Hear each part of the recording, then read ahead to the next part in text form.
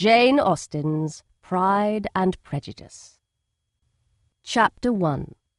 It is a truth universally acknowledged that a single man in possession of a good fortune must be in want of a wife. However little known the feelings or views of such a man may be on his first entering a neighbourhood, this truth is so well fixed in the minds of the surrounding families that he is considered the rightful property of some one or other of their daughters.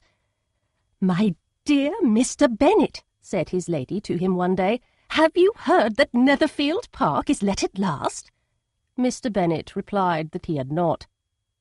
"But it is," returned she, "for Mrs. Long has just been here, and she told me all about it." Mr. Bennet made no answer. "Do you not want to know who has taken it?" cried his wife impatiently. "You want to tell me, and I have no objection to hearing it." This was invitation enough.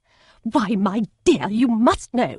Mrs. Long says that Netherfield is taken by a young man of large fortune from the north of England, that he came down on Monday in a chaise and four to see the place, and was so much delighted with it that he agreed with Mr. Morris immediately, that he is to take possession before Michaelmas, and some of his servants are to be in the house by the end of next week."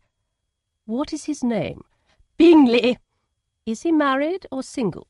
"Oh, single, my dear, to be sure. A single man of large fortune, 4,000 or 5,000 a year. What a fine thing for our girls."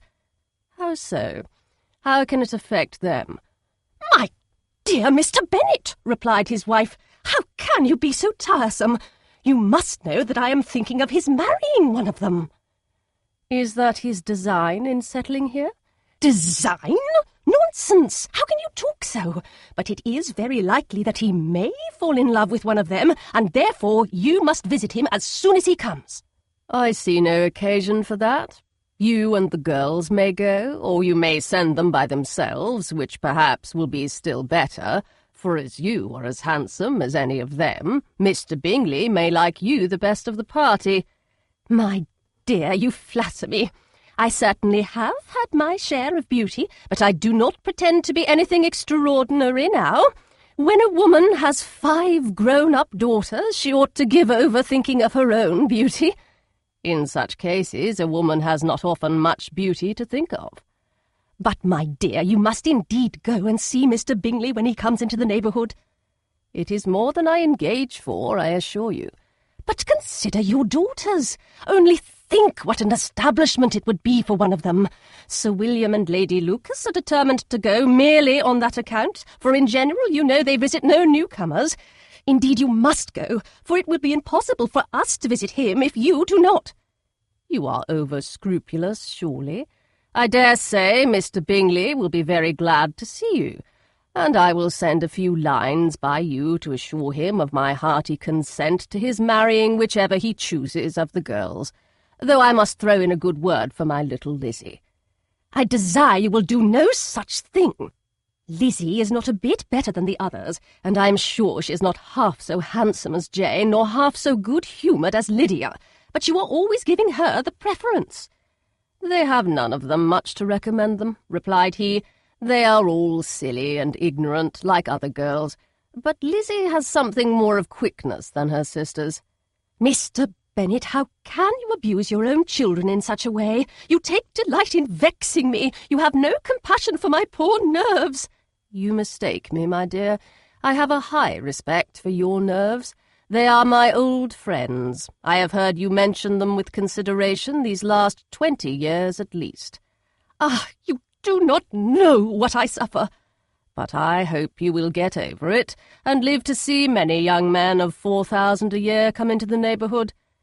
"It will be no use to us if 20 such should come, since you will not visit them."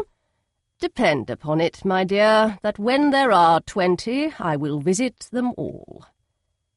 Mr. Bennet was so odd a mixture of quick parts, sarcastic humour, reserve, and caprice that the experience of 23 years had been insufficient to make his wife understand his character.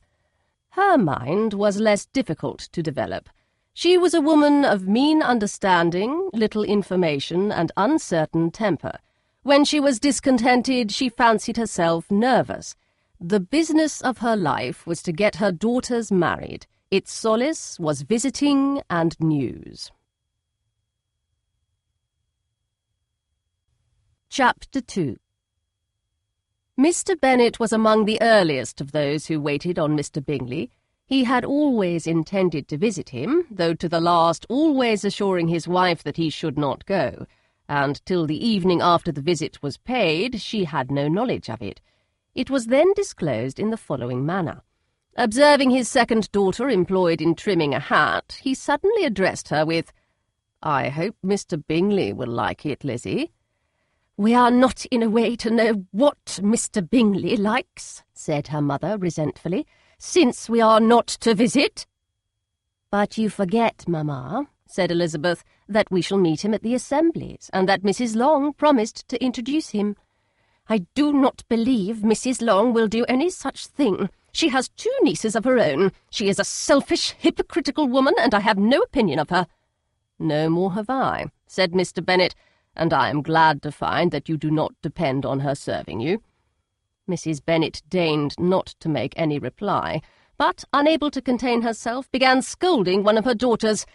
"Don't keep coughing so, Kitty, for heaven's sake! Have a little compassion on my nerves. You tear them to pieces." "Kitty has no discretion in her coughs," said her father. "She times them ill." "I do not cough for my own amusement," replied Kitty fretfully. "When is your next ball to be, Lizzie?" "Tomorrow fortnight." "Aye, so it is," cried her mother, "and Mrs. Long does not come back till the day before, so it will be impossible for her to introduce him, for she will not know him herself." "Then, my dear, you may have the advantage of your friend, and introduce Mr. Bingley to her." "Impossible, Mr. Bennet, impossible, when I am not acquainted with him myself. How can you be so teasing?" "I honour your circumspection. A fortnight's acquaintance is certainly very little. One cannot know what a man really is by the end of a fortnight. But if we do not venture, somebody else will. And after all, Mrs. Long and her daughters must stand their chance.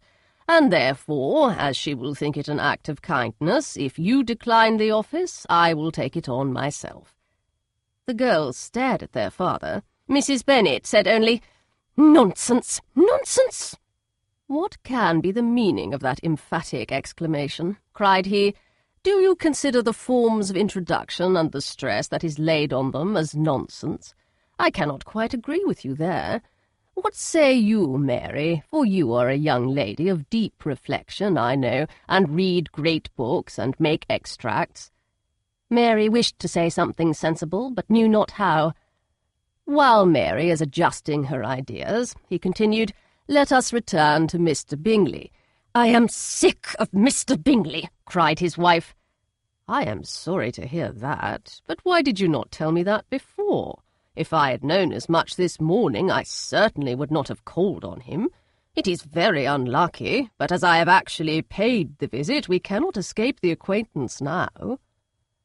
The astonishment of the ladies was just what he wished, that of Mrs. Bennet perhaps surpassing the rest, though when the first tumult of joy was over, she began to declare that it was what she had expected all the while.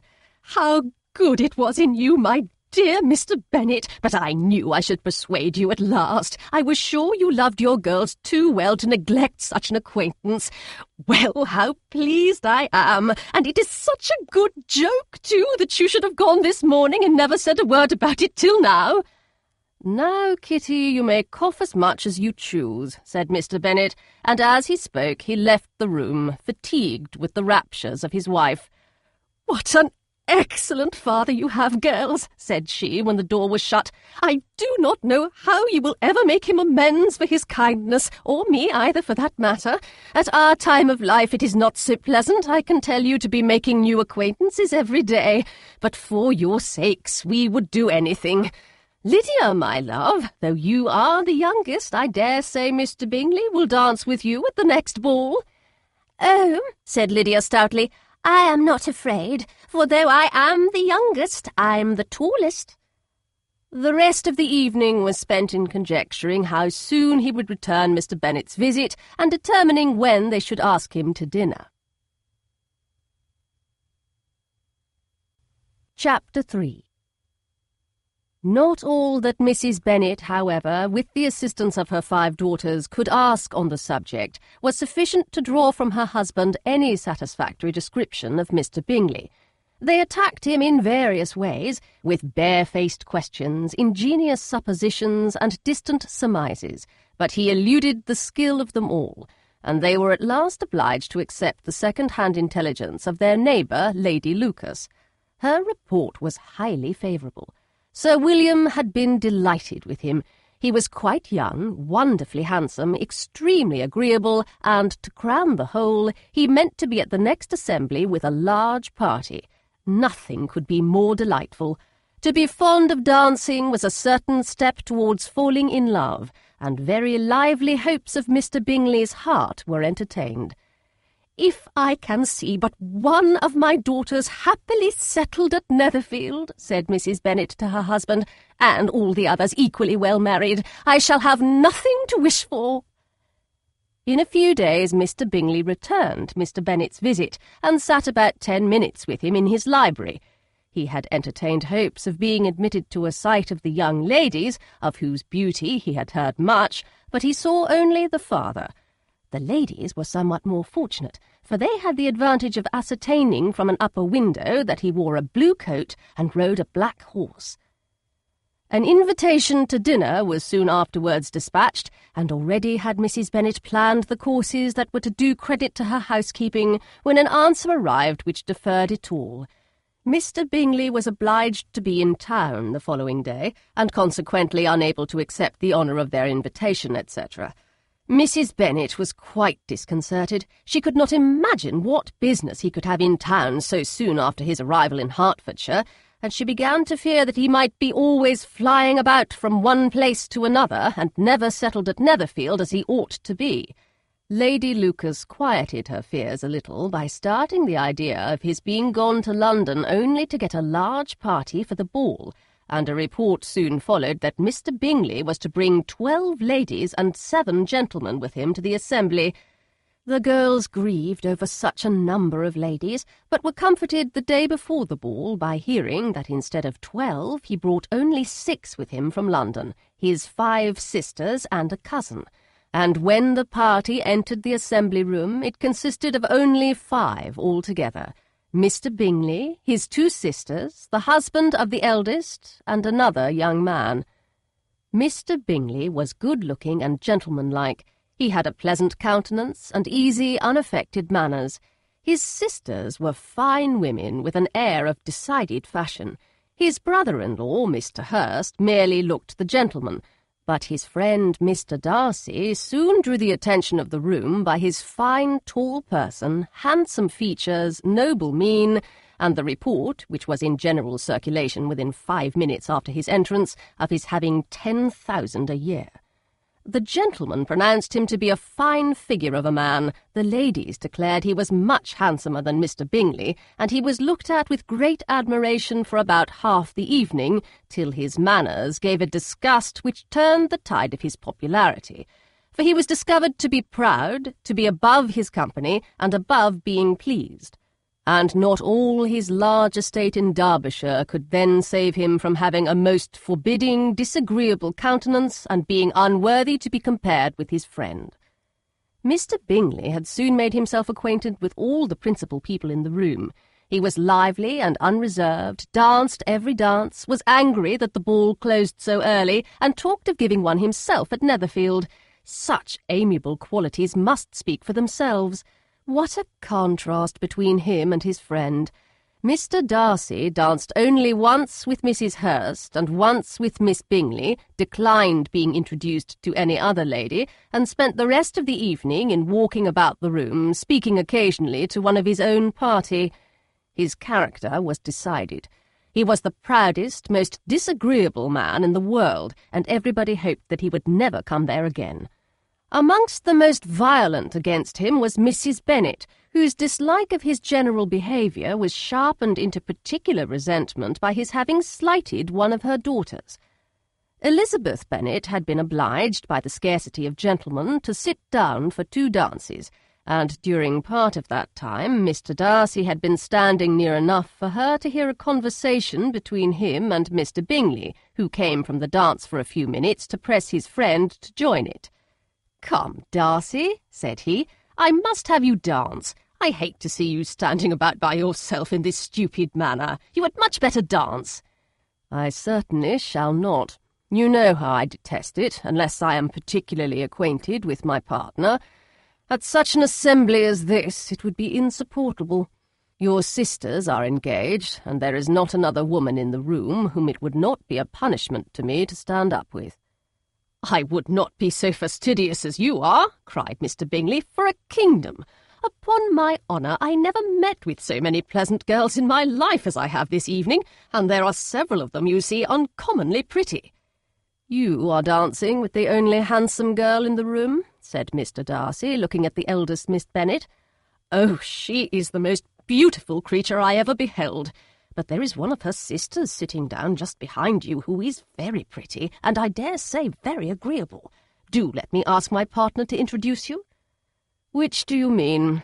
And turning round, he looked for a moment at Elizabeth, till, catching her eye, he withdrew his own, and coldly said, "She is tolerable, but not handsome enough to tempt me. I am in no humour at present to give consequence to young ladies who are slighted by other men. You had better return to your partner and enjoy her smiles, for you are wasting your time with me." Mr. Bingley followed his advice. Mr. Darcy walked off, and Elizabeth remained with no very cordial feelings toward him. She told the story, however, with great spirit among her friends, for she had a lively, playful disposition which delighted in anything ridiculous. The evening altogether passed off pleasantly to the whole family.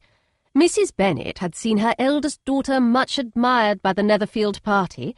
Mr. Bingley had danced with her twice, and she had been distinguished by his sisters. Jane was as much gratified by this as her mother could be, though in a quieter way. Elizabeth felt Jane's pleasure. Mary had heard herself mentioned to Miss Bingley as the most accomplished girl in the neighbourhood, and Catherine and Lydia had been fortunate enough never to be without partners, which was all that they had yet learnt to care for at a ball. They returned, therefore, in good spirits to Longbourn, the village where they lived and of which they were the principal inhabitants. They found Mr. Bennet still up. With a book he was regardless of time, and on the present occasion he had a good deal of curiosity as to the events of an evening which had raised such splendid expectations. He had rather hoped that his wife's views on the stranger would be disappointed, but he soon found out that he had a different story to hear.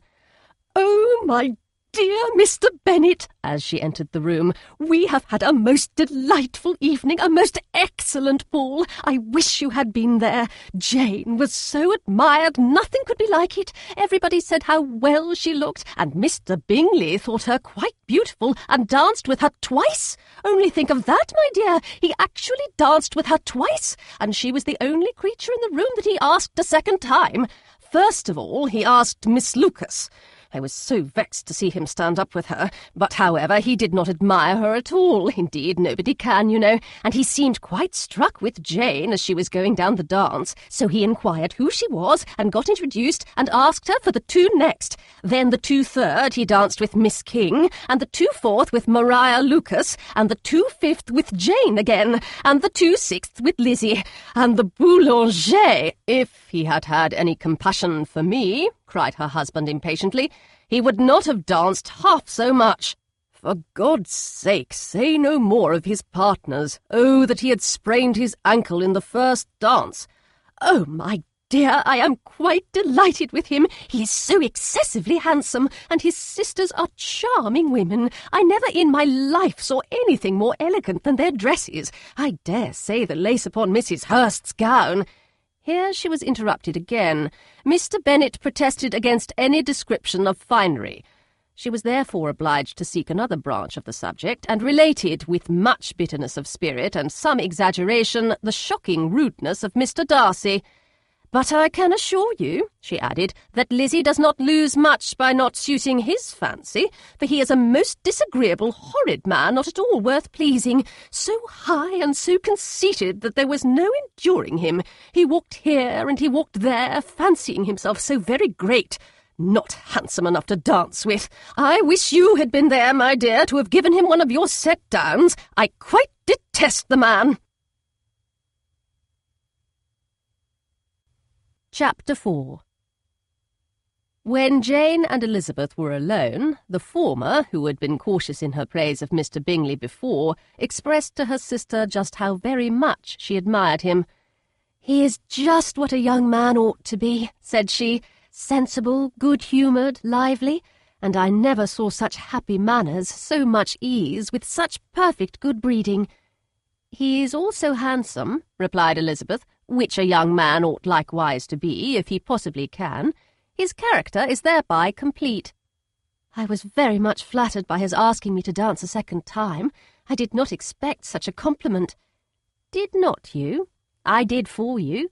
But that is one great difference between us. Compliments always take you by surprise, and me never. What could be more natural than his asking you again? He could not help seeing that you were about 5 times as pretty as every other woman in the room. No thanks to his gallantry for that. Well, he certainly is very agreeable, and I give you leave to like him. You have liked many a stupider person." "Dear Lizzie, oh, you are a great deal too apt, you know, to like people in general. You never see a fault in anybody. All the world are good and agreeable in your eyes. I never heard you speak ill of a human being in your life. I would not wish to be hasty in censuring anyone, but I always speak what I think." "I know you do, and it is that which makes the wonder. With your good sense to be so honestly blind to the follies and nonsense of others. Affectation of candour is common enough, one meets with it everywhere. But to be candid without ostentation or design, to take the good of everybody's character and make it still better, and say nothing of the bad, belongs to you alone. And so you like this man's sisters too, do you? Their manners are not equal to his." "Certainly not at first, but they are very pleasing women when you converse with them.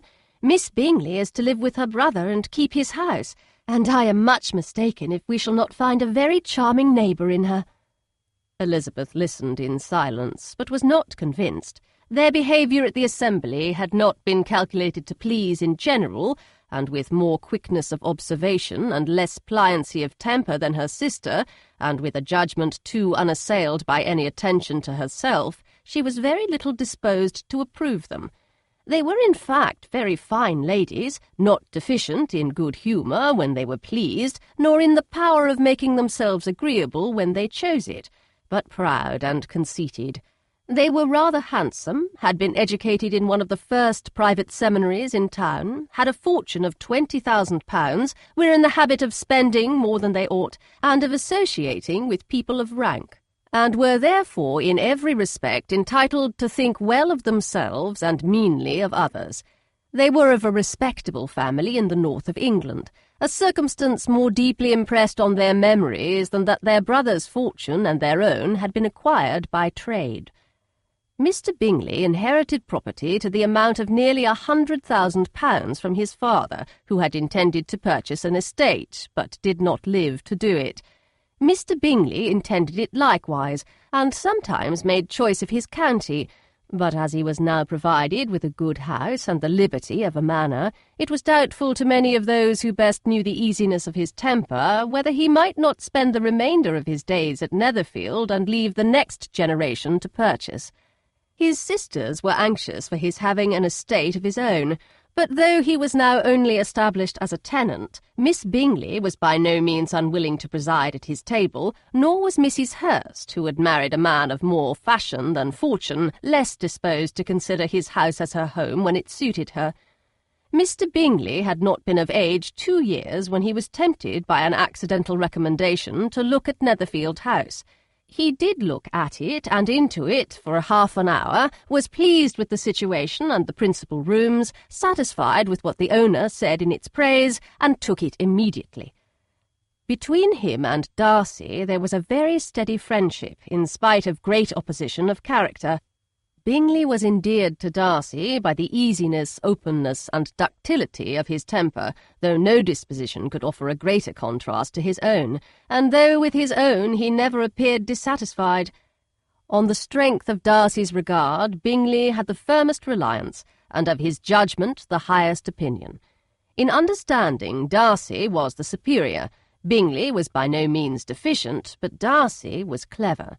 He was at the same time haughty, reserved, and fastidious, and his manners, though well-bred, were not inviting. In that respect his friend had greatly the advantage. Bingley was sure of being liked wherever he appeared. Darcy was continually giving offence. The manner in which they spoke of the Meryton assembly was sufficiently characteristic. Bingley had never met with more pleasant people or prettier girls in his life. Everybody had been most kind and attentive to him. There had been no formality, no stiffness. He had soon felt acquainted with all the room, and as to Miss Bennet, he could not conceive an angel more beautiful.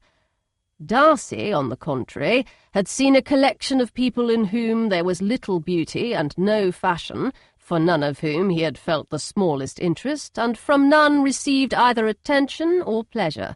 Miss Bennet he acknowledged to be pretty, but she smiled too much. Mrs. Hurst and her sister allowed it to be so, but still they admired her and liked her, and pronounced her to be a sweet girl, and one whom they would not object to know more of. Miss Bennet was therefore established as a sweet girl, and their brother felt authorized by such commendation to think of her as he chose. Chapter 5. Within a short walk of Longbourn lived a family with whom the Bennets were particularly intimate. Sir William Lucas had been formerly in trade in Meryton, where he had made a tolerable fortune, and risen to the honour of knighthood by an address to the king during his mayoralty. The distinction had perhaps been felt too strongly. It had given him a disgust to his business and to his residence in a small market town, and, in quitting them both, he had removed with his family to a house about a mile from Meryton, denominated from that period Lucas Lodge, where he could think with pleasure of his own importance, and, unshackled by business, occupy himself solely in being civil to all the world. For though elated by his rank, it did not render him supercilious. On the contrary, he was all attention to everybody. By nature inoffensive, friendly, and obliging, his presentation at St. James's had made him courteous. Lady Lucas was a very good kind of woman, not too clever to be a valuable neighbour to Mrs. Bennet. They had several children. The eldest of them, a sensible, intelligent young woman about 27, was Elizabeth's intimate friend. That the Miss Lucases and the Miss Bennets should meet to talk over a ball was absolutely necessary, and the morning after the assembly brought the former to Longbourn to hear and to communicate. "You began the evening well, Charlotte," said Mrs. Bennet with civil self-command to Miss Lucas. "You were Mr. Bingley's first choice." "Yes, but he seemed to like his second better." "Oh, you mean Jane, I suppose, because he danced with her twice. To be sure, that did seem as if he admired her. Indeed, I rather believe he did. I heard something about it, but I hardly know what. Something about Mr. Robinson." "Perhaps you mean what I overheard between him and Mr. Robinson. Did not I mention it to you? Mr. Robinson's asking him how he liked our Meryton assemblies, and whether he did not think there were a great many pretty women in the room, and which he thought the prettiest, and his answering immediately to the last question, 'Oh, the eldest Miss Bennet, beyond a doubt. There cannot be two opinions on that point.'" "Upon my word, well, that is very decided indeed. That does seem as if... But, however, it may all come to nothing, you know." "My overhearings were more to the purpose than yours, Eliza," said Charlotte. "Mr. Darcy is not so well worth listening to as his friend, is he? Poor Eliza, to be only just tolerable. I beg you would not put it into Lizzie's head to be vexed by his ill-treatment, for he is such a disagreeable man, it would be quite a misfortune to be liked by him. Mrs. Long told me last night that he sat close to her for half an hour without once opening his lips." "Are you quite sure, ma'am? Is not there a little mistake?" said Jane. "I certainly saw Mr. Darcy speaking to her." "Aye, because she asked him at last how he liked Netherfield, and he could not help answering her. But she said he seemed quite angry at being spoken to." "Miss Bingley told me," said Jane, "that he never speaks much unless among his intimate acquaintances. With them he is remarkably agreeable." "I do not believe a word of it, my dear. If he had been so very agreeable, he would have talked to Mrs. Long. But I can guess how it was. Everybody says that he is eat up with pride, and I dare say he had heard somehow that Mrs. Long does not keep a carriage and had come to the ball in a hack chaise." "I do not mind his not talking to Mrs. Long," said Miss Lucas, "but I wished he had danced with Eliza." "Another time, Lizzie," said her mother, "I would not dance with him if I were you." "I believe, ma'am, I may safely promise you never to dance with him." "His pride," said Miss Lucas, "does not offend me so much as pride often does, because there is an excuse for it. One cannot wonder that so very fine a young man, with family, fortune, everything in his favour, should think highly of himself. If I may so express it, he has a right to be proud." "That is very true," replied Elizabeth, "and I could easily forgive his pride if he had not mortified mine." "Pride," observed Mary, who piqued herself upon the solidity of her reflections, "is a very common failing, I believe. By all that I have ever read, I am convinced that it is very common indeed, that human nature is particularly prone to it, and that there are very few of us who do not cherish a feeling of self-complacency on the score of some quality or other, real or imaginary. Vanity and pride are different things, though the words are often used synonymously. A person may be proud without being vain. Pride relates more to our opinion of ourselves, vanity to what we would have others think of us." "If I were as rich as Mr. Darcy," cried a young Lucas who came with his sisters, "I should not care how proud I was. I would keep a pack of foxhounds and drink a bottle of wine a day." "Then you would drink a great deal more than you ought," said Mrs. Bennet, "and if I were to see you at it, I should take away your bottle directly." The boy protested that she should not. She continued to declare that she would, and the argument ended only with the visit. Chapter 6. The ladies of Longbourn soon waited on those of Netherfield. The visit was soon returned in due form. Miss Bennet's pleasing manners grew on the goodwill of Mrs. Hurst and Miss Bingley, and though the mother was found to be intolerable and the younger sisters not worth speaking to, a wish of being better acquainted with them was expressed towards the two eldest. By Jane this attention was received with the greatest pleasure, but Elizabeth still saw superciliousness in their treatment of everybody, hardly excepting even her sister, and could not like them, though their kindness to Jane, such as it was, had a value as arising in all probability from the influence of their brother's admiration. It was generally evident whenever they met that he did admire her, and to her it was equally evident that Jane was yielding to the preference which she had begun to entertain for him from the first, and was in a way to be very much in love. But she considered with pleasure that it was not likely to be discovered by the world in general, since Jane united, with great strength of feeling, a composure of temper and a uniform cheerfulness of manner which would guard her from the suspicions of the impertinent. She mentioned this to her friend Miss Lucas. "It may perhaps be pleasant," replied Charlotte, "to be able to impose on the public in such a case, but it is sometimes a disadvantage to be so very guarded. If a woman conceals her affection with the same skill from the object of it, she may lose the opportunity of fixing him, and it will then be but poor consolation to believe the world equally in the dark. There is so much of gratitude or vanity in almost every attachment that it is not safe to leave any to itself. We can all begin freely. A slight preference is natural enough, but there are very few of us who have heart enough to be really in love without encouragement. In 9 cases out of 10, a woman had better show more affection than she feels. Bingley likes your sister undoubtedly, but he may never do more than like her if she does not help him on. But she does help him on, as much as her nature will allow. If I can perceive her regard for him, he must be a simpleton indeed not to discover it too. Remember, Eliza, that he does not know Jane's disposition as you do. But if a woman is partial to a man and does not endeavour to conceal it, he must find it out. Perhaps he must, if he sees enough of her. But though Bingley and Jane meet tolerably often, it is never for many hours together, and as they always see each other in large mixed parties, it is impossible that every moment should be employed in conversing together. Jane should therefore make the most of every half-hour in which she can command his attention. When she is secure of him, there will be more leisure for falling in love as much as she chooses. "Your plan is a good one," replied Elizabeth, "where nothing is in question but the desire of being well married.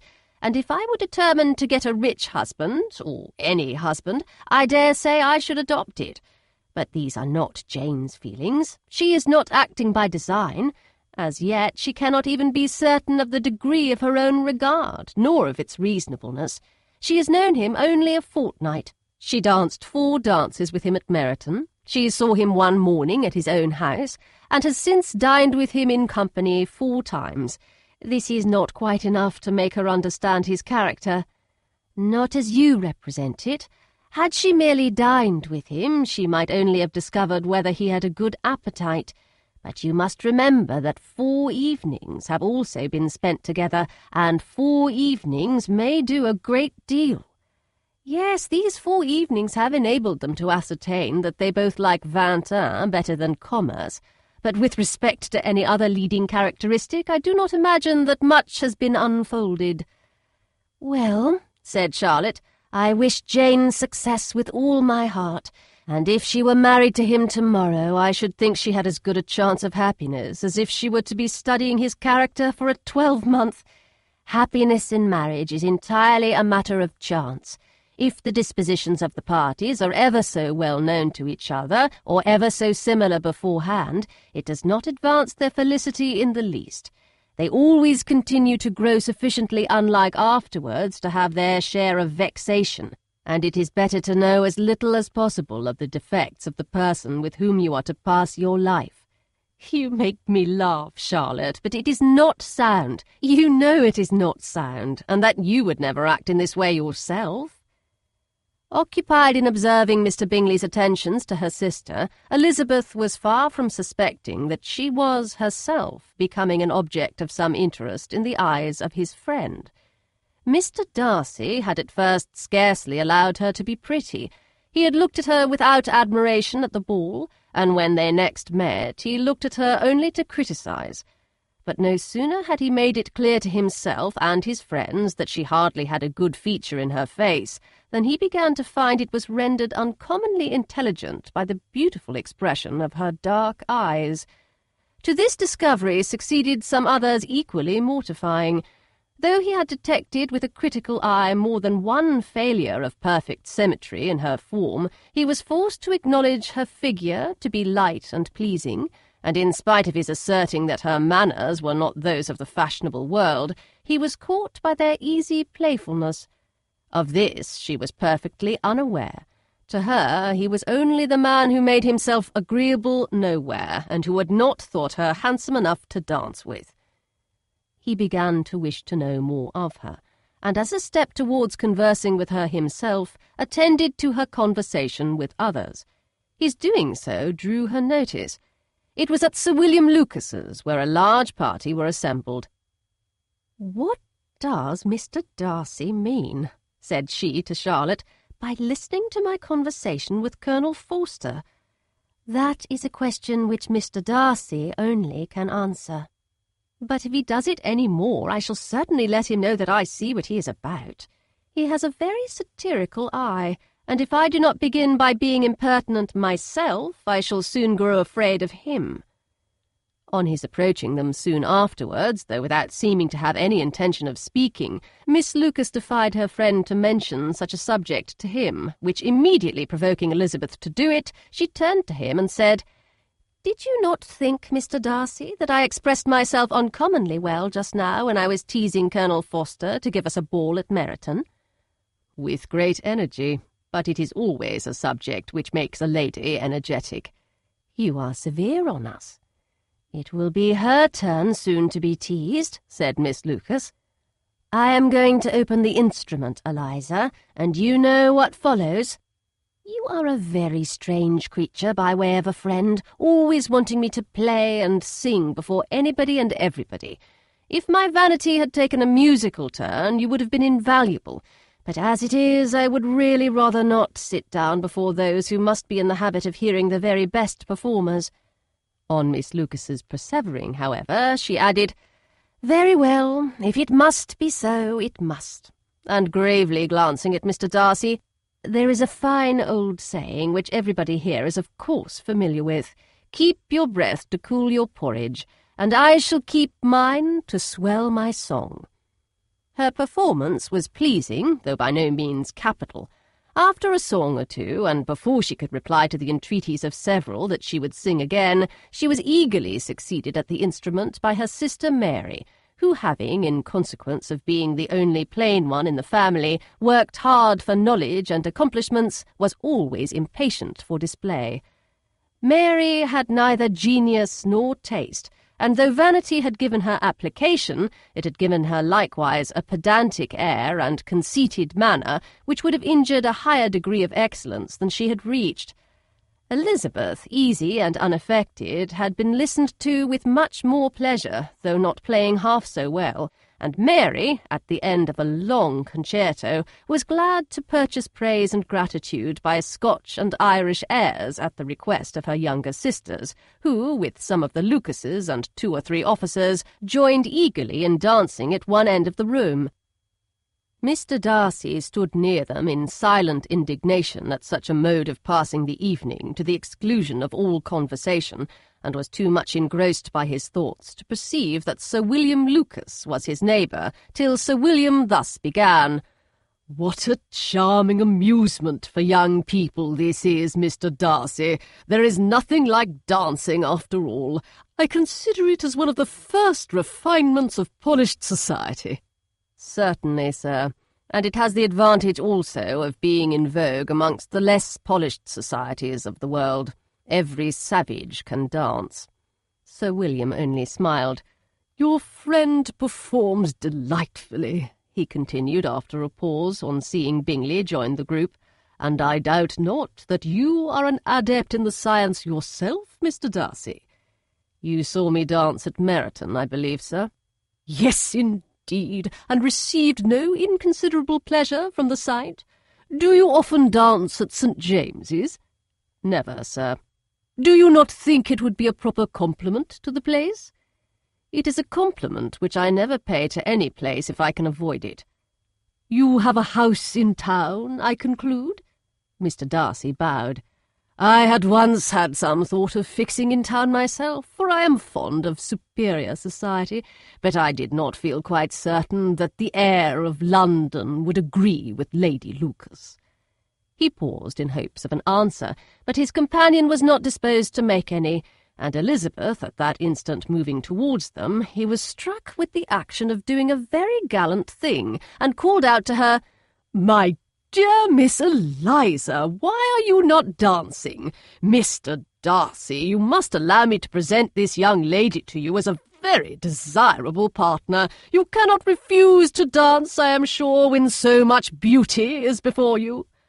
And taking her hand, he would have given it to Mr. Darcy, who, though extremely surprised, was not unwilling to receive it, when she instantly drew back, and said with some discomposure to Sir William, "Indeed, sir, I have not the least intention of dancing. I entreat you not to suppose that I moved this way in order to beg for a partner."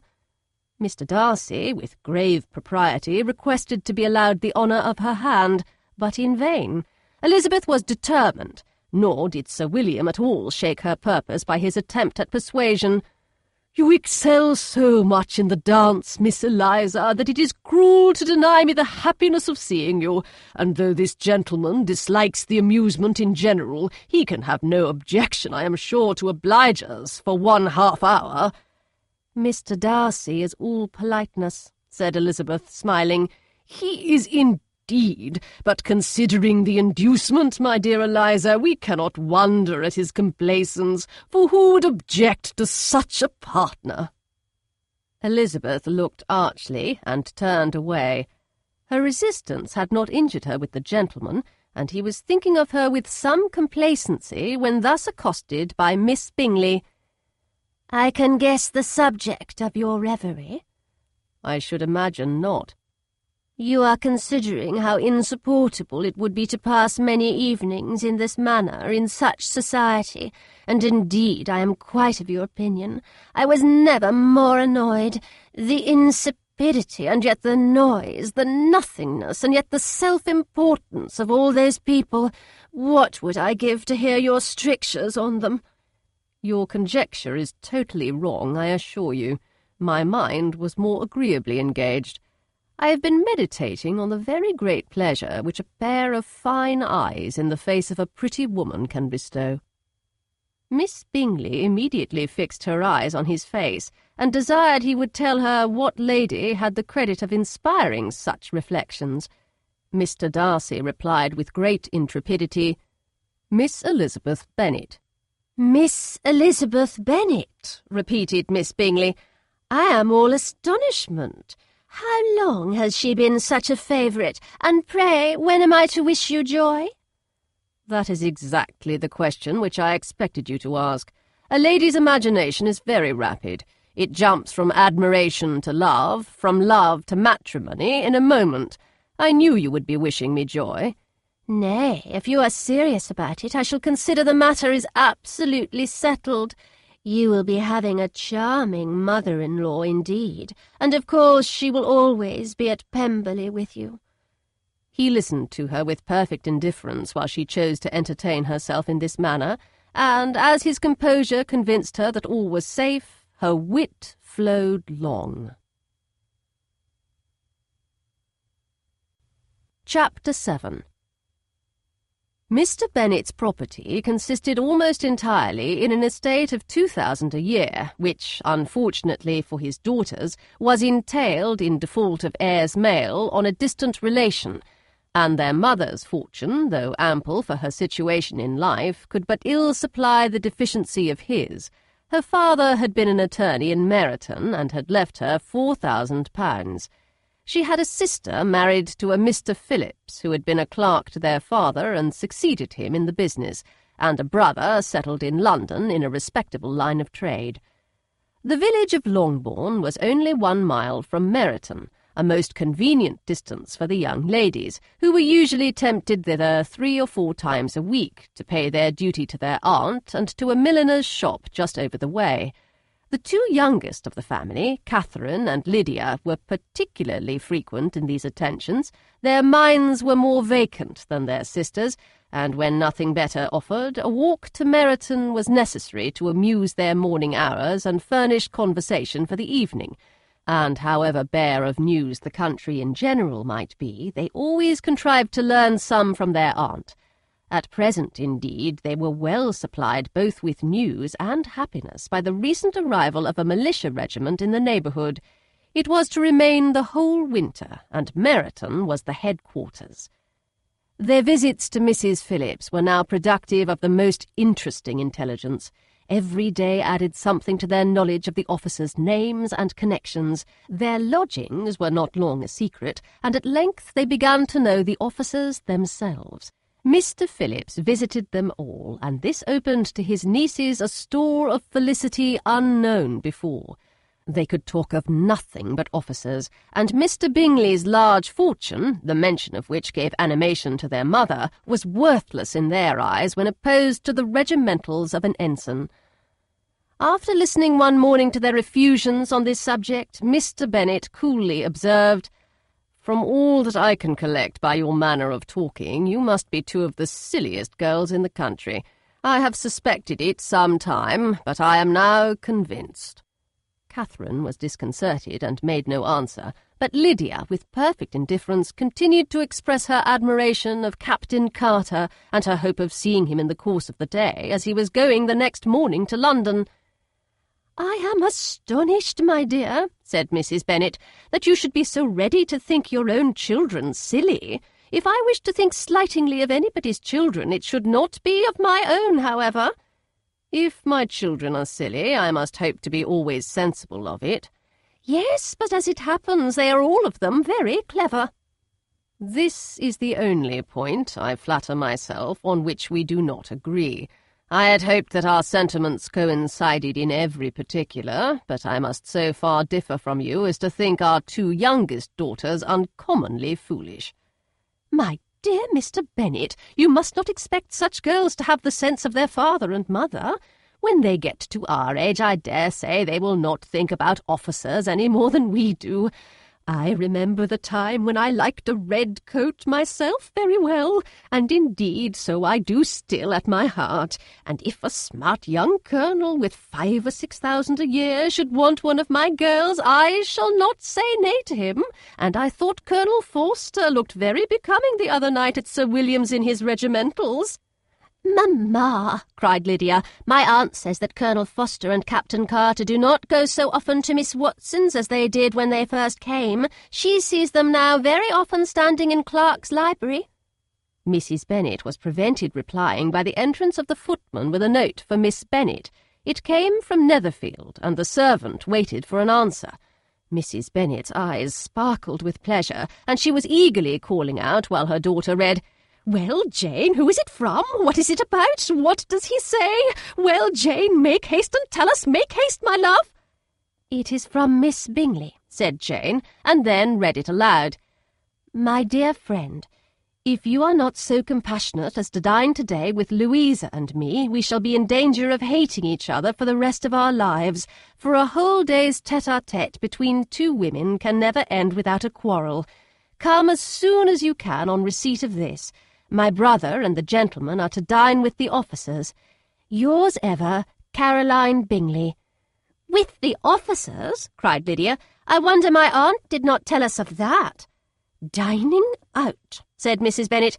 "That is very unlucky." "Can I have the carriage?" said Jane.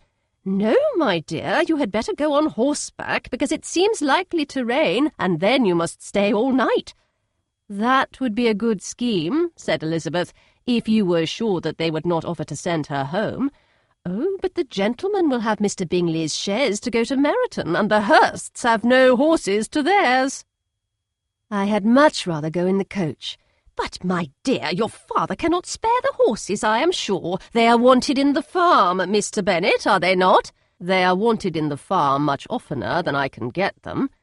"But if you have got them today," said Elizabeth, "my mother's purpose will be answered." She did at last extort from her father an acknowledgment that the horses were engaged. Jane was therefore obliged to go on horseback, and her mother attended her to the door with many cheerful prognostics of a bad day. Her hopes were answered. Jane had not been gone long before it rained hard. Her sisters were uneasy for her, but her mother was delighted. The rain continued the whole evening without intermission. Jane certainly could not come back. "This was a lucky idea of mine indeed," said Mrs. Bennet more than once, as if the credit of making it rain were all her own. Till the next morning, however, she was not aware of all the felicity of her contrivance. Breakfast was scarcely over when a servant from Netherfield brought the following note for Elizabeth. "My dearest Lizzie, I find myself very unwell this morning, which I suppose is to be imputed to my getting wet through yesterday. My kind friends will not hear of my returning till I am better. They insist also on my seeing Mr. Jones, therefore do not be alarmed if you should hear of his having been to me, and excepting a sore throat and headache, there is not much the matter with me. Yours, etc." "Well, my dear," said Mr. Bennet, when Elizabeth had read the note aloud, If your daughter should have a dangerous fit of illness, if she should die, it would be a comfort to know that it was all in pursuit of Mr. Bingley and under your orders." "Oh, I am not afraid of her dying. People do not die of little trifling colds. She will be taken good care of. As long as she stays there, it is all very well. I would go and see her if I could have the carriage." Elizabeth, feeling really anxious, was determined to go to her, though the carriage was not to be had, and as she was no horsewoman, walking was her only alternative. She declared her resolution. "How can you be so silly," cried her mother, "as to think of such a thing in all this dirt? You will not be fit to be seen when you get there." "I shall be very fit to see Jane, which is all I want." "Is this a hint to me, Lizzie," said her father, "to send for the horses?" "No, indeed. I do not wish to avoid the walk. The distance is nothing when one has a motive. Only 3 miles. I shall be back by dinner." "I admire the activity of your benevolence," observed Mary, "but every impulse of feeling should be guided by reason, and in my opinion exertion should always be in proportion to what is required." "We will go as far as Meryton with you," said Catherine and Lydia. Elizabeth accepted their company, and the 3 young ladies set off together. "If we make haste," said Lydia as they walked along, "perhaps we may see something of Captain Carter before he goes." In Meryton they parted. The 2 youngest repaired to the lodgings of one of the officers' wives, and Elizabeth continued her walk alone, crossing field after field at a quick pace, jumping over stiles and springing over puddles with impatient activity, and finding herself at last within view of the house, with weary ankles, dirty stockings, and a face glowing with the warmth of exercise. She was shown into the breakfast parlour, where all but Jane were assembled, and where her appearance created a great deal of surprise. That she should have walked 3 miles so early in the day, in such dirty weather, and by herself, was almost incredible to Mrs. Hurst and Miss Bingley, and Elizabeth was convinced that they held her in contempt for it. She was received, however, very politely by them, and in their brother's manners there was something better than politeness. There was good humour and kindness. Mr. Darcy said very little, and Mr. Hurst nothing at all. The former was divided between admiration of the brilliancy which exercise had given to her complexion, and doubt as to the occasions justifying her coming so far alone. The latter was thinking only of his breakfast. Her inquiries after her sister were not very favourably answered. Miss Bennet had slept ill, and though up, was very feverish, and not well enough to leave her room. Elizabeth was glad to be taken to her immediately, and Jane, who had only been withheld by the fear of giving alarm or inconvenience from expressing in her note how much she longed for such a visit, was delighted at her entrance. She was not equal, however, to much conversation, and when Miss Bingley left them together, could attempt little besides expressions of gratitude for the extraordinary kindness she was treated with. Elizabeth silently attended her. When breakfast was over, they were joined by the sisters, and Elizabeth began to like them herself when she saw how much affection and solicitude they showed for Jane. The apothecary came, and having examined his patient, said, as might be supposed, that she had caught a violent cold, and that they must endeavour to get the better of it, advised her to return to bed, and promised her some draughts. The advice was followed readily, for the feverish symptoms increased, and her head ached acutely. Elizabeth did not quit her room for a moment, nor were the other ladies often absent. The gentlemen being out, they had, in fact, nothing to do elsewhere. When the clock struck 3, Elizabeth felt that she must go, and very unwillingly said so. Miss Bingley offered her the carriage, and she only wanted a little pressing to accept it, when Jane testified such concern in parting with her that Miss Bingley was obliged to convert the offer of the chaise to an invitation to remain at Netherfield for the present. Elizabeth most thankfully consented, and a servant was dispatched to Longbourn to acquaint the family with her stay and bring back a supply of clothes. Chapter 8. At 5 o'clock the 2 ladies retired to dress, and at 6:30 Elizabeth was summoned to dinner. To the civil inquiries which then poured in, and amongst which she had the pleasure of distinguishing the much superior solicitude of Mr. Bingley's, she could not make a very favourable answer. Jane was by no means better. The sisters, on hearing this, repeated 3 or 4 times how much they were grieved, how shocking it was to have a bad cold, and how excessively they disliked being ill themselves, and then thought no more of the matter. And their indifference towards Jane, when not immediately before them, restored Elizabeth to the enjoyment of all her former dislike. Their brother, indeed, was the only one of the party whom she could regard with any complacency. His anxiety for Jane was evident, and his attentions to herself most pleasing, and they prevented her feeling herself so much an intruder as she believed she was considered by the others. She had very little notice from any but him. Miss Bingley was engrossed by Mr. Darcy, her sister scarcely less so, and as for Mr. Hurst, by whom Elizabeth sat, he was an indolent man who lived only to eat, drink, and play at cards, who, when he found her to prefer a plain dish to a ragout, had nothing to say to her. When dinner was over, she returned directly to Jane, and Miss Bingley began abusing her as soon as she was out of the room. Her manners were pronounced to be very bad indeed, a mixture of pride and impertinence. She had no conversation, no style, no beauty. Mrs. Hurst thought the same, and added, "She has nothing, in short, to recommend her, but being an excellent walker. I shall never forget her appearance this morning. She really looked almost wild." "She did indeed, Louisa. I could hardly keep my countenance. Very nonsensical to come at all. Why must she be scampering about the country because her sister had a cold? Her hair, so untidy, so blousy." "Yes, and her petticoat. I hope you saw her petticoat. 6 inches deep in mud, I am absolutely certain, and the gown which had been let down to hide it not doing its office." "Your picture may be very exact, Louisa," said Bingley, "but this was all lost upon me. I thought Miss Elizabeth Bennet looked remarkably well when she came into the room this morning. Her dirty petticoat quite escaped my notice." "You observed it, Mr. Darcy, I am sure," said Miss Bingley, "and I am inclined to think that you would not wish to see your sister make such an exhibition." "Certainly not." "To walk 3 miles, or 4 miles, or 5 miles, or whatever it is, above her ankles in dirt, and alone, quite alone. What could she mean by it? It seems to me to show an abominable sort of conceited independence, a most country-town indifference to decorum." "It shows an affection for her sister that is very pleasing," said Bingley. "I am afraid, Mr. Darcy," observed Miss Bingley in a half-whisper, "that this adventure has rather affected your admiration of her fine eyes." "Not at all," he replied. "They were brightened by the exercise." A short pause followed this speech, and Mrs. Hurst began again.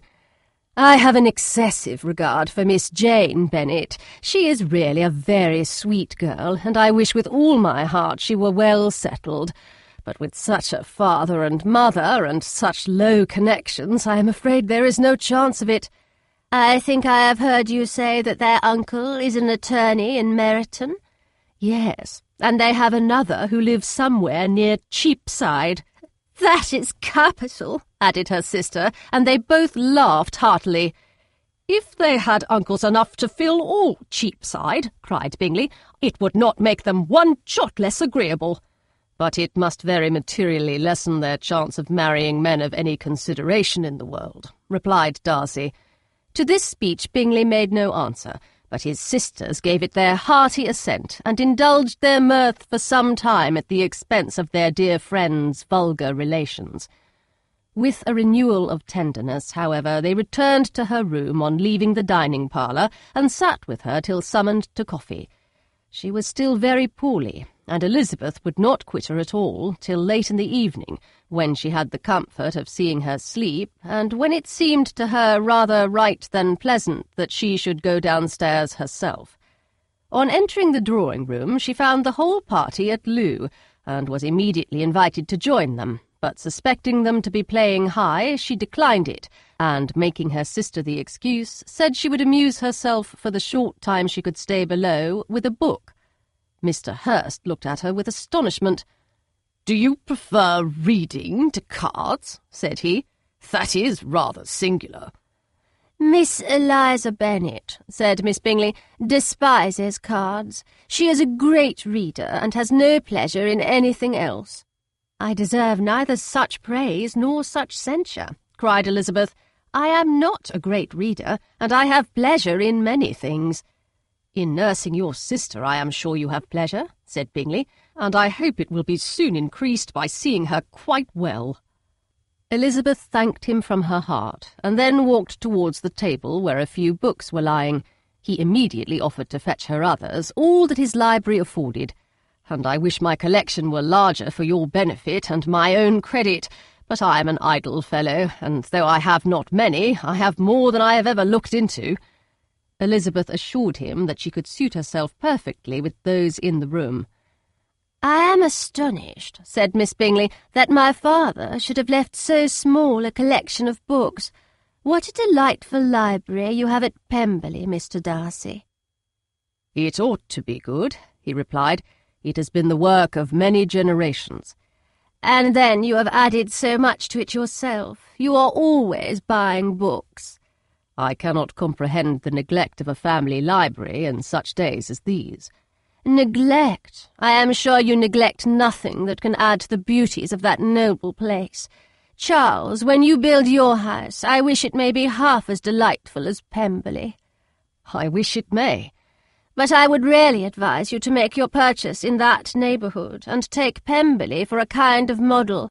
There is not a finer county in England than Derbyshire." "With all my heart. I will buy Pemberley itself, if Darcy will sell it." "I am talking of possibilities, Charles." "Upon my word, Caroline, I should think it more possible to get Pemberley by purchase than by imitation."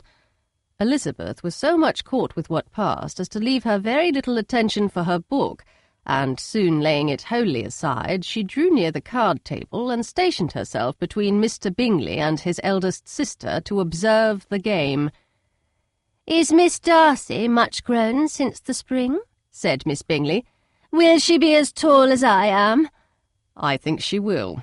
She is now about Miss Elizabeth Bennet's height, or rather taller." "How I long to see her again!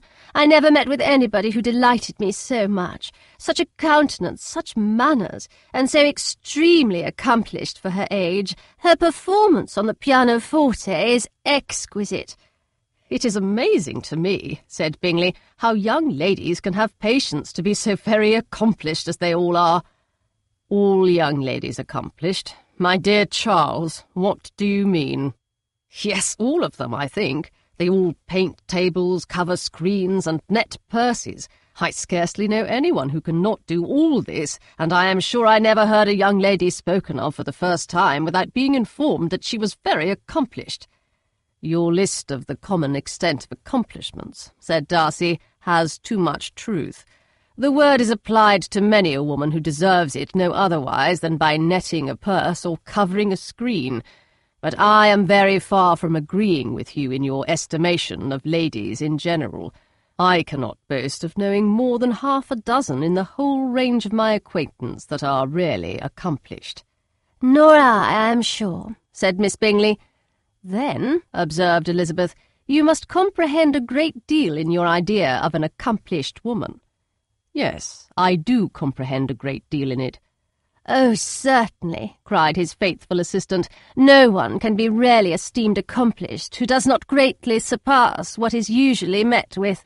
A woman must have a thorough knowledge of music, singing, drawing, dancing, and the modern languages to deserve the word, and besides all this she must possess a certain something in her air and manner of walking, the tone of her voice, her address and expressions, or the word will be but half deserved." "All this she must possess," added Darcy, "and to all this she must yet add something more substantial in the improvement of her mind by extensive reading." "I am no longer surprised at your knowing only 6 accomplished women. I rather wonder now at your knowing any." "Are you so severe upon your own sex as to doubt the possibility of all this?" "I never saw such a woman. I never saw such capacity and taste and application and elegance as you describe united." Mrs. Hurst and Miss Bingley both cried out against the injustice of her implied doubt, and were both protesting that they knew many women who answered this description, when Mr. Hurst called them to order with bitter complaints of their inattention to what was going forward. As all conversation was thereby at an end, Elizabeth soon afterwards left the room. "Elizabeth Bennet," said Miss Bingley when the door was closed on her, "is one of those young ladies who seek to recommend themselves to the other sex by undervaluing their own, and with many men I dare say it succeeds. But in my opinion it is a paltry device, a very mean art." "Undoubtedly," replied Darcy, to whom this remark was chiefly addressed. "There is a meanness in all the arts which ladies sometimes condescend to employ for captivation. Whatever bears affinity to cunning is despicable." Miss Bingley was not so entirely satisfied with this reply as to continue the subject. Elizabeth joined them again, only to say that her sister was worse, and that she could not leave her. Bingley urged Mr. Jones being sent for immediately, while his sisters, convinced that no country advice could be of any service, recommended an express to town for one of the most eminent physicians. This she would not hear of, but she was not so unwilling to comply with their brother's proposal, and it was settled that Mr. Jones should be sent for early in the morning if Miss Bennet were not decidedly better. Bingley was quite uncomfortable. His sisters declared that they were miserable. They solaced their wretchedness, however, by duets after supper, while he could find no better relief to his feelings than by giving his housekeeper directions that every attention might be paid to the sick lady and her sister. Chapter 9. Elizabeth passed the chief of the night in her sister's room, and in the morning had the pleasure of being able to send a tolerable answer to the inquiries which she very early received from Mr. Bingley by a housemaid, and some time afterwards from the two elegant ladies who waited on his sisters. In spite of this amendment, however, she requested to have a note sent to Longbourn, desiring her mother to visit Jane and form her own judgment of her situation. The note was immediately dispatched, and its contents as quickly complied with. Mrs. Bennet, accompanied by her two youngest girls, reached Netherfield soon after the family breakfast. Had she found Jane in any apparent danger, Mrs. Bennet would have been very miserable, but being satisfied on seeing her that her illness was not alarming, she had no wish of her recovering immediately, as her restoration to health would probably remove her from Netherfield. She would not listen, therefore, to her daughter's proposal of being carried home. Neither did the apothecary, who arrived about the same time, think it at all advisable. After sitting a little while with Jane, on Miss Bingley's appearance and invitation, the mother and three daughters all attended her into the breakfast-parlour. Bingley met them with hopes that Mrs. Bennet had not found Miss Bennet worse than she expected. "Indeed I have, sir," was her answer. "She is a great deal too ill to be moved. Mr. Jones says we must not think of moving her. We must trespass a little longer on your kindness." "Removed?" cried Bingley. "It must not be thought of. My sister, I am sure, will not hear of her removal." "You may depend upon it, madam," said Miss Bingley with cold civility, "that Miss Bennet will receive every possible attention while she remains with us." Mrs. Bennet was profuse in her acknowledgments.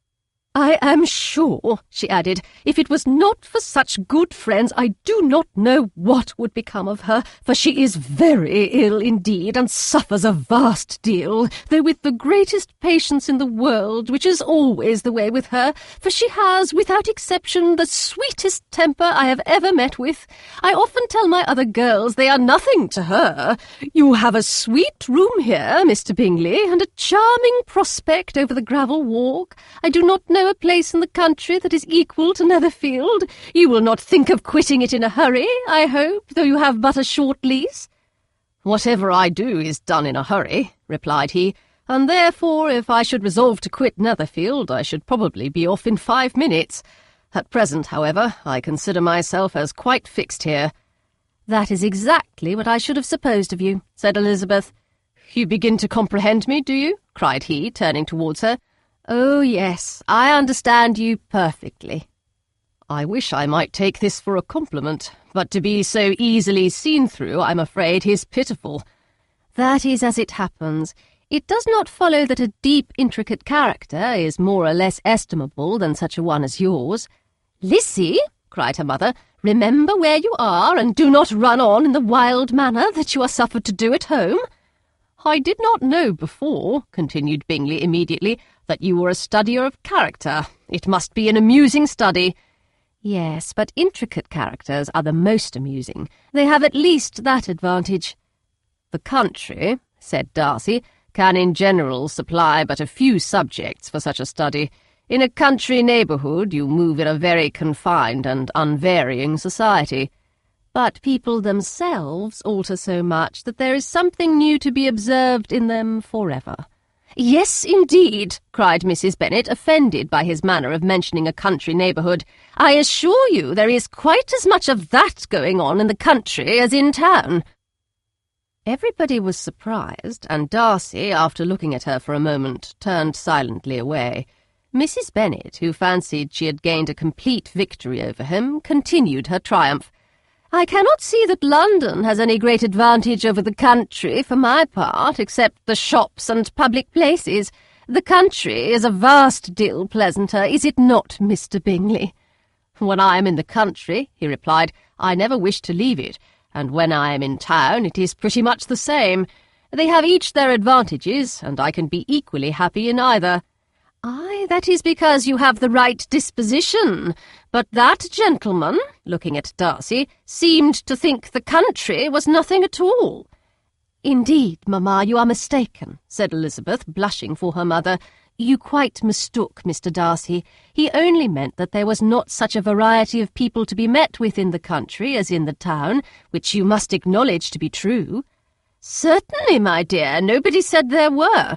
But as to not meeting with many people in this neighbourhood, I believe there are few neighbourhoods larger. I know we dine with 24 families." Nothing but concern for Elizabeth could enable Bingley to keep his countenance. His sister was less delicate, and directed her eyes towards Mr. Darcy with a very expressive smile. Elizabeth, for the sake of saying something that might turn her mother's thoughts, now asked if Charlotte Lucas had been at Longbourn since her coming away. "Yes, she called yesterday with her father. What an agreeable man Sir William is, Mr. Bingley, is not he? So much the man of fashion, so genteel and easy. He had always something to say to everybody. That is my idea of good breeding, and those persons who fancy themselves very important and never open their mouths quite mistake the matter." "Did Charlotte dine with you?" "No, she would go home. I fancy she was wanted about the mince pies. For my part, Mr. Bingley, I always keep servants that can do their own work. My daughters are brought up very differently, but everybody is to judge for themselves, and the Lucases are a very good sort of girls, I assure you. It is a pity they are not handsome, not that I think Charlotte so very plain, but then she is our particular friend." "She seems a very pleasant young woman."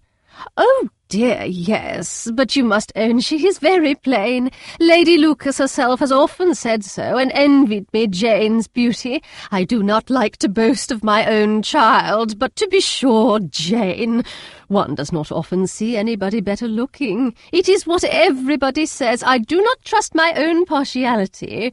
When she was only 15, there was a man at my brother Gardner's in town so much in love with her that my sister-in-law was sure he would make her an offer before we came away. But, however, he did not. Perhaps he thought her too young. However, he wrote some verses on her, and very pretty they were." "And so ended his affection," said Elizabeth impatiently. "There has been many a one, I fancy, overcome in the same way. I wonder who first discovered the efficacy of poetry in driving away love." "I have been used to consider poetry as the food of love," said Darcy. "Of a fine, stout, healthy love it may. Everything nourishes what is strong already. But if it be only a slight, thin sort of inclination, I am convinced that one good sonnet will starve it entirely away." Darcy only smiled, and the general pause which ensued made Elizabeth tremble lest her mother should be exposing herself again. She longed to speak, but could think of nothing to say, and after a short silence Mrs. Bennet began repeating her thanks to Mr. Bingley for his kindness to Jane, with an apology for troubling him also with Lizzie.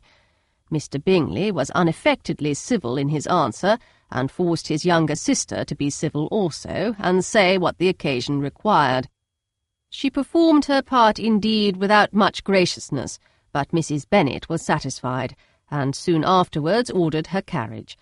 Upon this signal, the youngest of her daughters put herself forward.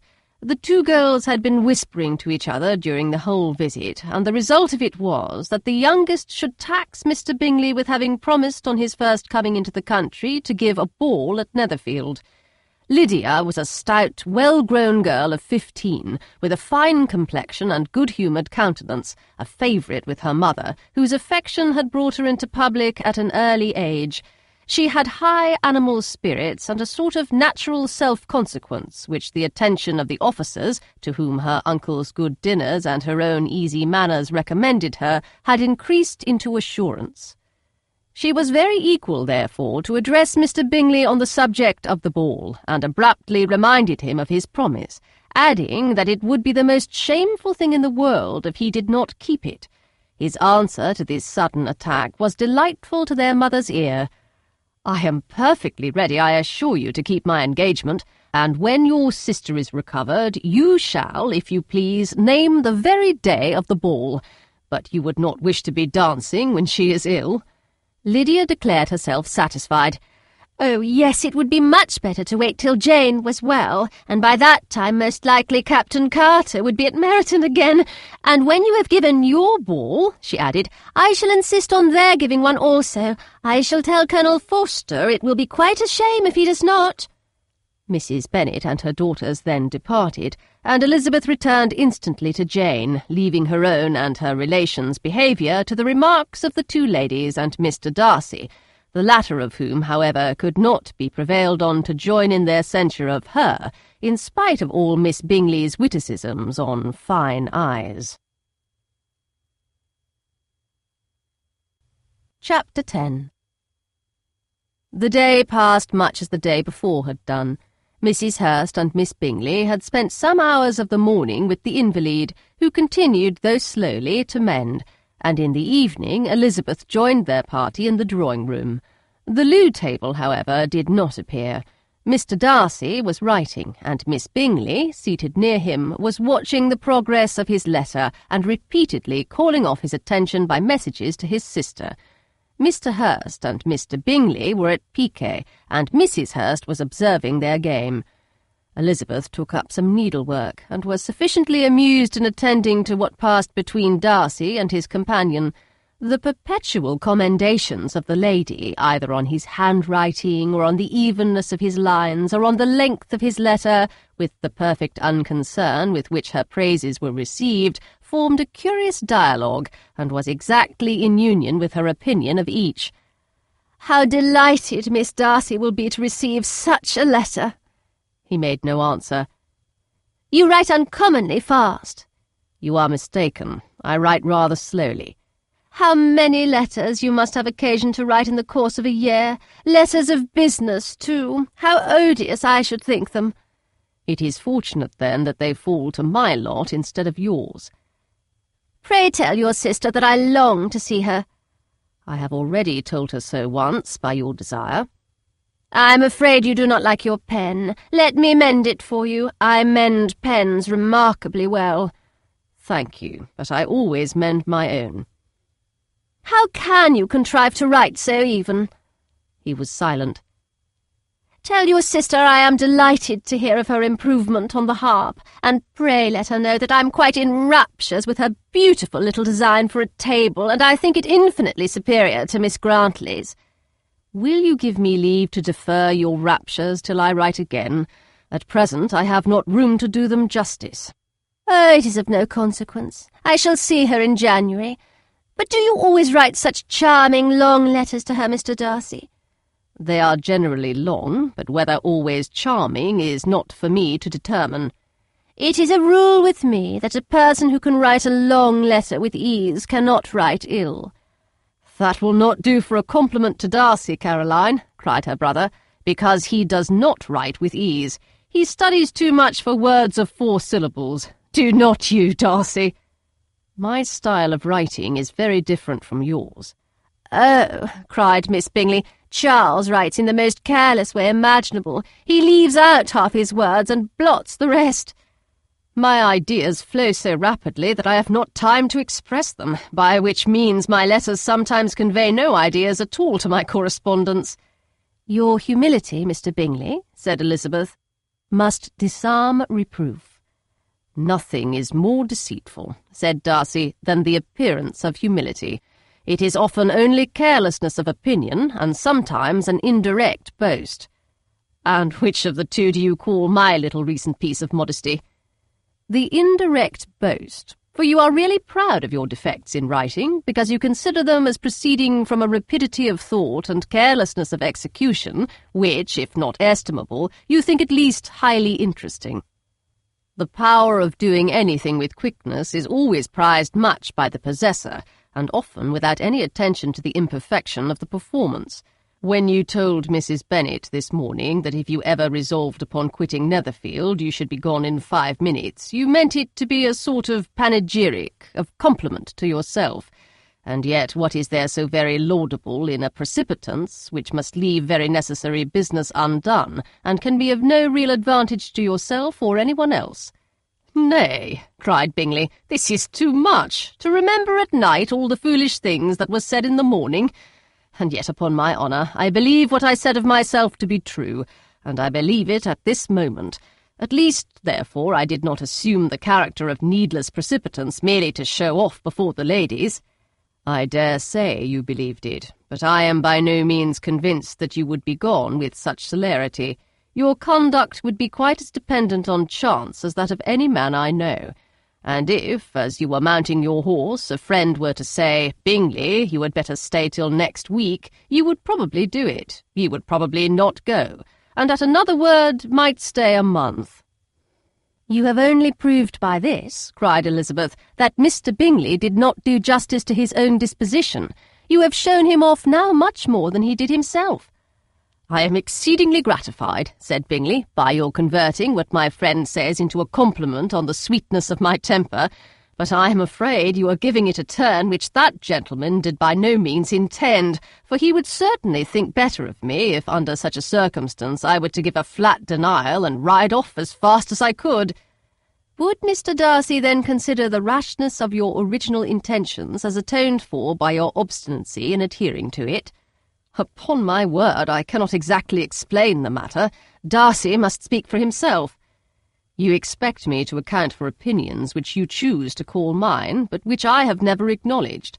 Allowing the case, however, to stand according to your representation, you must remember, Miss Bennet, that the friend who is supposed to desire his return to the house and the delay of his plan has merely desired it, asked it, without offering one argument in favour of its propriety." "To yield readily, easily, to the persuasion of a friend is no merit with you?" "To yield without conviction is no compliment to the understanding of either." "You appear to me, Mr. Darcy, to allow nothing for the influence of friendship and affection. A regard for the requester would often make one readily yield to a request, without waiting for arguments to reason one into it. I am not particularly speaking of such a case as you have supposed about Mr. Bingley. We may as well wait, perhaps, till the circumstance occurs before we discuss the discretion of his behaviour thereupon. But in general and ordinary cases between friend and friend, where one of them is desired by the other to change a resolution of no very great moment, should you think ill of that person for complying with the desire without waiting to be argued into it? Will it not be advisable, before we proceed on this subject, to arrange with rather more precision the degree of importance which is to appertain to this request, as well as the degree of intimacy subsisting between the parties?" "By all means," cried Bingley. "Let us hear all the particulars, not forgetting their comparative height and size, for that will have more weight in the argument, Miss Bennet, than you may be aware of. I assure you that if Darcy were not such a great tall fellow in comparison with myself, I should not pay him half so much deference. I declare I do not know a more awful object than Darcy on particular occasions and in particular places, at his own house especially, and of a Sunday evening when he has nothing to do." Mr. Darcy smiled, but Elizabeth thought she could perceive that he was rather offended, and therefore checked her laugh. Miss Bingley warmly resented the indignity he had received in an expostulation with her brother for talking such nonsense. "I see your design, Bingley," said his friend. "You dislike an argument and want to silence this." "Perhaps I do. Arguments are too much like disputes.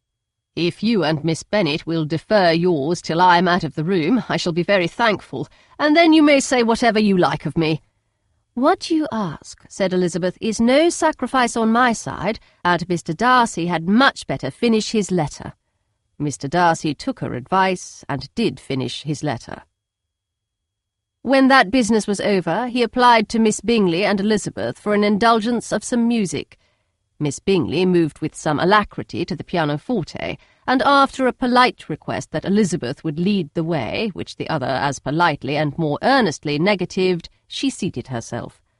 Mrs. Hurst sang with her sister, and while they were thus employed, Elizabeth could not help observing, as she turned over some music books that lay on the instrument, how frequently Mr. Darcy's eyes were fixed on her.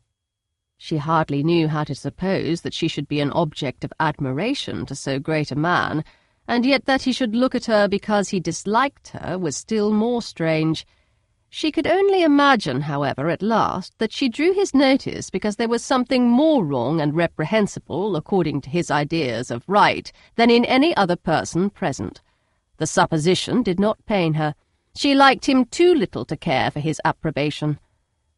After playing some Italian songs, Miss Bingley varied the charm by a lively Scotch air, and soon afterwards Mr. Darcy, drawing near Elizabeth, said to her, "Do not you feel a great inclination, Miss Bennet, to seize such an opportunity of dancing a reel?" She smiled, but made no answer. He repeated the question, with some surprise at her silence. "Oh," said she, "I heard you before, but I could not immediately determine what to say in reply. You wanted me, I know, to say yes, that you might have the pleasure of despising my taste, but I always delight in overthrowing those kind of schemes and cheating a person of their premeditated contempt. I have therefore made up my mind to tell you that I do not want to dance a reel at all, and now despise me if you dare." "Indeed, I do not dare." Elizabeth, having rather expected to affront him, was amazed at his gallantry, but there was a mixture of sweetness and archness in her manner which made it difficult for her to affront anybody, and Darcy had never been so bewitched by any woman as he was by her. He really believed that were it not for the inferiority of her connections, he should be in some danger. Miss Bingley saw or suspected enough to be jealous, and her great anxiety for the recovery of her dear friend Jane received some assistance from her desire of getting rid of Elizabeth. She often tried to provoke Darcy into disliking her guest by talking of their supposed marriage and planning his happiness in such an alliance.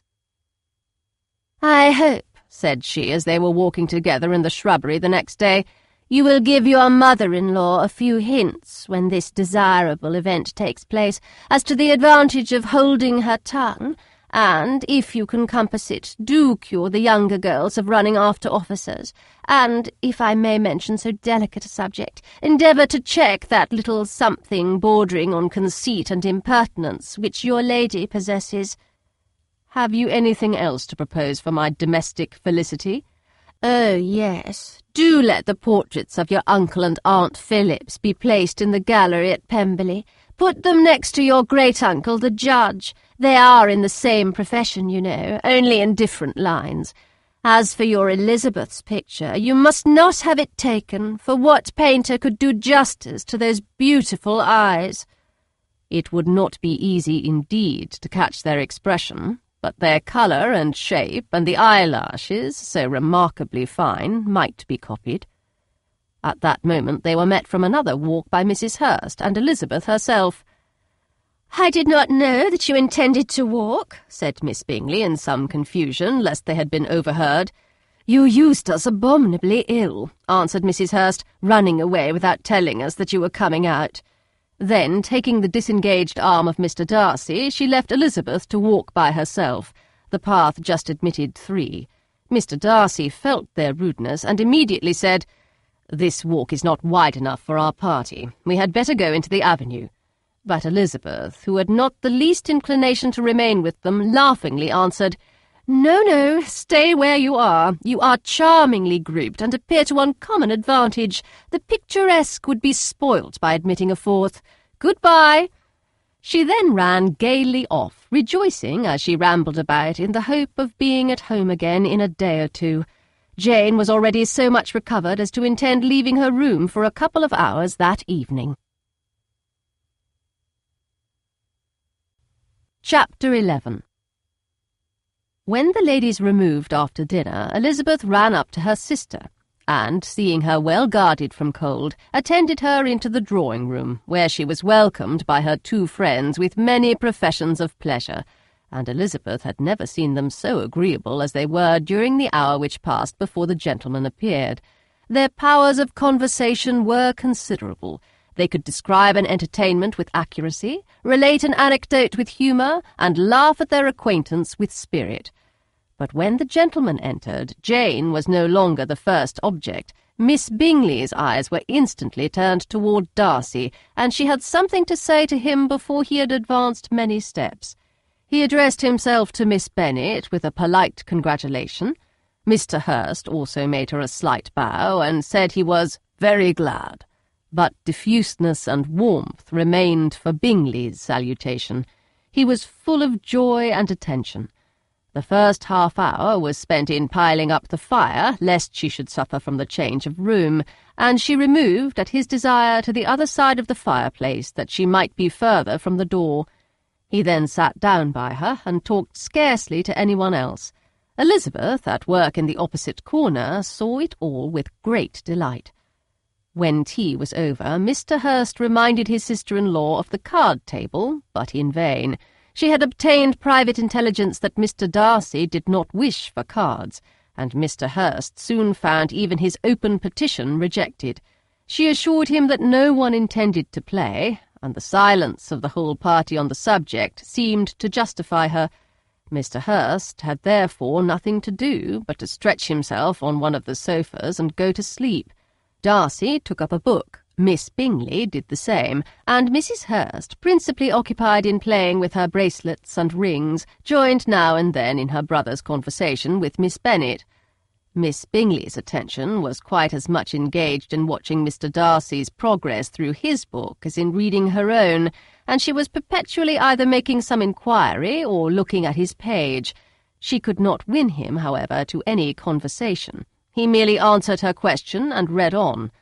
At length, quite exhausted by the attempt to be amused with her own book, which she had only chosen because it was the 2nd volume of his, she gave a great yawn and said, "How pleasant it is to spend an evening in this way! I declare, after all, there is no enjoyment like reading.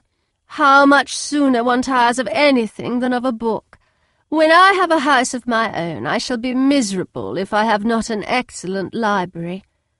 No one made any reply. She then yawned again, threw aside her book, and cast her eyes round the room in quest for some amusement, when, hearing her brother mentioning a ball to Miss Bennet, she turned suddenly towards him and said, "By the by, Charles, are you really serious in meditating a dance at Netherfield? I would advise you, before you determine on it, to consult the wishes of the present party. I am much mistaken if there are not some among us to whom a ball would be rather a punishment than a pleasure." "If you mean Darcy," cried her brother, "he may go to bed if he chooses before it begins. But as for the ball, it is quite a settled thing, and as soon as Nicholas has made white soup enough, I shall send round my cards." "I should like balls infinitely better," she replied, "if they were carried on in a different manner, but there is something insufferably tedious in the usual process of such a meeting. It would surely be much more rational if conversation, instead of dancing, were made the order of the day." Much more rational, my dear Caroline, I dare say, but it would not be near so much like a ball."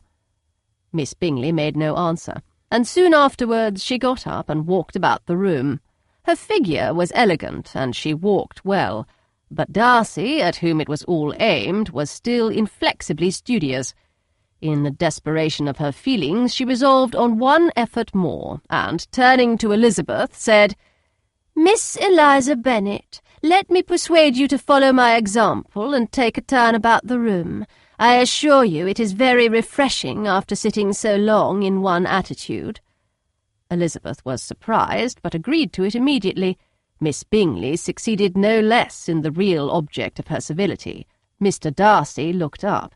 He was as much awake to the novelty of attention in that quarter as Elizabeth herself could be, and unconsciously closed his book. He was directly invited to join their party, but he declined it, observing that he could imagine but two motives for their choosing to walk up and down the room together, with either of which motives his joining them would interfere. What could he mean? She was dying to know what could be his meaning, and asked Elizabeth whether she could at all understand him. "Not at all," was her answer, "but depend upon it, he means to be severe on us, and our surest way of disappointing him will be to ask nothing about it."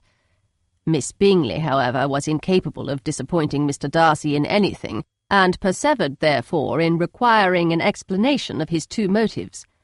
"I have not the smallest objection to explaining them," said he, as soon as she allowed him to speak. "You either choose this method of passing the evening because you are in each other's confidence and have secret affairs to discuss, or because you are conscious that your figures appear to the greatest advantage in walking. If the first, I would be completely in your way, and if the second, I can admire you much better as I sit by the fire." "Oh, shocking!" cried Miss Bingley. "I never heard anything so abominable. How shall we punish him for such a speech?" "Nothing so easy if you have but the inclination," said Elizabeth. "We can all plague and punish one another. Tease him, laugh at him. Intimate as you are, you must know how it is to be done." "But upon my honour I do not. I do assure you that my intimacy has not yet taught me that. Tease, calmness of manner, and presence of mind? No, no, I feel he may defy us there. And as to laughter, we will not expose ourselves, if you please, by attempting to laugh without a subject. Mr. Darcy may hug himself." "Mr. Darcy is not to be laughed at," cried Elizabeth. "That is an uncommon advantage, and uncommon I hope it will continue, for it would be a great loss to me to have many such acquaintances. I dearly love a laugh." "Miss Bingley," said he, "has given me more credit than can be. The wisest and the best of men, nay, the wisest and best of their actions, may be rendered ridiculous by a person whose first object in life is a joke." "Certainly," replied Elizabeth, "there are such people, but I hope I am not one of them. I hope I never ridicule what is wise and good. Follies and nonsense, whims and inconsistencies do divert me, I own, and I laugh at them whenever I can. But these, I suppose, are precisely what you are without." "Perhaps that is not possible for anyone, but it has been the study of my life to avoid those weaknesses which often expose a strong understanding to ridicule." "Such as vanity and pride?" "Yes, vanity is a weakness indeed, but pride, where there is a real superiority of mind, pride will be always under good regulation." Elizabeth turned away to hide a smile. "Your examination of Mr. Darcy is over, I presume," said Miss Bingley, "and pray, what is the result?" "I am perfectly convinced by it that Mr. Darcy has no defect. He owns it himself without disguise." "No," said Darcy, "I have made no such pretension. I have faults enough, but they are not, I hope, of understanding. My temper I dare not vouch for. It is, I believe, too little yielding, certainly too little for the convenience of the world. I cannot forget the follies and vices of others so soon as I ought, nor their offences against myself. My feelings are not puffed about with every attempt to move them. My temper would perhaps be called resentful. My good opinion, once lost, is lost forever." "That is a failing indeed," cried Elizabeth. implacable resentment is a shade in a character, but you have chosen your fault well. I really cannot laugh at it. You are safe from me. There is, I believe, in every disposition a tendency to some particular evil, a natural defect which not even the best education can overcome. And your defect is to hate everybody. And yours, he replied with a smile, is wilfully to misunderstand them. "Do let us have a little music," cried Miss Bingley, tired of a conversation in which she had no share. "Louisa, you will not mind my waking Mr. Hurst?" Her sister had not the smallest objection, and the pianoforte was opened, and Darcy, after a few moments' recollection, was not sorry for it. He began to feel the danger of paying Elizabeth too much attention. Chapter 12. In consequence of an agreement between the sisters, Elizabeth wrote the next morning to their mother to beg that the carriage might be sent for them in the course of the day. But Mrs. Bennet, who had calculated on her daughter's remaining at Netherfield till the following Tuesday, which would exactly finish Jane's week, could not bring herself to receive them with pleasure before. Her answer, therefore, was not propitious, at least not to Elizabeth's wishes, for she was impatient to get home. Mrs. Bennet sent them word that they could not possibly have the carriage before Tuesday, and in her postscript it was added that if Mr. Bingley and his sister pressed them to stay longer, she could spare them very well. Against staying longer, however, Elizabeth was positively resolved, nor did she much expect it would be asked, and fearful, on the contrary, as being considered as intruding themselves needlessly long, she urged Jane to borrow Mr. Bingley's carriage immediately, and at length it was settled that their original design of leaving Netherfield that morning should be mentioned and the request made. The communication excited many professions of concern, and enough was said of wishing them to stay at least till the following day to work on Jane, and till the morrow their going was deferred. Miss Bingley was then sorry that she had proposed the delay, for her jealousy and dislike of one sister much exceeded her affection for the other. The master of the house heard with real sorrow that they were to go so soon, and repeatedly tried to persuade Miss Bennet that it would not be safe for her, that she was not enough recovered, but Jane was firm where she felt herself to be right. To Mr. Darcy it was welcome intelligence. Elizabeth had been at Netherfield long enough. She attracted him more than he liked, and Miss Bingley was uncivil to her, and more teasing than usual to himself. He wisely resolved to be particularly careful that no sign of admiration should now escape him, nothing that could elevate her with the hope of influencing his felicity, sensible that if such an idea had been suggested, his behaviour during the last day must have material weight in confirming or crushing it. Steady to his purpose, he scarcely spoke 10 words to her through the whole of Saturday, and though they were at one time left by themselves for half an hour, he adhered most conscientiously to his book, and would not even look at her. On Sunday, after morning service, the separation, so agreeable to almost all, took place. Miss Bingley's civility to Elizabeth increased at last very rapidly, as well as her affection for Jane, and when they parted, after assuring the latter of the pleasure it would always give her to see her either at Longbourn or Netherfield, and embracing her most tenderly, she even shook hands with the former. Elizabeth took leave of the whole party in the liveliest of spirits. They were not welcomed home very cordially by their mother. Mrs. Bennet wondered at their coming, and thought them very wrong to give so much trouble, and was sure Jane would have caught cold again. But their father, though very laconic in his expressions of pleasure, was really glad to see them. He had felt their importance in the family circle. The evening conversation, when they were all assembled, had lost much of its animation and almost all its sense by the absence of Jane and Elizabeth. They found Mary, as usual, deep in the study of thorough bass and human nature, and had some extracts to admire, and some new observations of threadbare morality to listen to. Catherine and Lydia had information for them of a different sort. Much had been done, and much had been said in the regiment since the preceding Wednesday.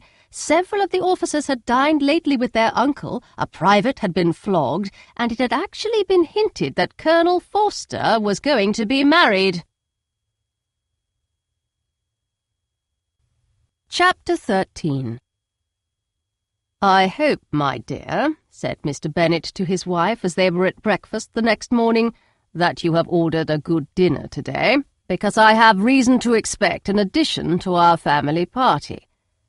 "Who do you mean, my dear? I know of nobody that is coming, I am sure, unless Charlotte Lucas should happen to call in, and I hope my dinners are good enough for her. I do not believe she often sees such at home." "The person of whom I speak is a gentleman and a stranger." Mrs. Bennet's eyes sparkled. "A gentleman and a stranger? It is Mr. Bingley, I am sure. Well, I am sure I shall be extremely glad to see Mr. Bingley, but good Lord, how unlucky! There is not a bit of fish to be got today. Lydia, my love, ring the bell. I must speak to Hill this moment." "It is not Mr. Bingley," said her husband. "It is a person whom I never saw in the whole course of my life." This roused a general astonishment, and he had the pleasure of being eagerly questioned by his wife and his 5 daughters at once.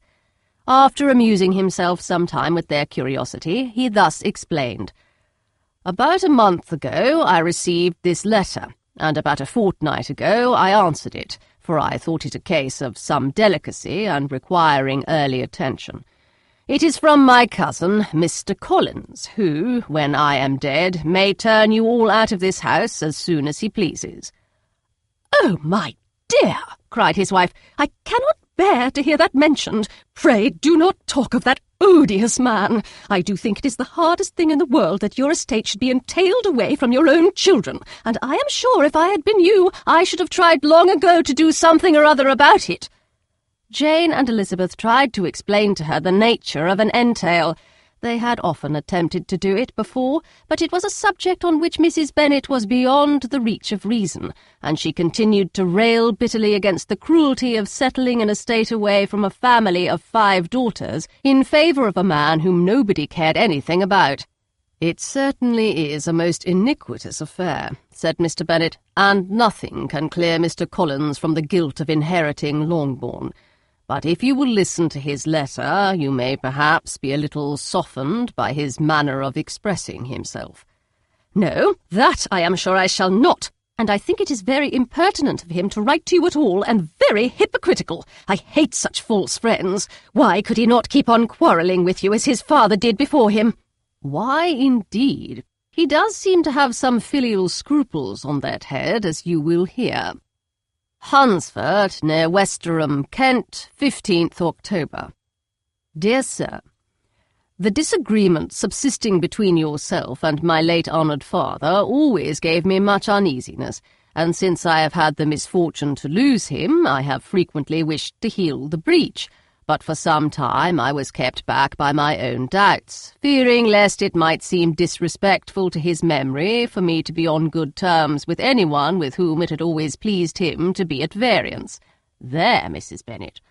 My mind, however, is now made up on the subject, for having received ordination at Easter, I have been so fortunate as to be distinguished by the patronage of the Right Honourable Lady Catherine de Bourgh, widow of Sir Lewis de Bourgh, whose bounty and beneficence has preferred me to the valuable rectory of this parish, where it shall be my earnest endeavour to demean myself with grateful respect towards her ladyship, and be ever ready to perform those rites and ceremonies which are instituted by the Church of England.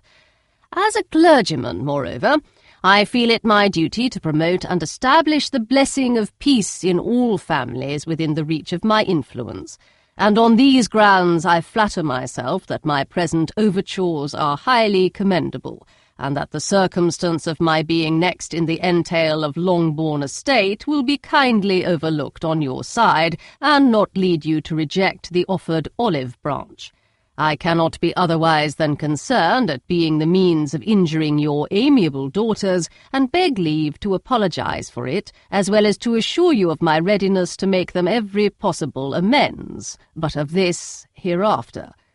If you should have no objection to receive me into your house, I propose myself the satisfaction of waiting on you and your family Monday, November 18th, by 4 o'clock, and shall probably trespass on your hospitality till the Saturday se'nnight following, which I can do without any inconvenience, as Lady Catherine is far from objecting to my occasional absence on a Sunday, provided that some other clergyman is engaged to do the duty of the day. I remain, dear sir, with respectful compliments to your lady and daughters, your well-wisher and friend, William Collins. At 4 o'clock, therefore, we may expect this peacemaking gentleman, said Mr. Bennet as he folded up the letter. He seems to be a most conscientious and polite young man, upon my word, and I doubt not will prove a valuable acquaintance, especially if Lady Catherine should be so indulgent as to let him come to us again. There is some sense in what he says about the girls, however, and if he is disposed to make them any amends, I shall not be the person to discourage him. Though it is difficult, said Jane, to guess in what way he can mean to make us the atonement he thinks our due, the wish is certainly to his credit. Elizabeth was chiefly struck by his extraordinary deference for Lady Catherine, and his kind intention of christening, marrying, and burying his parishioners whenever it were required. "He must be an oddity, I think," said she. "I cannot make him out. There is something very pompous in his style, and what can he mean by apologizing for being next in the entail? We cannot suppose he would help it if he could. Could he be a sensible man, sir?" "No, my dear, I think not. I have great hopes of finding him quite the reverse. There is a mixture of civility and self-importance in his letter which promises well. I am impatient to see him." "In point of composition," said Mary, "the letter does not seem defective. The idea of the olive branch, perhaps, is not wholly new, yet I think it is well expressed." To Catherine and Lydia, neither the letter nor its writer were in any degree interesting. It was next to impossible that their cousin should come in a scarlet coat, and it was now some weeks since they had received pleasure from the society of a man in any other colour. As for their mother, Mr. Collins's letter had done away much of her ill will, and she was preparing to see him with a degree of composure which astonished her husband and daughters. Mr. Collins was punctual to his time, and was received with great politeness by the whole family. Mr. Bennet, indeed, said little, but the ladies were ready enough to talk, and Mr. Collins seemed neither in need of encouragement nor inclined to be silent himself. He was a tall, heavy-looking young man of 25. His air was grave and stately, and his manners were very formal. He had not been long seated before he complimented Mrs. Bennet on having so fine a family of daughters, said he had heard much of their beauty, but that in this instance fame had fallen short of the truth, and added that he did not doubt her seeing them all in due time disposed of in marriage. This gallantry was not much to the taste of some of his hearers, but Mrs. Bennet, who quarrelled with no compliments, answered most readily, "You are very kind, I am sure, and I wish with all my heart it may prove so, for else they will be destitute enough. Things are settled so oddly." "You allude, perhaps, to the entail of this estate?" "Ah, sir, I do indeed. It is a grievous affair to my poor girls, you must confess. Not that I mean to find fault with you, for such things I know are all chance in this world. There is no knowing how estates will go when once they come to be entailed." "I am very sensible, madam, of the hardship to my fair cousins, and could say much on the subject, but that I am cautious of appearing forward and precipitate. But I can assure the young ladies that I come prepared to admire them. At present I will not say more, but perhaps when we are better acquainted—" He was interrupted by a summons to dinner, and the girls smiled on each other. They were not the only objects of Mr. Collins's admiration. The hall, the dining-room, and all its furniture were examined and praised, and his commendation of everything would have touched Mrs. Bennet's heart but for the mortifying supposition of his viewing it all as his own future property. The dinner, too, in its turn, was highly admired, and he begged to know to which of his fair cousins the excellency of its cooking was owing. But he was set right there by Mrs. Bennet, who assured him with some asperity that they were very well able to keep a good cook, and that her daughters had nothing to do in the kitchen. He begged pardon for having displeased her. In a softened tone she declared herself not at all offended, but he continued to apologize for about a quarter of an hour. Chapter 14. During dinner, Mr. Bennet scarcely spoke at all, but when the servants were withdrawn, he thought it time to have some conversation with his guest, and therefore started a subject in which he expected him to shine, by observing that he seemed very fortunate in his patroness. Lady Catherine de Bourgh's attention to his wishes and consideration for his comfort appeared very remarkable. Mr. Bennet could not have chosen better. Mr. Collins was eloquent in her praise. The subject elevated him to more than usual solemnity of manner, and with a most important aspect he protested that he had never in his life witnessed such behaviour in a person of rank, such affability and condescension as he had himself experienced from Lady Catherine. She had been graciously pleased to approve of both of the discourses which he had already had the honour of preaching before her. She had also asked him twice to dine at Rosings, and had sent for him only the Saturday before to make up her pool of quadrille in the evening.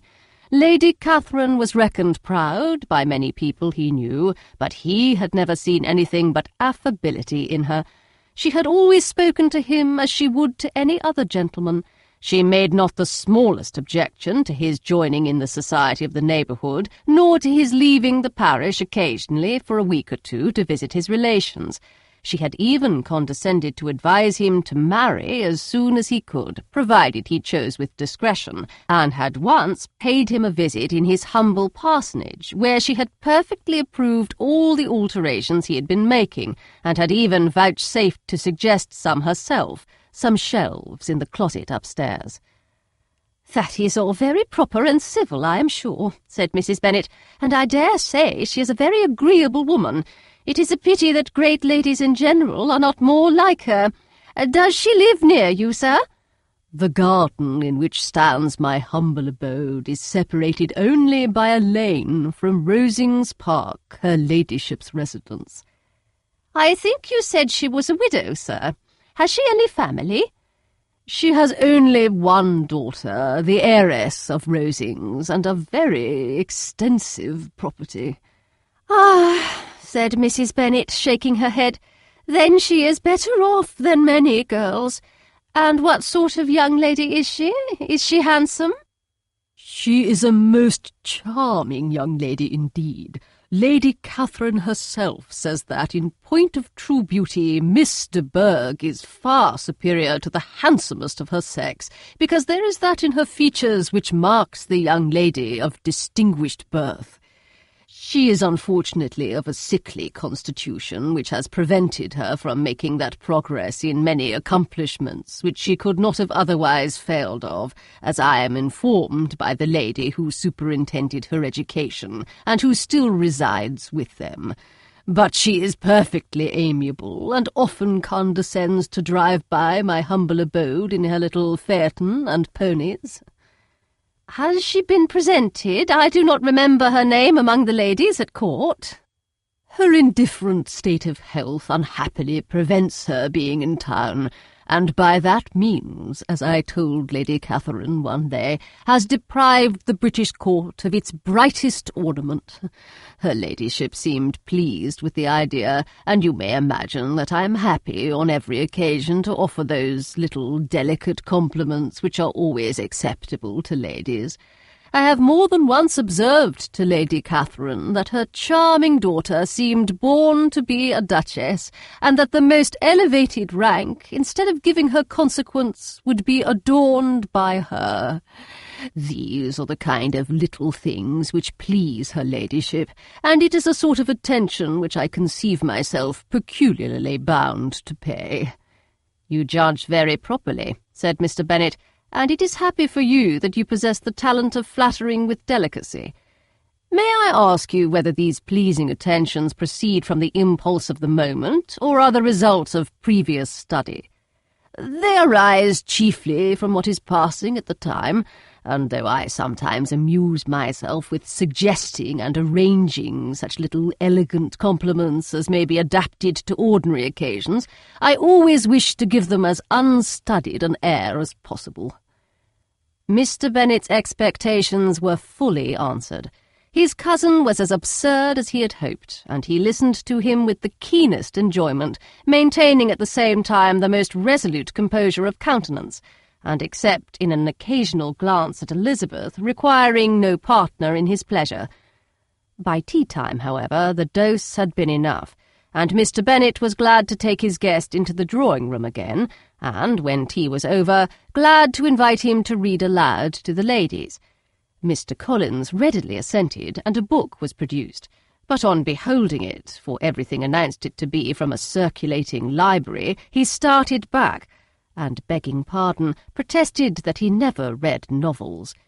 Kitty stared at him, and Lydia exclaimed.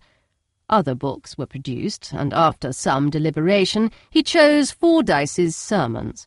Lydia gaped as he opened the volume, and before he had, with very monotonous solemnity, read 3 pages, she interrupted him with, "Do you know, Mamma, that my Uncle Phillips talks of turning away Richard, and if he does, Colonel Forster will hire him. My aunt told me so herself on Saturday. I shall walk to Meryton tomorrow to hear more about it, and to ask when Mr. Denny comes back from town."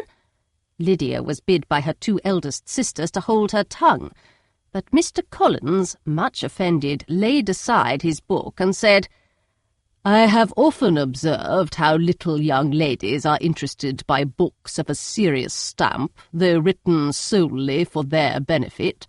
It amazes me, I confess, for certainly there can be nothing so advantageous to them as instruction.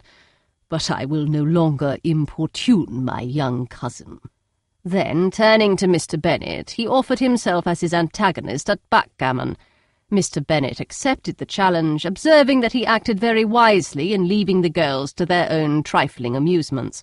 Mrs. Bennet and her daughters apologized most civilly for Lydia's interruption, and promised that it should not occur again if he would resume his book. But Mr. Collins, after assuring them that he bore his young cousin no ill will, and should never resent her behaviour as any affront, seated himself at another table with Mr. Bennet, and prepared for backgammon. Chapter 15. Mr. Collins was not a sensible man, and the deficiency of nature had been but little assisted by education or society, the greatest part of his life having been spent under the guidance of an illiterate and miserly father. And though he belonged to one of the universities, he had merely kept the necessary terms without forming at it any useful acquaintance. The subjection in which his father had brought him up had given him originally great humility of manner, but it was now a good deal counteracted by the self-conceit of a weak head living in retirement, and the consequential feelings of early and unexpected prosperity. A fortunate chance had recommended him to Lady Catherine de Bourgh when the living of Hunsford was vacant, and the respect which he felt for her high rank, and his veneration for her as his patroness, mingling with a very good opinion of himself, of his authority as a clergyman, and his right as a rector, made him altogether a mixture of pride and obsequiousness, self-importance and humility. Having now a good house and a very sufficient income, he intended to marry, and in seeking a reconciliation with the Longbourn family, he had a wife in view, as he meant to choose one of the daughters if he found them as handsome and amiable as they were represented by common report. This was his plan of amends, of atonement for inheriting their father's estate, and he thought it an excellent one, full of eligibility and suitableness, and excessively generous and disinterested on his own part. His plan did not vary on seeing them. Miss Bennet's lovely face confirmed his views, and established all his strictest notions of what was due to seniority, and for the first evening she was his settled choice. The next morning, however, made an alteration, for in a quarter of an hour's tete-a-tete with Mrs. Bennet before breakfast, a conversation beginning with his parsonage house and leading naturally to the avowal of his hopes that a mistress might be found for it at Longbourn, produced from her, amid very complacent smiles and general encouragement, a caution against the very Jane he had fixed on. As to her younger daughters, she could not take upon her to say, she could not positively answer, but she did not know of any prepossession. Her eldest daughter, she must just mention, she felt it incumbent on her to hint, was likely to be very soon engaged. Mr. Collins had only to change from Jane to Elizabeth, and it was soon done while Mrs. Bennet was stirring the fire. Elizabeth, equally next to Jane in birth and beauty, succeeded her, of course. Mrs. Bennet treasured up the hint, and trusted that she might soon have 2 daughters married, and the man whom she could not bear to speak of the day before was now high in her good graces. Lydia's intention of walking to Meryton was not forgotten. Every sister except Mary agreed to go with her, and Mr. Collins was to attend them, at the request of Mr. Bennet, who was most anxious to get rid of him and have his library to himself, for thither Mr. Collins had followed him after breakfast, and there he would continue nominally engaged with one of the largest folios in the collection, but really talking to Mr. Bennet with little cessation of his house and garden at Hunsford. Such doings discomposed Mr. Bennet exceedingly. In his library he had been always sure of leisure and tranquillity, and though prepared, as he told Elizabeth, to meet with folly and conceit in every other room of the house, he was used to be free from them there. His civility, therefore, was most prompt in inviting Mr. Collins to join his daughters in their walk, and Mr. Collins, being in fact much better fitted for a walker than a reader, was extremely pleased to close his large book and go. In pompous nothings on his side and civil assents on that of his cousins, their time passed till they entered Meryton. The attention of the younger ones was then no longer to be gained by him. Their eyes were immediately wandering up in the street in quest of the officers, and nothing less than a very smart bonnet indeed, or a really new muslin in a shop window, could recall them. But the attention of every lady was soon caught by a young man, whom they had never seen before, of most gentlemanlike appearance, walking with another officer on the other side of the way. The officer was the very Mr. Denny concerning whose return from London Lydia came to inquire, and he bowed as they passed. All were struck with the stranger's air, all wondered who he could be, and Kitty and Lydia, determined, if possible, to find out, led the way across the street under pretence of wanting something in an opposite shop, and fortunately had just gained the pavement when the 2 gentlemen, turning back, had reached the same spot. Mr. Denny addressed them directly, and entreated permission to introduce his friend, Mr. Wickham, who had returned with him the day before from town, and he was happy to say had accepted a commission in their corps. This was exactly as it should be, for the young man wanted only regimentals to make him completely charming. His appearance was greatly in his favour. He had all the best part of beauty, a fine countenance, a good figure, and very pleasing address. The introduction was followed up on his side by a happy readiness of conversation, a readiness at the same time perfectly correct and unassuming, and the whole party was still standing and talking together very agreeably when the sound of horses drew their notice, and Darcy and Bingley were seen riding down the street. On distinguishing the ladies of the group, the 2 gentlemen came directly towards them, and began the usual civilities. Bingley was the principal spokesman, and Miss Bennet the principal object. He was then, he said, on his way to Longbourn on purpose to inquire after her. Mr. Darcy corroborated it with a bow, and was beginning to determine not to fix his eyes on Elizabeth, when they were suddenly arrested by the sight of the stranger, and Elizabeth, happening to see the countenance of both as they looked at each other, was all astonishment at the effect of the meeting. Both changed colour. One looked white, the other red. Mr. Wickham, after a few moments, touched his hat, a salutation which Mr. Darcy just deigned to return. What could be the meaning of it? It was impossible to imagine. It was impossible not to long to know. In another minute Mr. Bingley, but without seeming to have noticed what passed, took leave and rode on with his friend. Mr. Denny and Mr. Wickham walked with the young ladies to the door of Mr. Phillips's house, and then made their bows, in spite of Miss Lydia's pressing entreaties that they should come in, and even in spite of Mrs. Phillips throwing up the parlour window and loudly seconding the invitation. Mrs. Phillips was always glad to see her nieces, and the two eldest, from their recent absence, were particularly welcome, and she was eagerly expressing her surprise at their sudden return home, which, as their own carriage had not fetched them, she should have known nothing about, if she had not happened to see Mr. Jones's shop-boy in the street, who had told her that they were not to send any more drafts to Netherfield because the Miss Bennets were come away, when her civility was claimed towards Mr. Collins by Jane's introduction of him.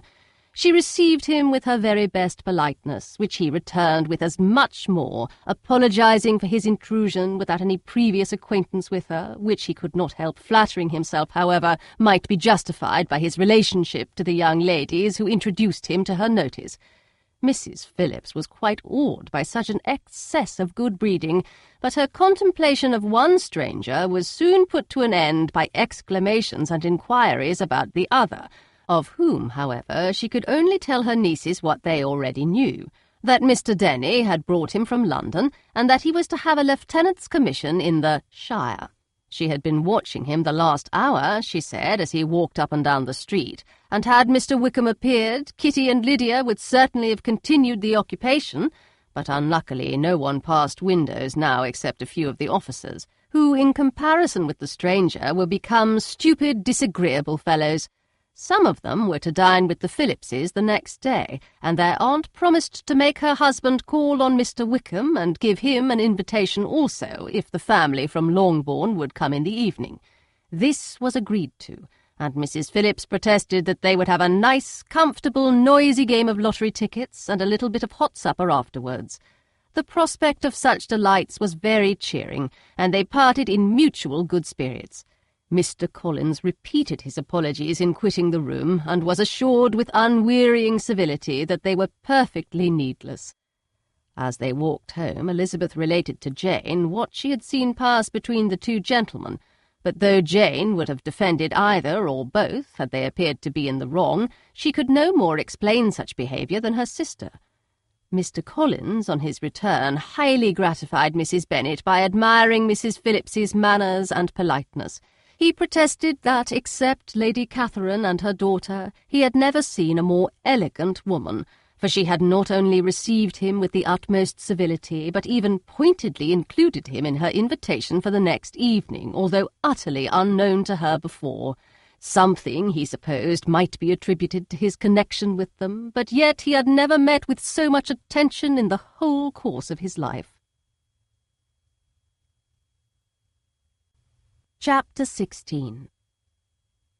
As no objection was made to the young people's engagement with their aunt, and all Mr. Collins's scruples of leaving Mr. and Mrs. Bennet for a single evening during his visit were most steadily resisted, the coach conveyed him and his 5 cousins at a suitable hour to Meryton, and the girls had the pleasure of hearing, as they entered the drawing-room, that Mr. Wickham had accepted their uncle's invitation and was then in the house.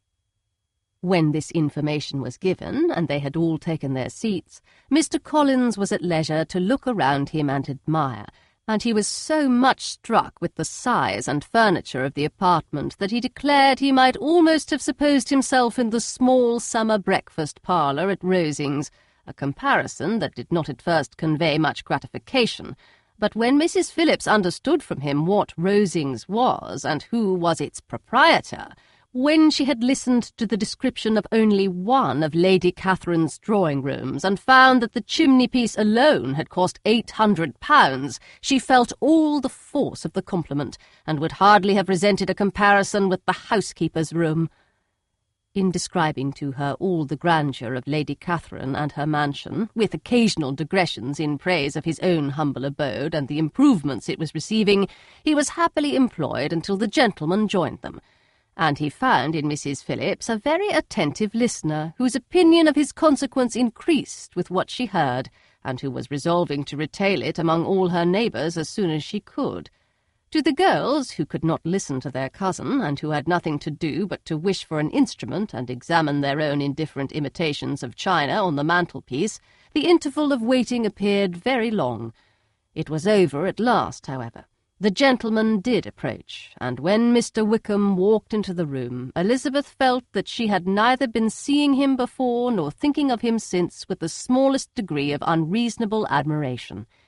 The officers of the Shire were in general a very creditable, gentlemanlike set, and the best of them were of the present party. But Mr. Wickham was as far beyond them all in person, countenance, air, and walk, as they were superior to the broad-faced, stuffy Uncle Phillips, breathing port wine, who followed them into the room. Mr. Wickham was the happy man towards whom almost every female eye was turned, and Elizabeth was the happy woman by whom he finally seated himself, and the agreeable manner in which he immediately fell into conversation, though it was only on its being a wet night, made her feel that the commonest, dullest, most threadbare topic might be rendered interesting by the skill of the speaker. With such rivals for the notice of the fair as Mr. Wickham and the officers, Mr. Collins seemed to sink into insignificance. To the young ladies he certainly was nothing, but he had still at intervals a kind listener in Mrs. Phillips, and was by her watchfulness most abundantly supplied with coffee and muffin. When the card-tables were placed, he had the opportunity of obliging her in turn by sitting down to whist. "I know little of the game at present," said he, "but I shall be glad to improve myself, for in my situation in life—" Mrs. Phillips was very glad for his compliance, but could not wait for his reason. Mr. Wickham did not play at whist, and with ready delight was he received at the other table between Elizabeth and Lydia. At first there seemed danger of Lydia's engrossing him entirely, for she was a most determined talker, but being likewise extremely fond of lottery tickets, she soon grew too much interested in the game, too eager in making bets and exclaiming after prizes to have attention for anyone in particular. Allowing for the common demands of the game, Mr. Wickham was therefore at leisure to talk to Elizabeth, and she was very willing to hear him, though what she chiefly wished to hear she could not hope to be told, the history of his acquaintance with Mr. Darcy. She dared not even mention that gentleman. Her curiosity, however, was unexpectedly relieved. Mr. Wickham began the subject himself. He inquired how far Netherfield was from Meryton, and, after receiving her answer, asked in a hesitating manner how long Mr. Darcy had been staying there. "About a month," said Elizabeth, and then, unwilling to let the subject drop, added, "He is a man of very large property in Derbyshire, I understand." "Yes," replied Mr. Wickham, "his estate there is a noble one, a clear 10,000 per annum. You could not have met with a person more capable of giving you certain information on that head than myself, for I have been connected with his family in a particular manner from my infancy." Elizabeth could not but look surprised. "You may well be surprised, Miss Bennet, at such an assertion, after seeing, as you probably might, the very cold manner of our meeting yesterday. Are you much acquainted with Mr. Darcy?" "As much as I ever wished to be," cried Elizabeth very warmly. "I have spent 4 days in the same house with him, and I think him very disagreeable." "I have no right to give my opinion," said Wickham, "as to his being agreeable or otherwise. I am not qualified to form one. I have known him too long and too well to be a fair judge. It is impossible for me to be impartial, but I believe your opinion of him would in general astonish, and perhaps you would not express it quite so strongly anywhere else. Here you are in your own family." "Upon my word, I say no more here than I might say in any house in the neighbourhood, except Netherfield. He is not at all liked in Hertfordshire. Everybody is disgusted with his pride. You will not find him more favourably spoken of by anyone." "I cannot pretend to be sorry," said Wickham, after a short interruption, "that he or that any man should not be estimated beyond their deserts. But with him I believe it does not often happen. The world is blinded by his fortune and consequence, or frightened by his high and imposing manners, and sees him only as he chooses to be seen."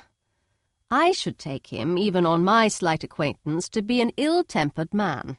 Wickham only shook his head. "I wonder," said he at the next opportunity of speaking, "whether he is likely to be in this country much longer." "I do not at all know, but I heard nothing of his going away when I was at Netherfield.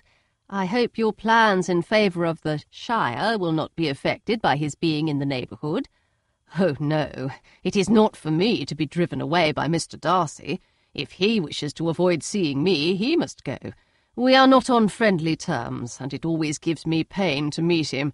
But I have no reason for avoiding him but what I might proclaim before all the world, a sense of very great ill-usage, and most painful regrets at his being what he is. His father, Miss Bennet, the late Mr. Darcy, was one of the best men that ever breathed, and the truest friend I ever had, and I can never be in company with this Mr. Darcy without being grieved to the soul by 1,000 tender recollections.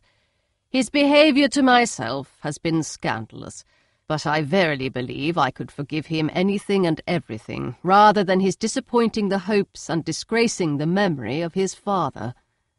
Elizabeth found the interest of the subject increase, and listened with all her heart, but the delicacy of it prevented further inquiry. Mr. Wickham began to speak on more general topics, Meryton, the neighbourhood, the society, appearing highly pleased with all that he had yet seen, and speaking of the latter with gentle but very intelligible gallantry.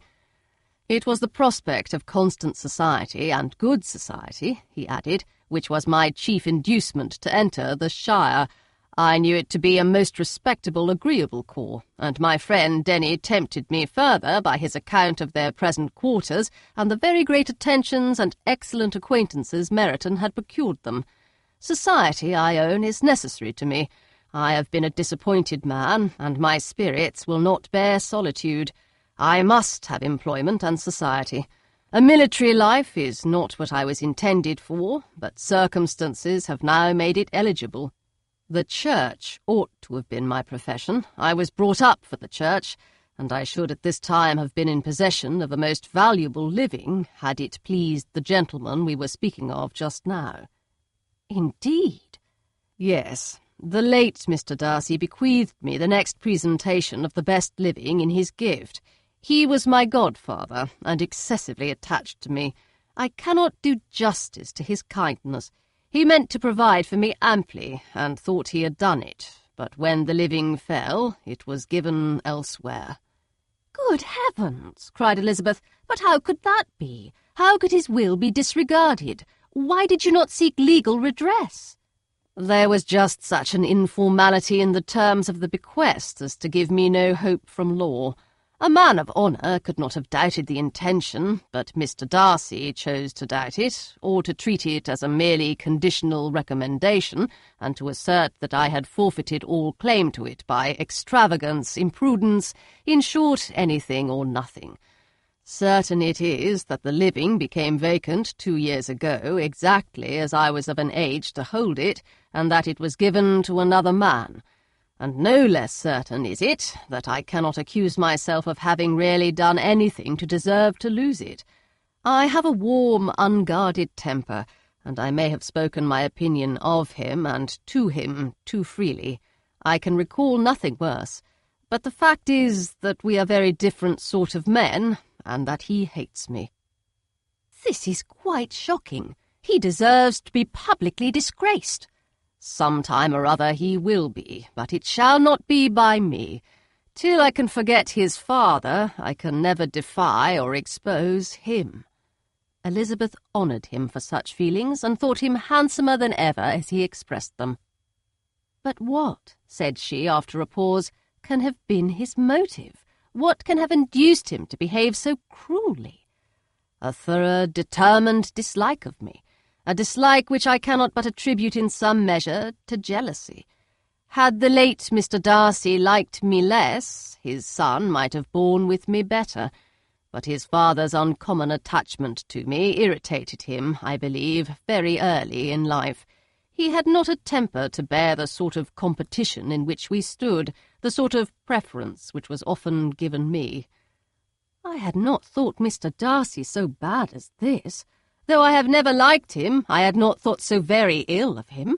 I had supposed him to be despising his fellow creatures in general, but did not suspect him of descending to such malicious revenge, such injustice, such inhumanity as this. After a few minutes' reflection, however, she continued, I do remember his boasting one day at Netherfield of the implacability of his resentments, of his having an unforgiving temper. His disposition must be dreadful. I will not trust myself on the subject, replied Wickham. I can hardly be just to him. Elizabeth was again deep in thought, and after a time exclaimed, To treat in such a manner the godson, the friend, the favourite of his father! She could have added, a young man, too, like you, whose very countenance may vouch for your being amiable, but she contented herself with, and one, too, who had probably been his companion from childhood, connected together, as I think you said, in the closest manner. We were born in the same parish, within the same park. The greatest part of our youth was passed together. Inmates of the same house, sharing the same amusements, objects of the same parental care. My father began life in the profession which your uncle, Mr. Phillips, appears to do so much credit to. But he gave up everything to be of use to the late Mr. Darcy, and devoted all his time to the care of the Pemberley property. He was most highly esteemed by Mr. Darcy, a most intimate, confidential friend. Mr. Darcy often acknowledged himself to be under the greatest obligations to my father's active superintendence, and when, immediately before my father's death, Mr. Darcy gave him a voluntary promise of providing for me, I am convinced that he felt it to be as much a debt of gratitude to him as of his affection to myself. How strange! Cried Elizabeth. How abominable! I wonder that the very pride of this Mr. Darcy has not made him just to you, if from no better motive that he should not have been too proud to be dishonest, for dishonesty I must call it. It is wonderful, replied Wickham, for almost all his actions may be traced to pride, and pride had often been his best friend. It has connected him nearer with virtue than with any other feeling. But we are none of us consistent, and in his behaviour to me there were stronger impulses even than pride. Can such abominable pride as his have ever done him good? Yes, it has often led him to be liberal and generous, to give his money freely, to display hospitality, to assist his tenants and relieve the poor. Family pride and filial pride, for he is very proud of what his father was, have done this. Not to appear to disgrace his family, to degenerate from the popular qualities, or lose the influence of the Pemberley house, is a powerful motive. He has also brotherly pride, which, with some brotherly affection, makes him a very kind and careful guardian of his sister, and you will hear him generally cried up as the most attentive and best of brothers. What sort of girl is Miss Darcy? He shook his head. I wish I could call her amiable. It gives me pain to speak ill of a Darcy, but she is too much like her brother, very, very proud. As a child she was affectionate and pleasing, and extremely fond of me, and I have devoted hours and hours to her amusement. But she is nothing to me now. She is a handsome girl, about 15 or 16, and, I understand, highly accomplished. Since her father's death, her home has been in London, where a lady lives with her and superintends her education. After many pauses and many trials of other subjects, Elizabeth could not help reverting once more to the first and saying, I am astonished at his intimacy with Mr. Bingley. How can Mr. Bingley, who seems good humour itself, and is, I really believe, truly amiable, be in friendship with such a man? How can they suit each other? Do you know Mr. Bingley? Not at all. He is a sweet-tempered, amiable, charming man. He cannot know what Mr. Darcy is. Probably not. But Mr. Darcy can please where he chooses. He does not want abilities. He can be a conversable companion if he thinks it worth his while. Among those who are at all his equals in consequence, he is a very different man from what he is to the less prosperous. His pride never deserts him, but with the rich he is liberal-minded, just, sincere, rational, honourable, and perhaps agreeable, allowing something for fortune and figure. The whist party soon afterwards breaking up, the players gathered round the other table, and Mr. Collins took his station between his cousin Elizabeth and Mrs. Phillips. The usual inquiries as to his success was made by the latter. It had not been very great. He had lost every point. But when Mrs. Phillips began to express her concern thereupon, he assured her with much earnest gravity that it was not of the least importance, that he considered the money as a mere trifle, and begged that she would not make herself uneasy. "I know very well, madam," said he, "that when persons sit down to a card-table they must take their chances of these things, and happily I am not in such circumstances as to make 5 shillings any object. There are undoubtedly many who could not say the same, but thanks to Lady Catherine de Bourgh, I am removed far beyond the necessity of regarding little matters." Mr. Wickham's attention was caught, and after observing Mr. Collins for a few moments, he asked Elizabeth in a low voice whether her relation was very intimately acquainted with the family of de Bourgh. "Lady Catherine de Bourgh," she replied, "has very lately given him a living. I hardly know how Mr. Collins was first introduced to her notice, but he certainly has not known her long." "You know, of course, that Lady Catherine de Bourgh and Lady Anne Darcy were sisters, consequently that she is aunt to the present Mr. Darcy." "No, indeed, I did not. I knew nothing at all of Lady Catherine's connections. I never heard of her existence till the day before yesterday. Her daughter, Miss de Bourgh, will have a very large fortune, and it is believed that she and her cousin will unite the 2 estates." This information made Elizabeth smile, as she thought of poor Miss Bingley. Vain indeed must be all her attentions, vain and useless her affection for his sister and her praise of himself, if he were already self-destined for another. "Mr. Collins," said she, "speaks highly both of Lady Catherine and her daughter, but from some particulars that he has related of her ladyship, I suspect his gratitude misleads him, and that in spite of her being his patroness, she is an arrogant, conceited woman." "I believe her to be both in a great degree," replied Wickham. "I have not seen her for many years, but I very well remember that I never liked her, and that her manners were dictatorial and insolent. She has the reputation of being remarkably sensible and clever, but I rather believe she derives part of her abilities from her rank and fortune, part from her authoritative manner, and the rest from the pride of her nephew, who chooses that everyone connected with him should have an understanding of the first class." Elizabeth allowed that he had given a very rational account of it, and they continued talking together with mutual satisfaction till supper put an end to cards, and gave the rest of the ladies their share of Mr. Wickham's attentions.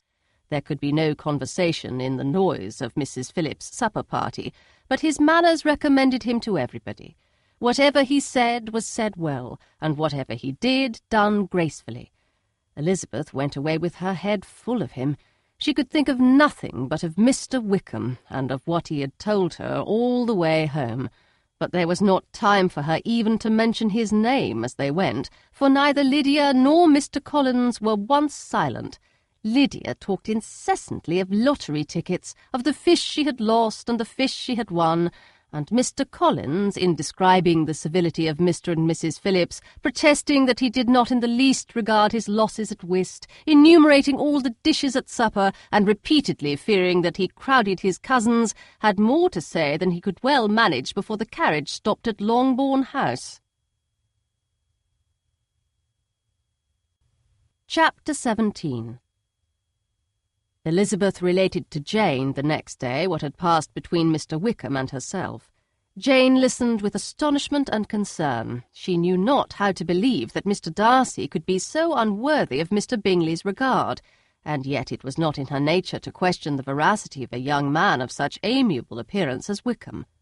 The possibility of his having endured such unkindness was enough to interest all her tender feelings, and nothing remained therefore to be done but to think well of them both, to defend the conduct of each, and throw into the account of accident or mistake whatever could not be otherwise explained.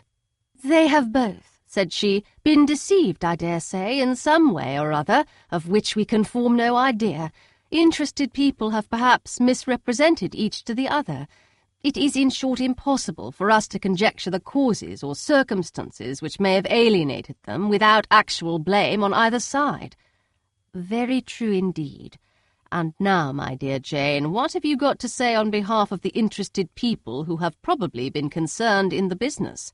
Do clear them, too, or we shall be obliged to think ill of somebody. Laugh as much as you choose, but you will not laugh me out of my opinion. My dearest Lizzie, do but consider in what a disgraceful light it places Mr. Darcy to be treating his father's favourite in such a manner, one whom his father had promised to provide for. It is impossible. No man of common humanity, no man who had any value for his character could be capable of it. Can his most intimate friends be so excessively deceived in him? Oh, no. I can much more easily believe Mr. Bingley's being imposed on than that Mr. Wickham should invent such a history of himself as he gave me last night. Names, facts, everything mentioned without ceremony. If it be not so, let Mr. Darcy contradict it. Besides, there was truth in his looks. It is difficult indeed. It is distressing. One does not know what to think. I beg your pardon, one knows exactly what to think. But Jane could think with certainty on only one point, that Mr. Bingley, if he had been imposed on, would have much to suffer when the affair became public. The two young ladies were summoned from the shrubbery, where this conversation passed, by the arrival of the very persons of whom they had been speaking. Mr. Bingley and his sisters came to give their personal invitation for the long-expected ball at Netherfield, which was fixed for the following Tuesday. The two ladies were delighted to see their dear friend again, called it an age since they had met, and repeatedly asked what she had been doing with herself since their separation. To the rest of the family they paid little attention, avoiding Mrs. Bennet as much as possible, saying not much to Elizabeth, and nothing at all to the others. They were soon gone again, rising from their seats with an activity which took their brother by surprise, and hurrying off as if eager to escape from Mrs. Bennet's civilities. The prospect of the Netherfield ball was extremely agreeable to every female of the family. Mrs. Bennet chose to consider it as given in compliment to her eldest daughter, and was particularly flattered by receiving the invitation from Mr. Bingley himself instead of a ceremonious card.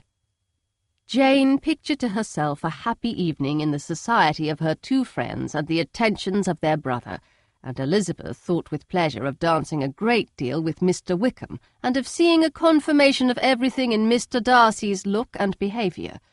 The happiness anticipated by Catherine and Lydia depended less on any single event or any particular person, for though they each, like Elizabeth, meant to dance half the evening with Mr. Wickham, he was by no means the only partner who could satisfy them, and a ball was, at any rate, a ball. And even Mary could assure her family that she had no disinclination for it. "While I can have my mornings to myself," said she, "it is enough. I think it is no sacrifice to join occasionally in evening engagements. Society has claims on us all, and I profess myself one of those who consider intervals of recreation and amusement as desirable for everybody." Elizabeth's spirits were so high on this occasion that, though she did not often speak unnecessarily to Mr. Collins, she could not help asking him whether he intended to accept Mr. Bingley's invitation, and, if he did, whether he would think it proper to join in the evening's amusement, and she was rather surprised to find that he entertained no scruple whatever on that head, and was very far from dreading a rebuke either from the Archbishop or Lady Catherine de Bourgh by venturing to dance.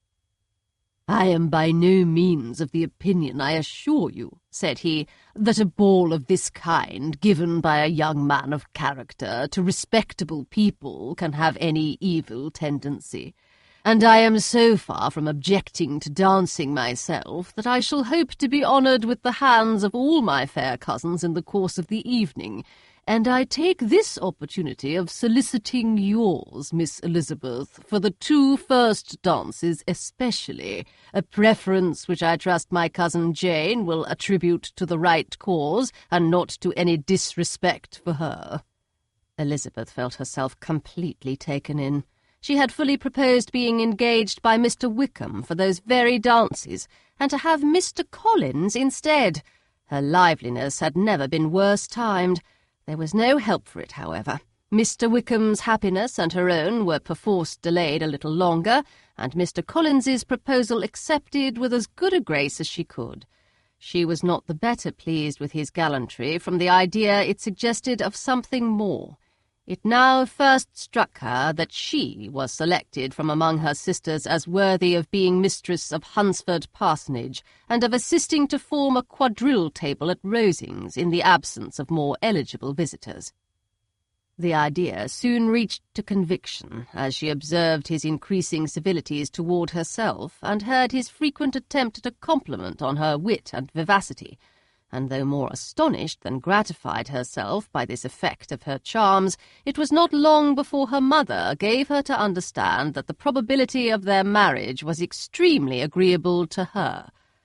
Elizabeth, however, did not choose to take the hint, being well aware that a serious dispute must be the consequence of any reply. Mr. Collins might never make the offer, and till he did it was useless to quarrel about him.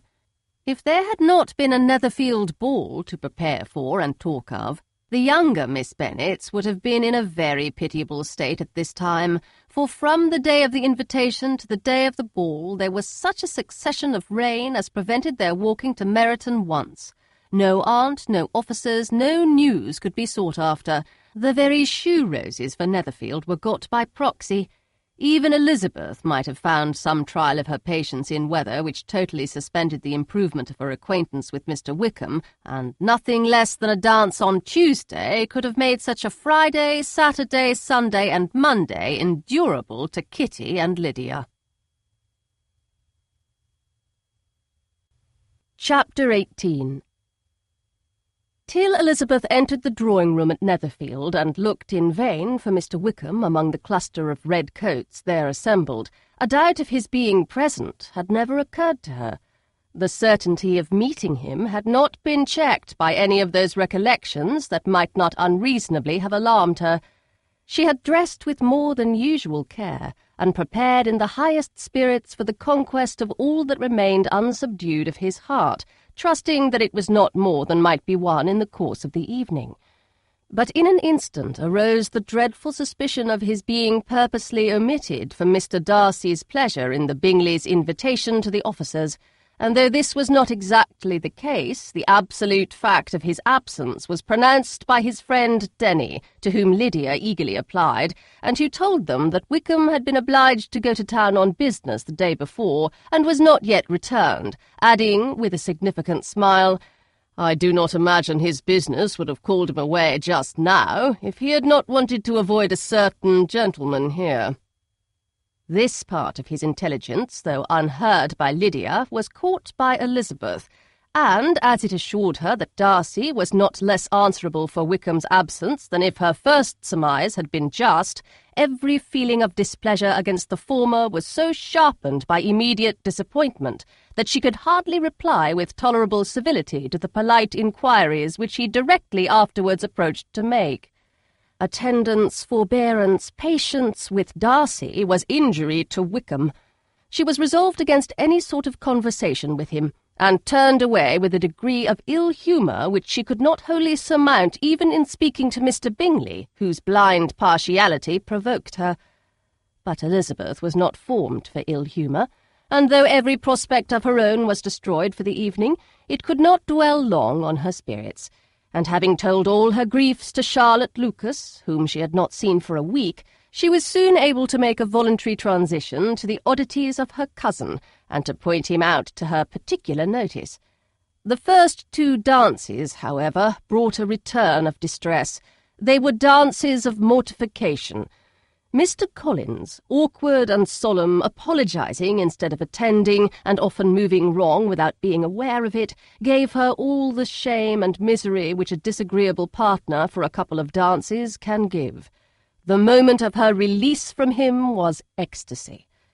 She danced next with an officer, and had the refreshment of talking of Wickham, and of hearing that he was universally liked.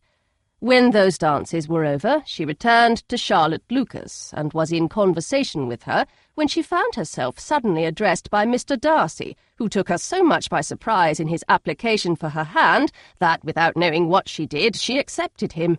He walked away again immediately, and she was left to fret over her own want of presence of mind. Charlotte tried to console her. "I dare say you will find him very agreeable." "Heaven forbid! That would be the greatest misfortune of all. To find a man agreeable whom one is determined to hate. Do not wish me such an evil." When the dancing recommenced, however, and Darcy approached to claim her hand, Charlotte could not help cautioning her in a whisper not to be a simpleton and allow her fancy for Wickham to make her appear unpleasant in the eyes of a man 10 times his consequence. Elizabeth made no answer, and took her place in the set, amazed at the dignity to which she was arrived in being allowed to stand opposite to Mr. Darcy, and reading in her neighbour's looks their equal amazement in beholding it. They stood for some time without speaking a word, and she began to imagine that their silence was to last through the 2 dances, and at first was resolved not to break it, till, suddenly fancying that it would be the greater punishment to her partner to oblige him to talk, she made some slight observation on the dance. He replied, and was again silent. After a pause of some minutes, she addressed him a second time with, "It is your turn to say something now, Mr. Darcy. I talked about the dance, and you ought to make some sort of remark on the size of the room or the number of couples." He smiled, and assured her that whatever she wished him to say should be said. "Very well, that reply will do for the present. Perhaps by and by I may observe that private balls are much pleasanter than public ones, but now we may be silent." "Do you talk by rule, then, while you are dancing?" "Sometimes. One must speak a little, you know. It would look odd to be entirely silent for half an hour together, and yet for the advantage of some, conversation ought to be so arranged as that they may have the trouble of saying as little as possible." "Are you consulting your own feelings in the present case, or do you imagine that you are gratifying mine?" "Both," replied Elizabeth archly, "for I have always seen a great similarity in the turn of our minds.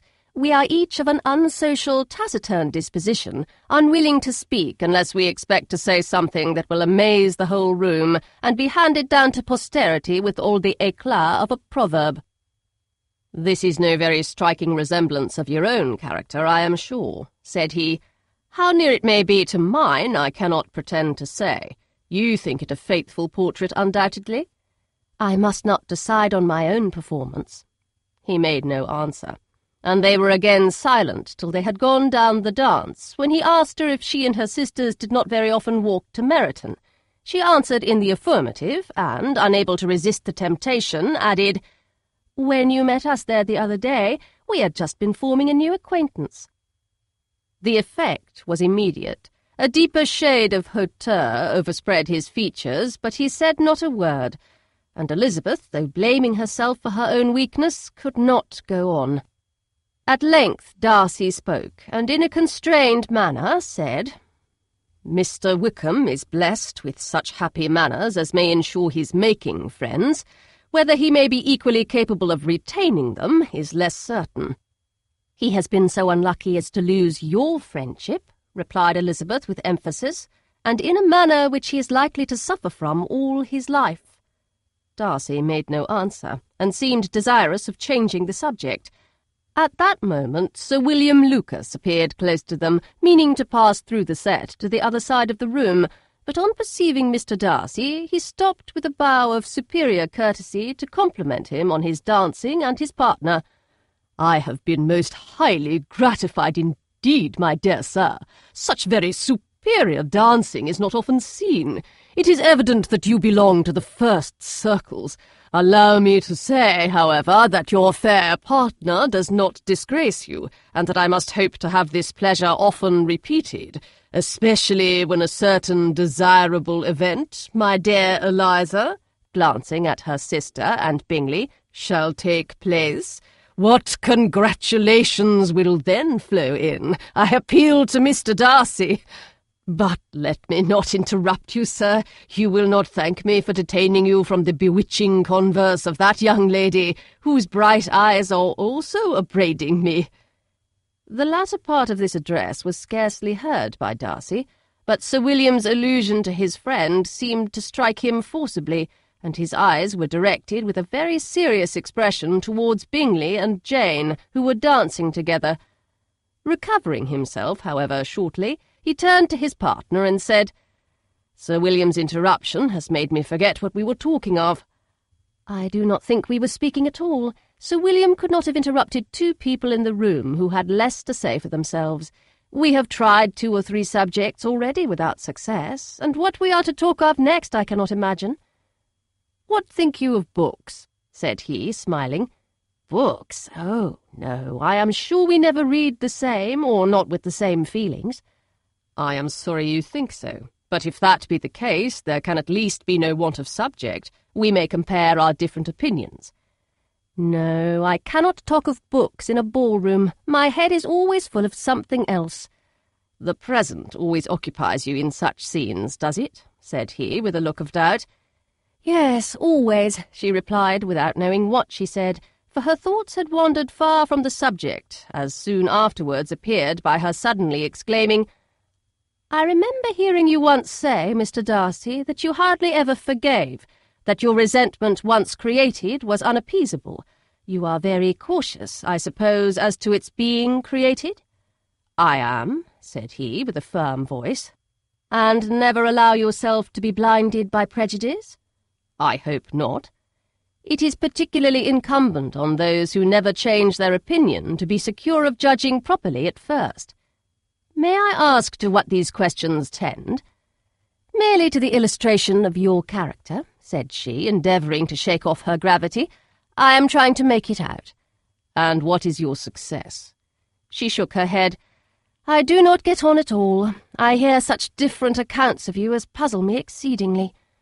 "I can readily believe," answered he gravely, "that reports may vary greatly with respect to me, and I could wish, Miss Bennet, that you were not to sketch my character at the present moment, as there is reason to fear that the performance would reflect no credit on either. But if I do not take your likeness now, I may never have another opportunity." "I would by no means suspend any pleasure of yours," he coldly replied.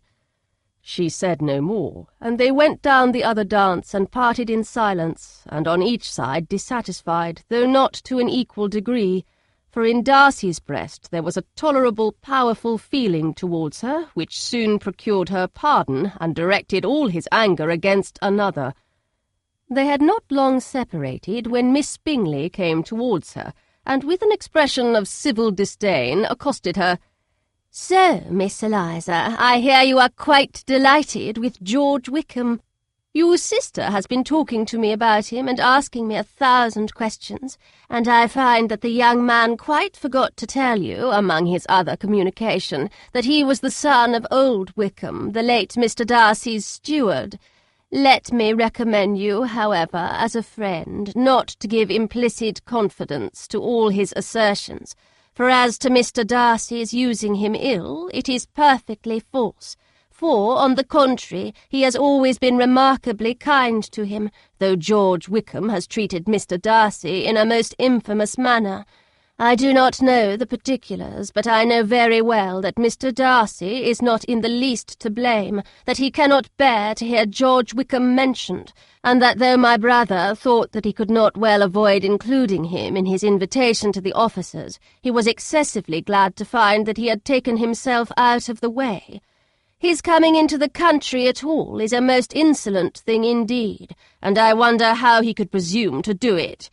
I pity you, Miss Eliza, for this discovery of your favourite's guilt, but really, considering his descent, one could not expect much better." "His guilt and his descent appear by your account to be the same," said Elizabeth angrily, "for I have heard you accuse him of nothing worse than of being the son of Mr. Darcy's steward, and of that, I can assure you, he informed me himself." "I beg your pardon," replied Miss Bingley, turning away with a sneer. "Excuse my interference. It was kindly meant." "Insolent girl," said Elizabeth to herself. "You are much mistaken if you expect to influence me by such a paltry attack as this. I see nothing in it but your own wilful ignorance and the malice of Mr. Darcy." She then sought her eldest sister, who had undertaken to make inquiries on the same subject of Bingley.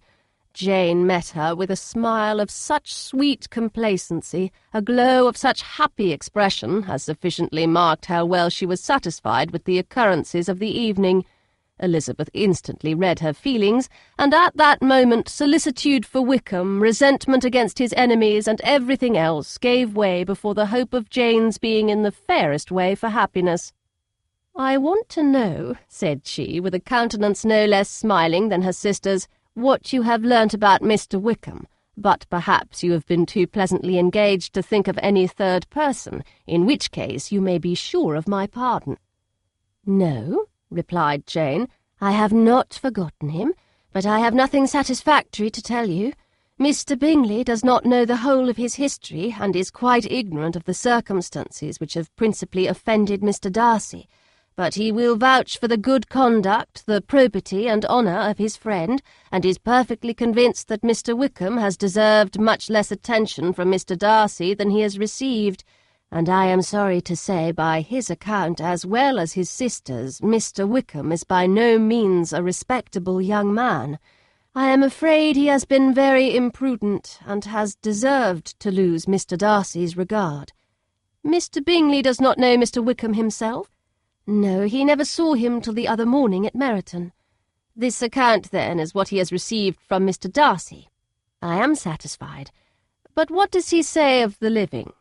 "He does not exactly recollect the circumstances, though he has heard them from Mr. Darcy more than once, but he believes that it was left to him conditionally only."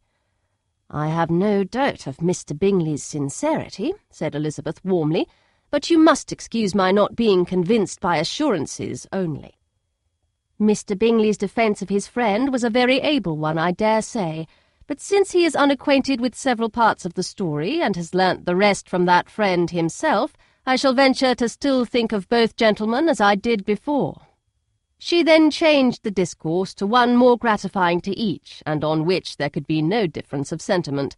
Elizabeth listened with delight to the happy, though modest hopes which Jane entertained of Mr. Bingley's regard, and said all in her power to heighten her confidence in it. On their being joined by Mr. Bingley himself, Elizabeth withdrew to Miss Lucas, to whose inquiry after the pleasantness of her last partner she had scarcely replied before Mr. Collins came up to them and told her with great exultation that he had just been so fortunate as to make a most important discovery. "I have found out," said he, "by a singular accident, that there is now in the room a near relation of my patroness. I happened to overhear the gentleman himself mentioning to the young lady who does the honours of the house the names of his cousin Miss de Bourgh, and of her mother, Lady Catherine. How wonderfully these sort of things occur! Who would have thought of my meeting with, perhaps, a nephew of Lady Catherine de Bourgh in this assembly? I am most thankful that the discovery is made in time for me to pay my respects to him, which I am now going to do, and trust he will excuse my not having done it before. My total ignorance of the connection must plead my apology." "You are not going to introduce yourself to Mr. Darcy?" "Indeed I am. I shall entreat his pardon for not having done it earlier. I believe him to be Lady Catherine's nephew. It will be in my power to assure him that her ladyship was quite well yesterday se'night." Elizabeth tried hard to dissuade him from such a scheme, assuring him that Mr. Darcy would consider his addressing him without introduction as an impertinent freedom rather than a compliment to his aunt, that it was not in the least necessary there should be any notice on either side, and that, if it were, it must belong to Mr. Darcy, the superior in consequence, to begin the acquaintance.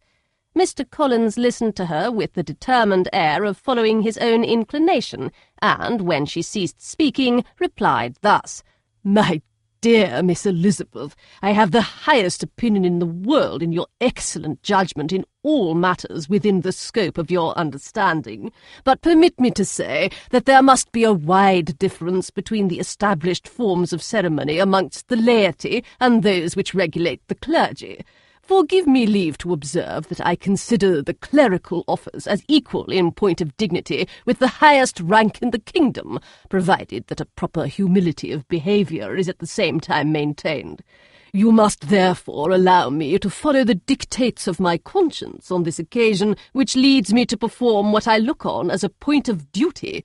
Pardon me for neglecting to profit by your advice, which on every other subject shall be my constant guide, though in the case before us I consider myself more fitted by education and habitual study to decide on what is right than a young lady like yourself." And with a low bow he left her to attack Mr. Darcy, whose reception of his advances she eagerly watched, and whose astonishment at being so addressed was very evident. Her cousin prefaced his speech with a solemn bow, and though she could not hear a word of it, she felt as if hearing it all, and saw in the motion of his lips the words apology, Hunsford, and Lady Catherine de Bourgh. It vexed her to see him expose himself to such a man. Mr. Darcy was eyeing him with unrestrained wonder, and when at last Mr. Collins allowed him time to speak, replied with an air of distant civility. Mr. Collins, however, was not discouraged from speaking again, and Mr. Darcy's contempt seemed abundantly increasing with the length of his second speech, and at the end of it he only made him a slight bow and moved another way. Mr. Collins then returned to Elizabeth. "I have no reason, I assure you," said he, "to be dissatisfied with my reception. Mr. Darcy seemed much pleased with the attention. He answered me with the utmost civility, and even paid me the compliment of saying that he was so well convinced of Lady Catherine's discernment as to be certain she could never bestow a favour unworthily. It was really a very handsome thought. Upon the whole, I am much pleased with him." As Elizabeth had no longer any interest of her own to pursue, she turned her attention almost entirely on her sister and Mr. Bingley, and the train of agreeable reflections which her observations gave birth to made her perhaps almost as happy as Jane. She saw her in idea settled in that very house, in all the felicity which a marriage of true affection could bestow, and she felt capable, under such circumstances, of endeavouring even to like Bingley's two sisters. Her mother's thoughts, she plainly saw, were bent the same way, and she determined not to venture near her, lest she might hear too much. When they sat down to supper, therefore, she considered it a most unlucky perverseness which placed them within one of each other, and deeply was she vexed to find that her mother was talking to that one person, Lady Lucas, freely, openly, and of nothing else but her expectation that Jane would soon be married to Mr. Bingley. It was an animating subject, and Mrs. Bennet seemed incapable of fatigue while enumerating the advantages of the match. His being such a charming young man, and so rich, and living but 3 miles from them, were the first points of self-congratulation, and then it was such a comfort to think how fond the two sisters were of Jane, and to be certain they must desire the connection as much as she could do. It was, moreover, such a promising thing for her younger daughters, as Jane's marrying so greatly must throw them in the way of other rich men. And lastly, it was so pleasant at her time of life to be able to consign her single daughters to the care of their sister, that she might not be obliged to go into company more than she liked. It was necessary to make this circumstance a matter of pleasure, because on such occasions it is the etiquette, but no one was less likely than Mrs. Bennet to find comfort in staying home at any period of her life. She concluded with many good wishes that Lady Lucas might soon be equally fortunate, though evidently and triumphantly believing there was no chance of it. In vain did Elizabeth endeavour to check the rapidity of her mother's words, or persuade her to describe her felicity in a less audible whisper, for, to her inexpressible vexation, she could perceive that the chief of it was overheard by Mr. Darcy, who sat opposite to them. Her mother only scolded her for being nonsensical. "What is Mr. Darcy to me, pray, that I should be afraid of him? I am sure we owe him no such particular civility as to be obliged to say nothing he may not like to hear." "For heaven's sake, madam, speak lower. What advantage can it be for you to offend Mr. Darcy? You will never recommend yourself to his friend by so doing." Nothing that she could say, however, had any influence. Her mother would talk of her views in the same intelligible tone. Elizabeth blushed and blushed again with shame and vexation. she could not help frequently glancing her eye at Mr. Darcy, though every glance convinced her of what she dreaded, for though he was not always looking at her mother, she was convinced that his attention was invariably fixed by her. The expression of his face changed gradually from indignant contempt to a composed and steady gravity. At length, however, Mrs. Bennet had no more to say, and Lady Lucas, who had been long yawning at the repetition of delights which she saw no likelihood of sharing, was left to the comforts of cold ham and chicken. Elizabeth now began to revive, but not long was the interval of tranquillity, for, when supper was over, singing was talked of, and she had the mortification of seeing Mary, after very little entreaty, preparing to oblige the company. By many significant looks and silent entreaties did she endeavour to prevent such a proof of complaisance, but in vain. Mary would not understand them. Such an opportunity of exhibiting was delightful to her, and she began her song.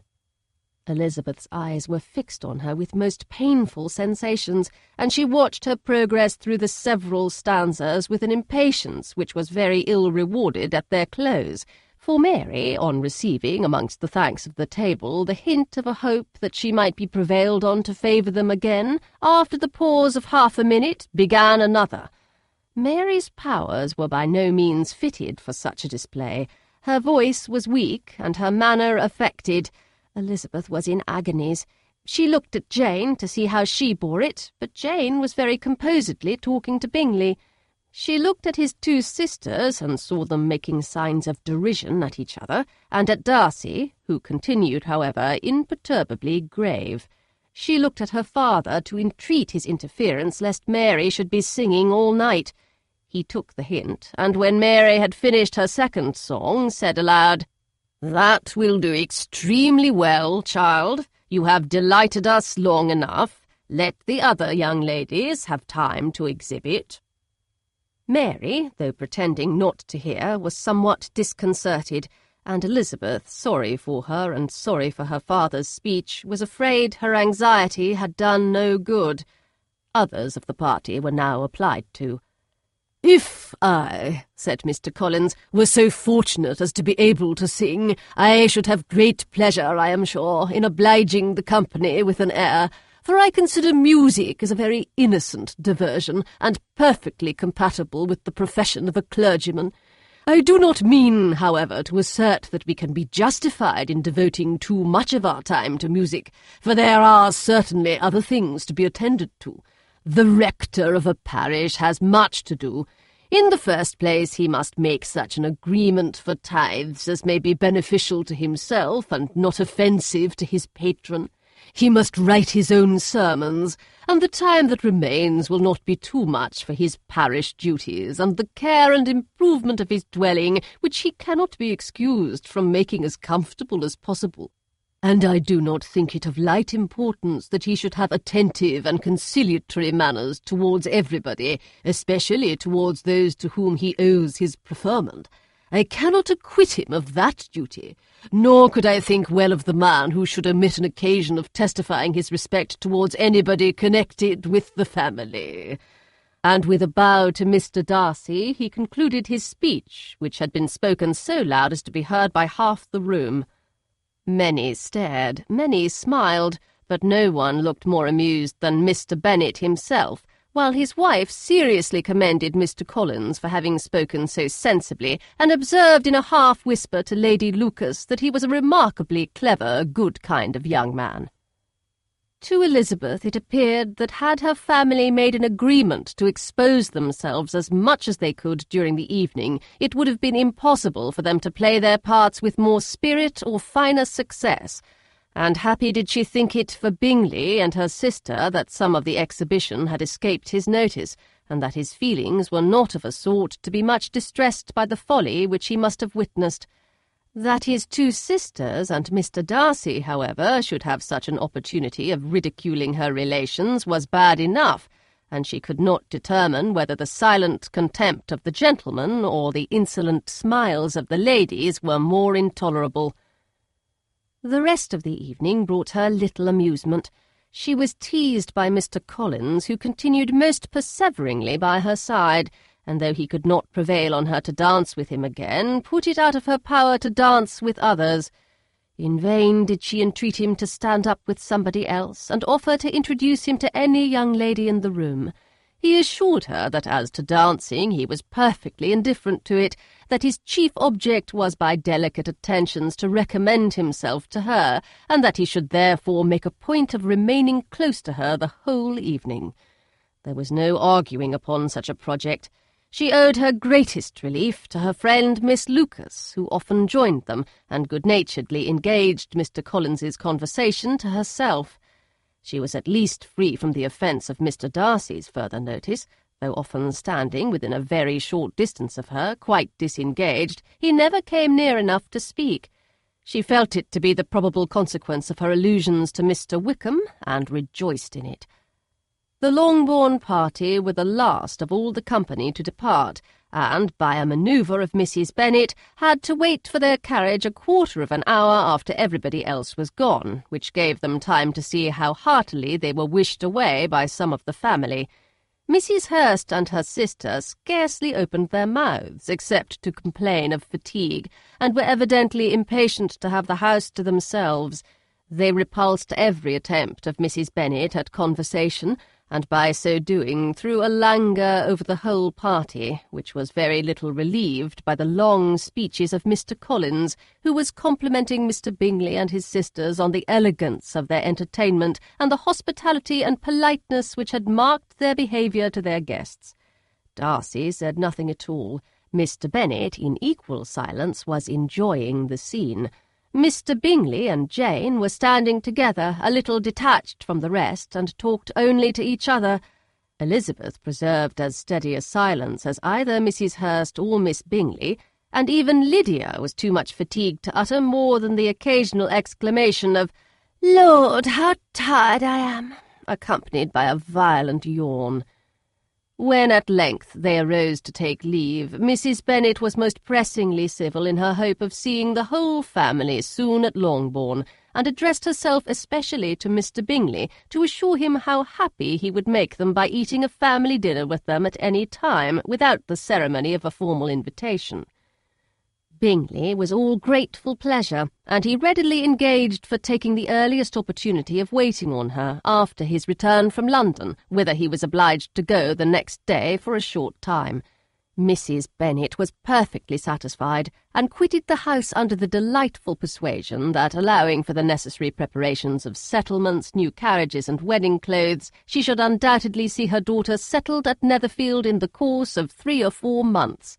Of having another daughter married to Mr. Collins, she thought with equal certainty, and with considerable, though not equal, pleasure. Elizabeth was the least dear to her of all her children, and though the man and the match were quite good enough for her, the worth of each was eclipsed by Mr. Bingley and Netherfield. Chapter 19. The next day opened a new scene at Longbourn. Mr. Collins made his declaration in form.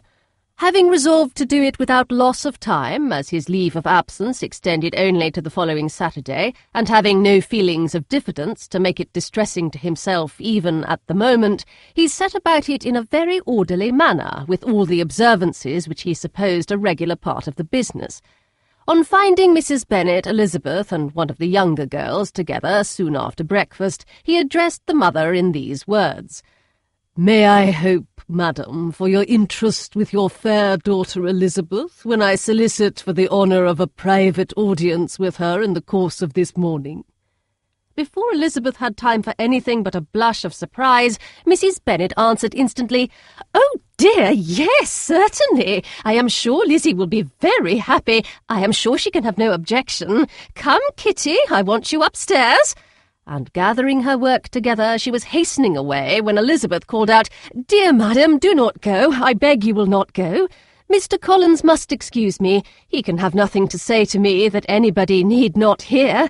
I am going away myself." "No, no, nonsense, Lizzie. I desire you to stay where you are." and upon Elizabeth's seeming really, with vexed and embarrassed looks, about to escape, she added, "Lizzie, I insist upon your staying and hearing Mr. Collins." Elizabeth would not oppose such an injunction, and a moment's consideration making her also sensible that it would be wisest to get it over as soon and as quietly as possible, she sat down again and tried to conceal, by incessant employment, the feelings which were divided between distress and diversion. Mrs. Bennet and Kitty walked off, and as soon as they were gone, Mr. Collins began. "Believe me, my dear Miss Elizabeth, that your modesty, so far from doing you any disservice, rather adds to your other perfections. You would have been less amiable in my eyes had there not been this little unwillingness. But allow me to assure you that I have your respected mother's permission for this address. You can hardly doubt the purport of my discourse, however your natural delicacy may lead you to dissemble. My attentions have been too marked to be mistaken. Almost as soon as I entered the house, I singled you out as the companion of my future life. But before I am run away with by my feelings on this subject, perhaps it would be advisable for me to state my reasons for marrying, and moreover for coming into Hertfordshire with the design of selecting a wife, as I certainly did." The idea of Mr. Collins, with all his solemn composure, being run away with by his feelings, made Elizabeth so near laughing that she could not use the short pause he allowed in any attempt to stop him further, and he continued. "My reasons for marrying are, first, that I think it a right thing for every clergyman in easy circumstances like myself to set the example of matrimony in his parish. Secondly, that I am convinced that it will add very greatly to my happiness. And thirdly, which perhaps I ought to have mentioned earlier, that it is the particular advice and recommendation of the very noble lady whom I have the honour of calling patroness. Twice has she condescended to give me her opinion, unasked, too, on this subject, and it was but the very Saturday night before I left Hunsford, between our pools at quadrille, while Mrs. Jenkinson was arranging Mr. Berg's footstool, that she said, 'Mr. Collins, you must marry. A clergyman like you must marry. Choose properly. Choose a gentlewoman for my sake. And for your own, let her be an active, useful sort of person, not brought up high, but able to make a small income go a good way. This is my advice. Find such a woman as soon as you can, bring her to Hunsford, and I will visit her. Allow me, by the way, to observe, my fair cousin, that I do not reckon the notice and kindness of Lady Catherine de Bourgh as among the least of the advantages in my power to offer. You will find her manners beyond anything I can describe, and your wit and vivacity, I think, must be acceptable to her, especially when tempered with the silence and respect which her rank will inevitably excite. Thus much for my general intention in favour of matrimony. It remains to be told why my views were directed towards Longbourn instead of my own neighbourhood, where I can assure you there are many amiable young women.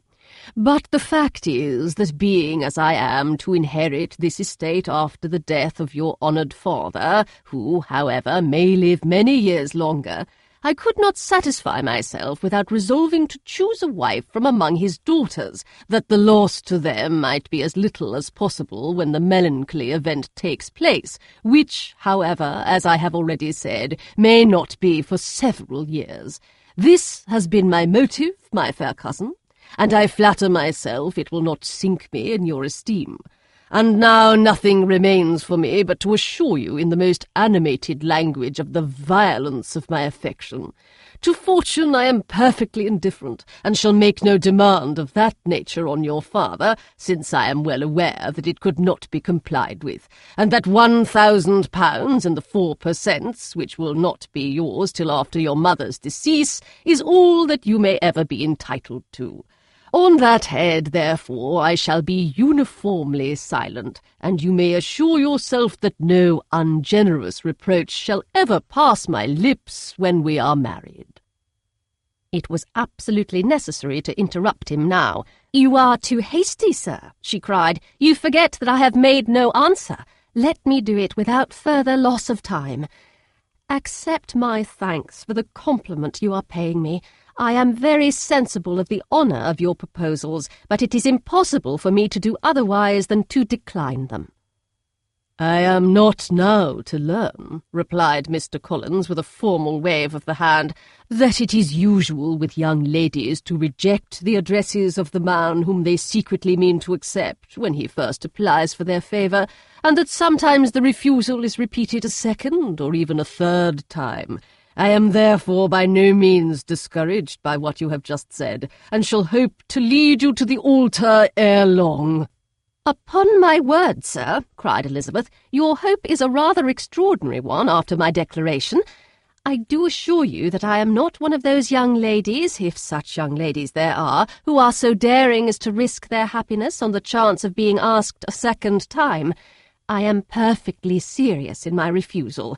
You could not make me happy, and I am convinced that I am the last woman in the world who could make you so. Nay, were your friend Lady Catherine to know me, I am persuaded she would find me in every respect ill qualified for the situation." "Were it certain that Lady Catherine would think so," said Mr. Collins very gravely. "But I cannot imagine that her ladyship would at all disapprove of you, and you may be certain when I have the honour of seeing her again I shall speak in the very highest terms of your modesty, economy, and other amiable qualification." "Indeed, Mr. Collins, all praise of me will be unnecessary. You must give me leave to judge for myself, and pay me the compliment of believing what I say. I wish you very happy and very rich, and by refusing your hand do all in my power to prevent your being otherwise. In making me the offer, you must have satisfied the delicacy of your feelings with regard to my family, and may take possession of Longbourn estate whenever it falls, without any self-reproach. This matter may be considered, therefore, as finally settled." And rising as she thus spoke, she would have quitted the room had Mr. Collins not thus addressed her. "When I do myself the honour of speaking to you next on the subject, I shall hope to receive a more favourable answer than you have now given me, though I am far from accusing you of cruelty at present, because I know it to be the established custom of your sex to reject a man on the first application, and perhaps you have even now said as much to encourage my suit as would be consistent with the true delicacy of the female character." "Really, Mr. Collins," cried Elizabeth with some warmth, "you puzzle me exceedingly. If what I have hitherto said can appear to you in the form of encouragement, I know not how to express my refusal in such a way as to convince you of its being one." "You must give me leave to flatter myself, my dear cousin, that your refusal of my addresses is merely words of course. My reasons for believing it are briefly these. It does not appear to me that my hand is unworthy your acceptance, or that the establishment I can offer would be any other than highly desirable. My situation in life, my connections with the family of de Bourgh, and my relationship to your own are circumstances highly in my favour, and you should take it into further consideration that in spite of your manifold attractions, it is by no means certain that another offer of marriage may ever be made you. Your portion is unhappily so small that it will in all likelihood undo the effects of your loveliness and amiable qualifications. As I must therefore conclude that you are not serious in your rejection of me, I shall choose to attribute it to your wish of increasing my love by suspense, according to the usual practice of elegant females." "I do assure you, sir, that I have no pretensions whatever to that kind of elegance which consists in tormenting a respectable man. I would rather be paid the compliment of being believed sincere. I thank you again and again for the honour you have done me in your proposals, but to accept them is absolutely impossible. My feelings in every respect forbid it. Can I speak plainer? Do not consider me now as an elegant female intending to plague you, but as a rational creature speaking the truth from her heart." "You are uniformly charming," cried he with an air of awkward gallantry, "and I am persuaded that when sanctioned by the express authority of both your excellent parents, my proposals will not fail of being acceptable." To such perseverance in wilful self-deception Elizabeth would make no reply, and immediately and in silence withdrew, determined, if he persisted in considering her repeated refusals as flattering encouragement, to apply to her father, whose negative might be uttered in such a manner as to be decisive, and whose behaviour at least could not be mistaken for the affectation and coquetry of an elegant female. Chapter 20. Mr. Collins was not left long to the silent contemplation of his successful love, for Mrs. Bennet, having dawdled about in the vestibule to watch for the end of the conference, no sooner saw Elizabeth open the door and with quick step pass her towards the staircase than she entered the breakfast-room and congratulated both him and herself in warm terms on the happy prospect of their nearer connection. Mr. Collins received and returned these felicitations with equal pleasure, and then proceeded to relate the particulars of their interview, with the result of which he trusted he had every reason to be satisfied, since the refusal which his cousin had steadfastly given him would naturally flow from her bashful modesty and the genuine delicacy of her character. This information, however, startled Mrs. Bennet. She would have been glad to be equally satisfied that her daughter had meant to encourage him by protesting against his proposals, but she dared not believe it, and could not help saying so.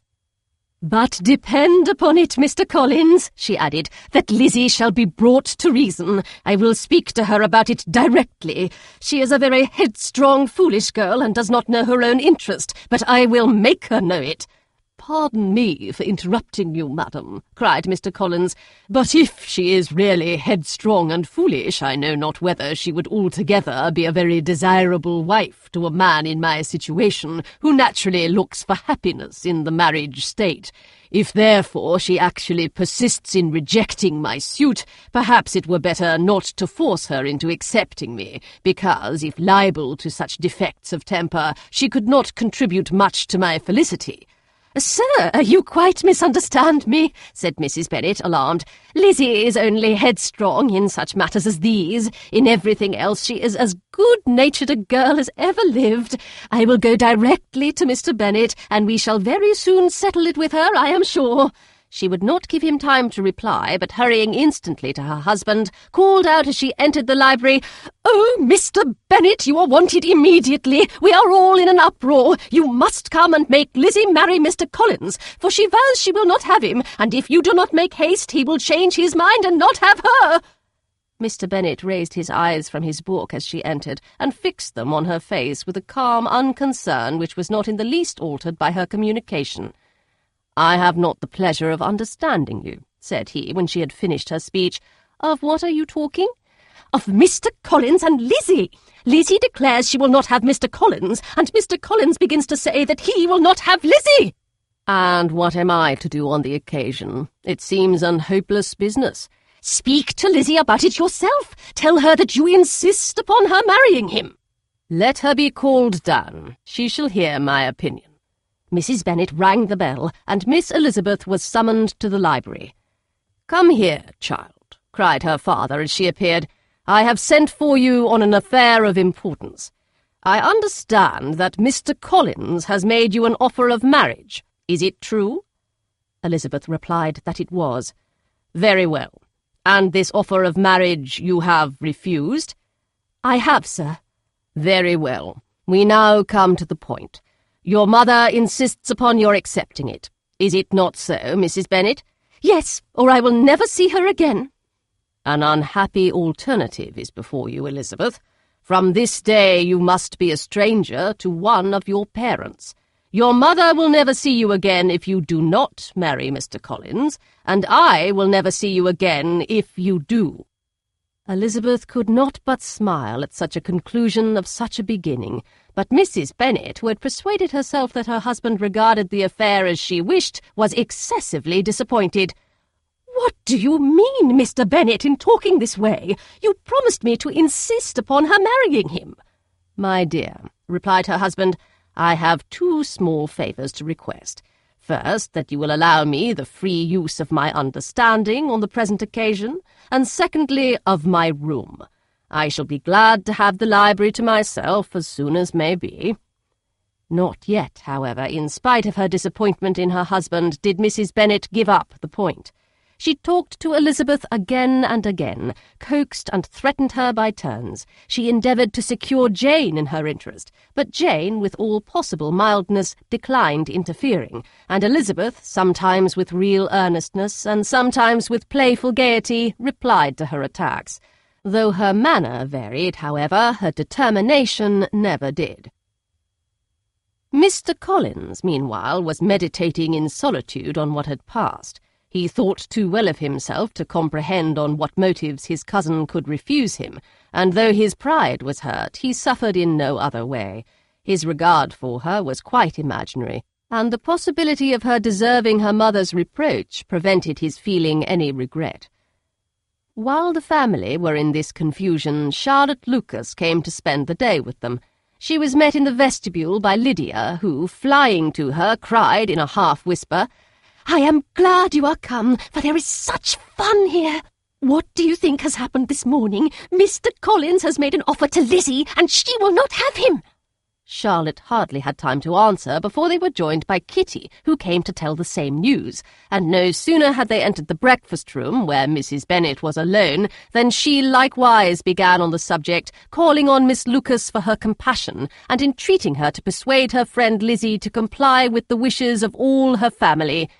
"Pray do, my dear Miss Lucas," she added in a melancholy tone, "for nobody is on my side. Nobody takes part with me. I am cruelly used. Nobody feels for my poor nerves." Charlotte's reply was spared by the entrance of Jane and Elizabeth. "Aye, there she comes," continued Mrs. Bennet, "looking as unconcerned as may be, and caring no more for us than if we were at York, provided she can have her own way. But I tell you, Miss Lizzie, if you take it into your head to go on refusing every offer of marriage in this way, you will never get a husband at all, and I am sure I do not know who is to maintain you when your father is dead. I shall not be able to keep you, and so I warn you. I have done with you from this very day. I told you in the library, you know, that I should never speak to you again, and you will find me as good as my word. I have no pleasure in talking to undutiful children.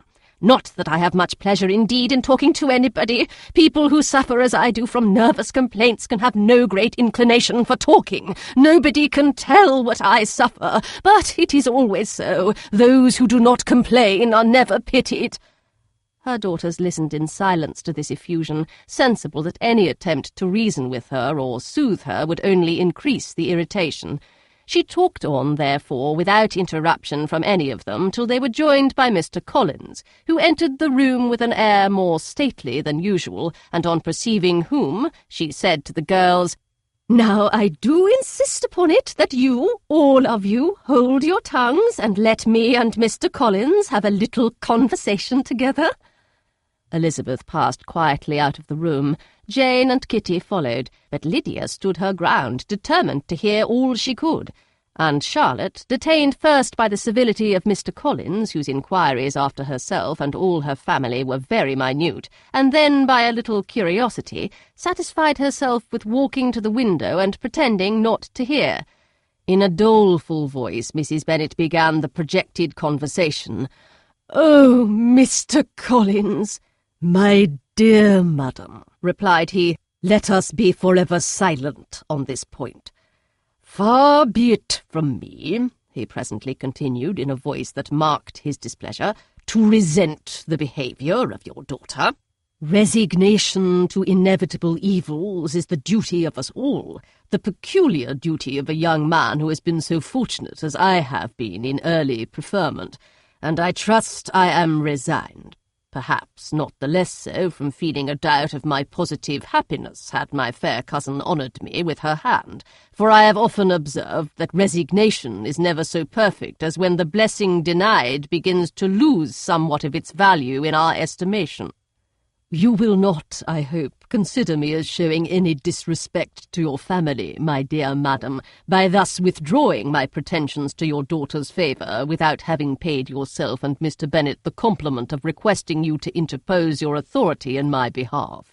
My conduct may, I fear, be objectionable in having accepted my dismission from your daughter's lips instead of your own, but we are all liable to error.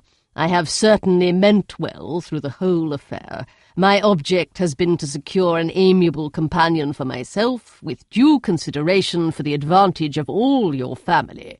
And if my manner has been at all reprehensible, I here beg leave to apologize. Chapter 21. The discussion of Mr. Collins's offer was now nearly at an end, and Elizabeth had only to suffer from the uncomfortable feelings necessarily attending it, and occasionally from some peevish allusions of her mother. As for the gentleman himself, his feelings were chiefly expressed not by embarrassment or dejection, or by trying to avoid her, but by stiffness of manner and resentful silence. He scarcely ever spoke to her, and the assiduous attentions which he had been so sensible of himself were transferred for the rest of the day to Miss Lucas, whose civility in listening to him was a seasonable relief to them all, and especially to her friend. The morrow produced no abatement of Mrs. Bennet's ill-humour or ill-health. Mr. Collins was also in the same state of angry pride. Elizabeth had hoped that his resentment might shorten his visit, but his plan did not appear in the least affected by it. He was always to have gone on Saturday, and to Saturday he meant to stay. After breakfast, the girls walked to Meryton to inquire if Mr. Wickham were returned, and to lament over his absence from the Netherfield ball. He joined them on their entering the town, and attended them to their aunt's, where his regret and vexation, and the concern of everybody, was well talked over. To Elizabeth, however, he voluntarily acknowledged that the necessity of his absence had been self-imposed. "I found," said he, as the time drew near, "that I had better not meet Mr. Darcy, that to be in the same room, the same party, with him for so many hours together might be more than I could bear, and that scenes might arise unpleasant to more than myself." She highly approved his forbearance, and they had leisure for a full discussion of it, and for all the commendation which they civilly bestowed on each other, as Wickham and another officer walked back with them to Longbourn, and during the walk he particularly attended to her. His accompanying them was a double advantage. She felt all the compliment it offered to herself, and it was most acceptable as an occasion of introducing him to her father and mother. Soon after their return, a letter was delivered to Miss Bennet. It came from Netherfield. The envelope contained a sheet of elegant little hot-pressed paper well covered with a lady's fair flowing hand, and Elizabeth saw her sister's countenance change as she read it, and saw her dwelling intently on some particular passages. Jane recollected herself soon, and, putting the letter away, tried to join with her usual cheerfulness in the general conversation. But Elizabeth felt an anxiety on the subject which drew off her attention even from Wickham, and no sooner had he and his companion taken leave than a glance from Jane invited her to follow her upstairs. When they had gained their own room, Jane, taking out the letter, said, "This is from Caroline Bingley. What it contains has surprised me a good deal. The whole party have left Netherfield by this time, and are on their way to town, and without any intention of coming back again. You shall hear what she says." She then read the first sentence aloud, which comprised the information of their having just resolved to follow their brother to town directly, and of their meaning to dine in Grosvenor Street, where Mr. Hurst had a house. The next was in these words: "I do not pretend to regret anything I shall leave in Hertfordshire, except your society, my dearest friend, but we will hope at some future period to enjoy many returns of that delightful intercourse we have known, and in the meanwhile may lessen the pain of separation by a very frequent and most unreserved correspondence. I depend on you for that." To these high-flown expressions Elizabeth listened with all the insensibility of distrust, and though the suddenness of their removal surprised her, she saw nothing in it really to lament. It was not to be supposed that their absence from Netherfield would prevent Mr. Bingley's being there, and as to the loss of their society, she was persuaded that Jane must cease to regard it in the enjoyment of his.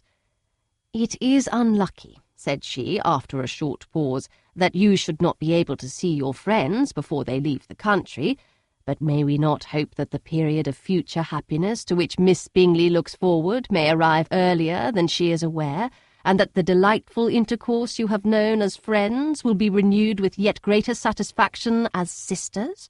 Mr. Bingley will not be detained in London by them.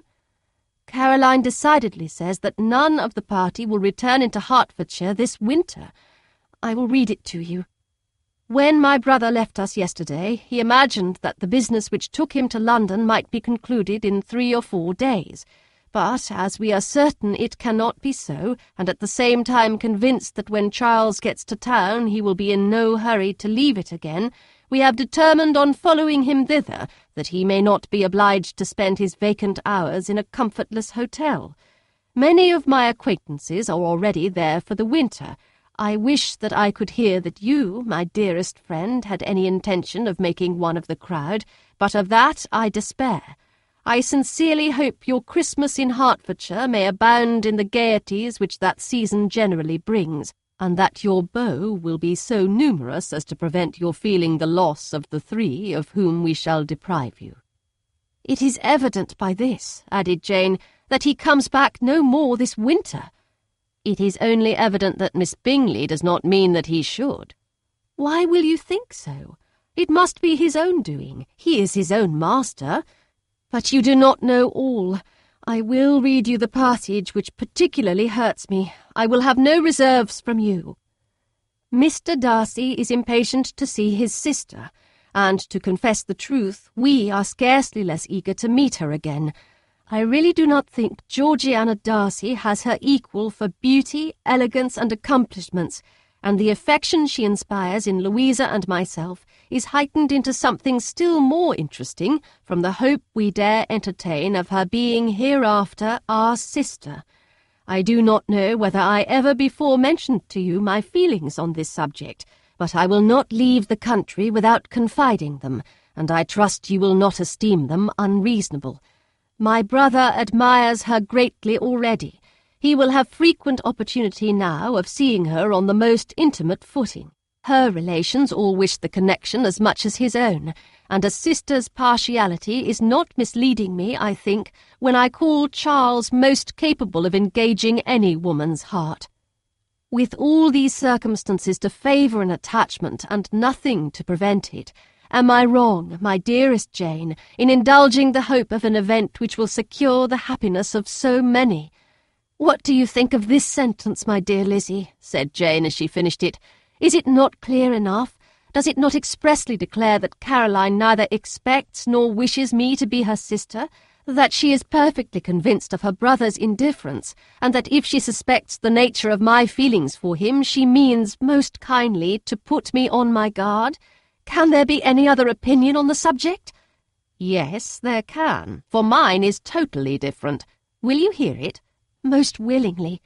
You shall have it in a few words. Miss Bingley sees that her brother is in love with you and wants him to marry Miss Darcy. She follows him to town in hope of keeping him there, and tries to persuade you that he does not care about you. Jane shook her head. Indeed, Jane, you ought to believe me. No one who has ever seen you together can doubt his affection. Miss Bingley, I am sure, cannot. She is not such a simpleton. Could she have seen half as much love in Mr. Darcy for herself, she would have ordered her wedding clothes. But the case is this. We are not rich enough or grand enough for them, and she is the more anxious to get Miss Darcy for her brother from the notion that when there has been one intermarriage, she may have less trouble in achieving a second, in which there is certainly some ingenuity, and I dare say it would succeed if Miss de Bourgh were out of the way. But, my dearest Jane, you cannot seriously imagine that because Miss Bingley tells you her brother greatly admires Miss Darcy, he is in the smallest degree less sensible of your merit than when he took leave of you on Tuesday, or that it will be in her power to persuade him that, instead of being in love with you, he is very much in love with her friend. If we thought alike of Miss Bingley, replied Jane, your representation of all this might make me quite easy. But I know the foundation is unjust. Caroline is incapable of willingly deceiving anyone, and all that I can hope in this case is that she is deceiving herself. That is right. You could not have started a more happy idea, since you will not take comfort in mine. Believe her to be deceived by all means. You have now done your duty by her, and must fret no longer. But, my dear sister, can I be happy, even supposing the best, in accepting a man whose sisters and friends are all wishing him to marry elsewhere? You must decide for yourself, said Elizabeth, and if, upon mature deliberation, you find that the misery of disobliging his two sisters is more than equivalent to the happiness of being his wife, I advise you by all means to refuse him. How can you talk so? Said Jane, faintly smiling. You must know that though I should be exceedingly grieved at their disapprobation, I could not hesitate. I did not think you would, and that being the case, I cannot consider your situation with much compassion. But if he returns no more this winter, my choice will never be required. 1,000 things may arise in 6 months. The idea of his returning no more Elizabeth treated with the utmost contempt. It appeared to her merely the suggestion of Caroline's interested wishes, and she could not for a moment suppose that those wishes, however openly or artfully spoken, could influence a young man so totally independent of everyone. She represented to her sister as forcibly as possible what she felt on the subject, and had soon the pleasure of seeing its happy effect. Jane's temper was not desponding, and she was gradually led to hope, though the diffidence of affection sometimes overcame the hope, that Bingley would return to Netherfield and answer every wish of her heart. They agreed that Mrs. Bennet should only hear of the departure of the family without being alarmed on the score of the gentleman's conduct. But even this partial communication gave her a great deal of concern, and she bewailed it as exceedingly unlucky that the ladies should happen to go away just as they were all getting so intimate together. After lamenting it, however, at some length, she had the consolation that Mr. Bingley would be soon down again and soon dining at Longbourn, and the conclusion of all was the comfortable declaration that though he had been invited only to a family dinner, she would take care to have 2 full courses. Chapter 22. The Bennets were engaged to dine with the Lucases, and again, during the chief of the day, was Miss Lucas so kind as to listen to Mr. Collins. Elizabeth took an opportunity of thanking her. "It keeps him in good humour," said she, "and I am more obliged to you than I can express." Charlotte assured her friend of her satisfaction in being useful, and that it amply repaid her for the little sacrifice of her time. This was very amiable, but Charlotte's kindness extended farther than Elizabeth had any conception of.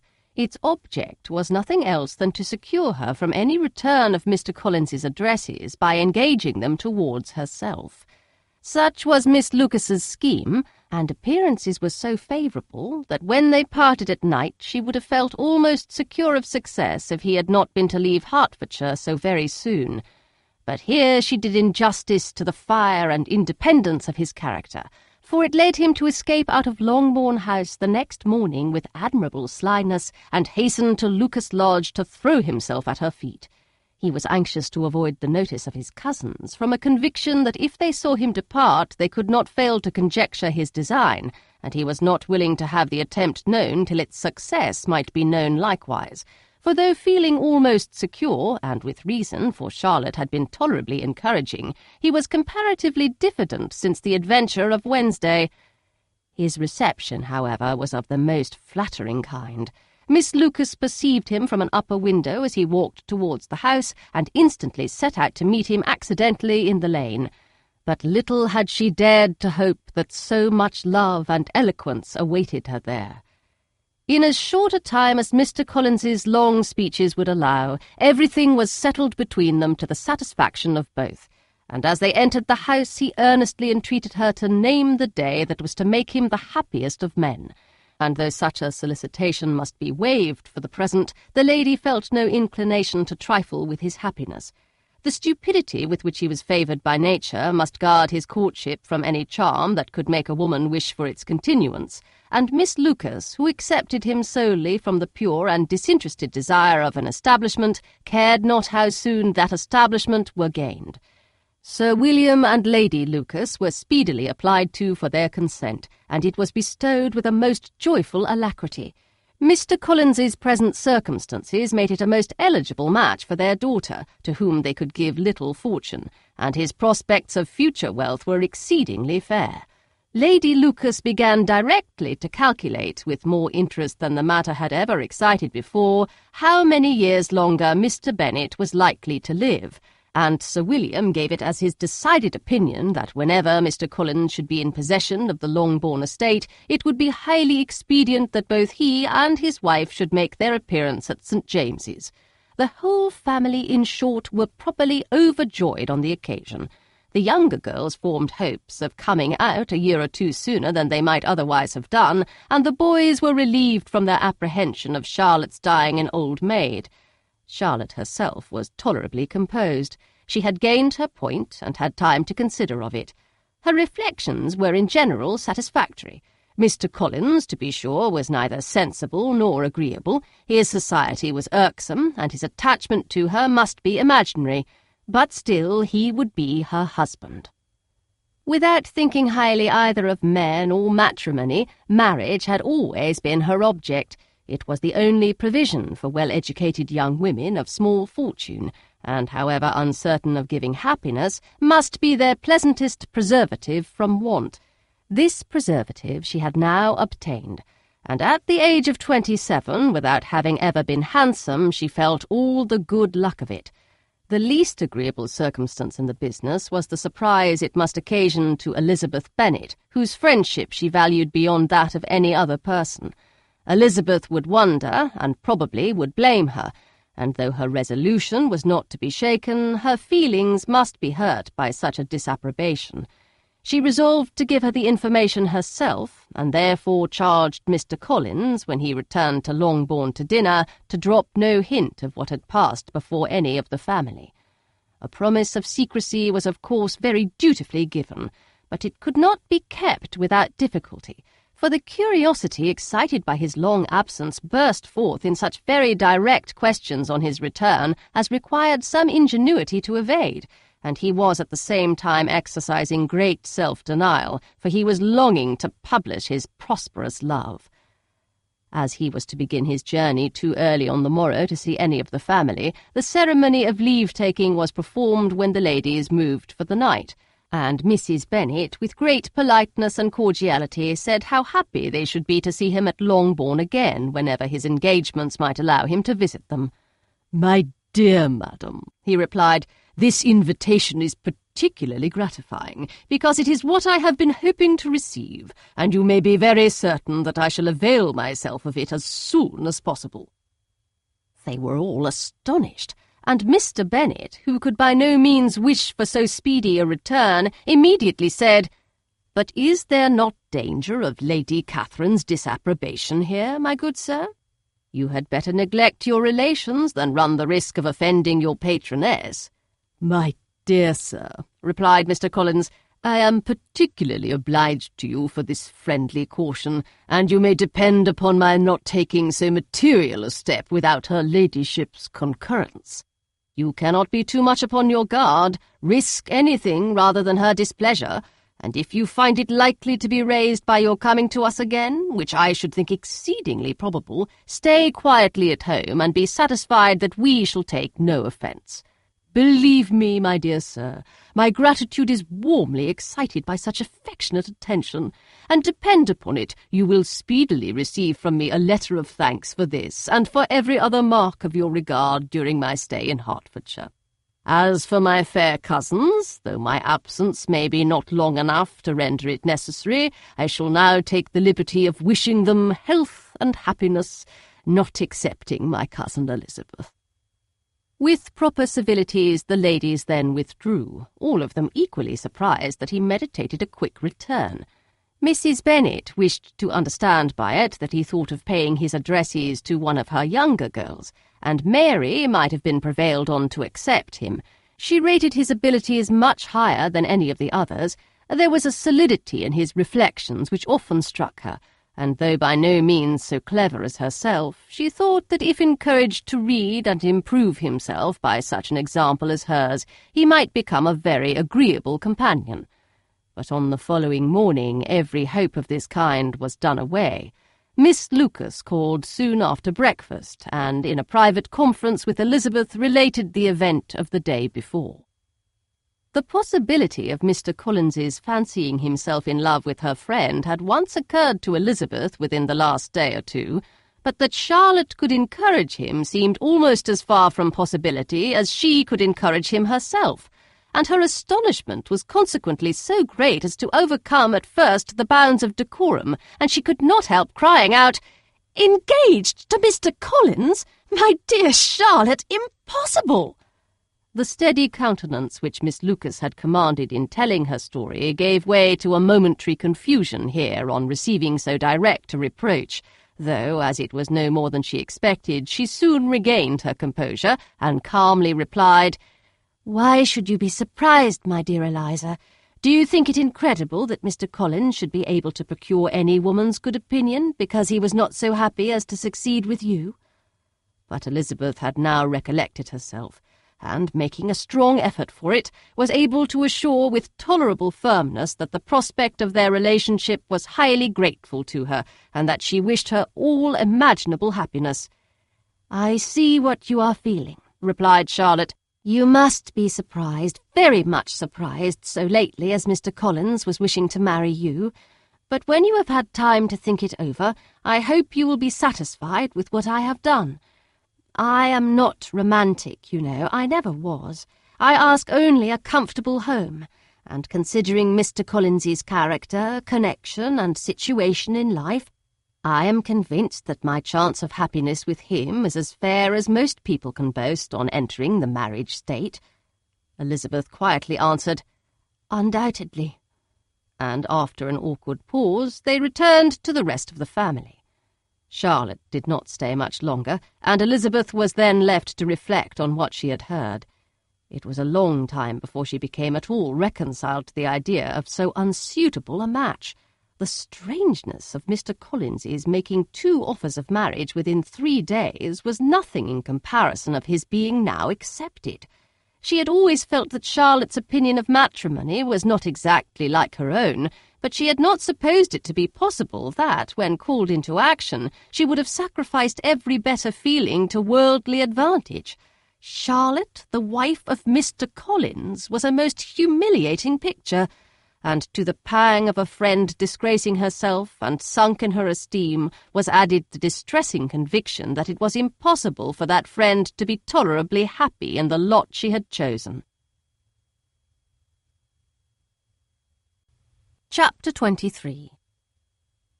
Elizabeth was sitting with her mother and sisters, reflecting on what she had heard and doubting whether she was authorized to mention it, when Sir William Lucas himself appeared, sent by his daughter, to announce her engagement to the family. With many compliments to them and much self-gratulation on the prospect of a connection between the houses, he unfolded the matter to an audience not merely wondering but incredulous. For Mrs. Bennet, with more perseverance than politeness, protested he must be entirely mistaken, and Lydia, always unguarded and often uncivil, boisterously exclaimed, "Good Lord, Sir William, how can you tell such a story? Do you not know that Mr. Collins wants to marry Lizzie?" Nothing less than the complacence of a courtier could have borne without anger such treatment, but Sir William's good breeding carried him through it all, and though he begged leave to be positive as to the truth of his information, he listened to all their impertinence with the most forbearing courtesy.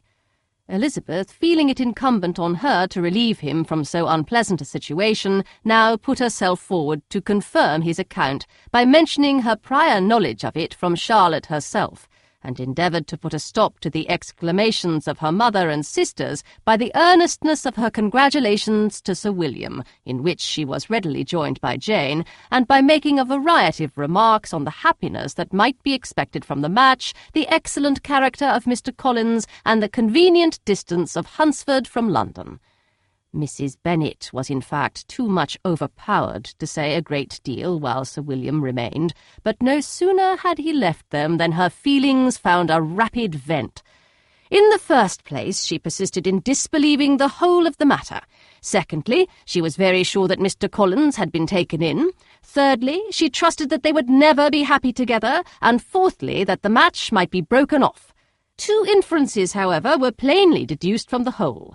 One, that Elizabeth was the real cause of the mischief, and the other, that she herself had been barbarously misused by them all, and on these 2 points she principally dwelt during the rest of the day. Nothing could console, and nothing could appease her, nor did that day wear out her resentment. A week elapsed before she could see Elizabeth without scolding her, a month passed away before she could speak to Sir William or Lady Lucas without being rude, and many months were gone before she could at all forgive their daughter. Mr. Bennet's emotions were much more tranquil on the occasion, and such as he did experience he pronounced to be of a most agreeable sort, for it gratified him, he said, to discover that Charlotte Lucas, whom he had been used to think tolerably sensible, was as foolish as his wife, and more foolish than his daughter. Jane confessed herself a little surprised at the match, but she said less of her astonishment than of her earnest desire for their happiness, nor could Elizabeth persuade her to consider it as improbable. Kitty and Lydia were far from envying Miss Lucas, for Mr. Collins was only a clergyman, and it affected them in no other way than as a piece of news to spread at Meryton. Lady Lucas could not be insensible of triumph on being able to retort on Mrs. Bennet the comfort of having a daughter well married, and she called at Longbourn rather oftener than usual to say how happy she was, though Mrs. Bennet's sour looks and ill-natured remarks might have been enough to drive happiness away. Between Elizabeth and Charlotte there was a restraint which kept them mutually silent on the subject, and Elizabeth felt persuaded that no real confidence could ever subsist between them again. Her disappointment in Charlotte made her turn with fonder regard to her sister, of whose rectitude and delicacy she was sure her opinion could never be shaken, and for whose happiness she grew daily more anxious, as Bingley had now been gone a week, and nothing more was heard of his return. Jane had sent Caroline an early answer to her letter, and was counting the days till she might reasonably hope to hear again. The promised letter of thanks from Mr. Collins arrived on Tuesday, addressed to their father, and written with all the solemnity of gratitude which a 12-month's abode in the family might have prompted.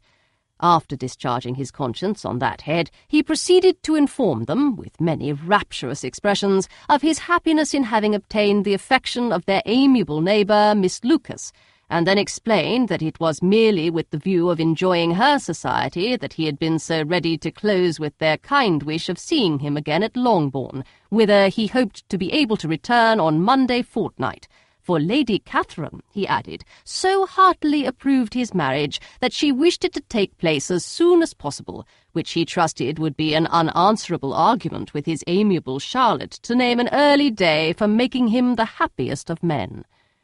Mr. Collins's return into Hertfordshire was no longer a matter of pleasure to Mrs. Bennet.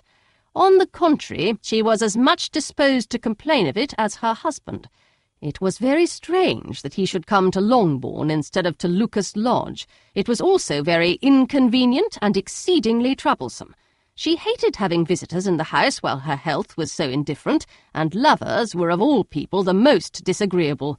Such were the gentle murmurs of Mrs. Bennet, and they gave way only to the greater distress of Mr. Bingley's continued absence.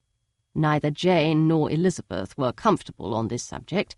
Day after day passed away without bringing any other tidings of him than the report which shortly prevailed in Meryton of his coming no more to Netherfield the whole winter, a report which highly incensed Mrs. Bennet, and which she never failed to contradict as a most scandalous falsehood.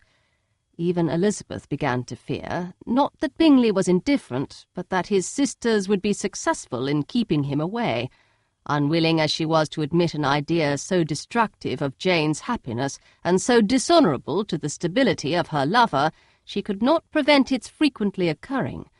The united efforts of his 2 unfeeling sisters and of his overpowering friend, assisted by the attractions of Miss Darcy and the amusements of London, might be too much, she feared, for the strength of his attachment. As for Jane, her anxiety under this suspense was, of course, more painful than Elizabeth's. But whatever she felt, she was desirous of concealing, and between herself and Elizabeth, therefore, the subject was never alluded to. But as no such delicacy restrained her mother, an hour seldom passed in which she did not talk of Bingley, express her impatience for his arrival, or even require Jane to confess that if he did not come back she would think herself very ill-used. It needed all Jane's steady mildness to bear these attacks with tolerable tranquillity. Mr. Collins returned most punctually on Monday fortnight, but his reception at Longbourn was not quite so gracious as it had been on his first introduction. He was too happy, however, to need much attention, and luckily for the others, the business of love-making relieved them from a great deal of his company. The chief of every day was spent by him at Lucas Lodge, and he sometimes returned to Longbourn only in time to make an apology for his absence before the family went to bed. Mrs. Bennet was really in a most pitiable state.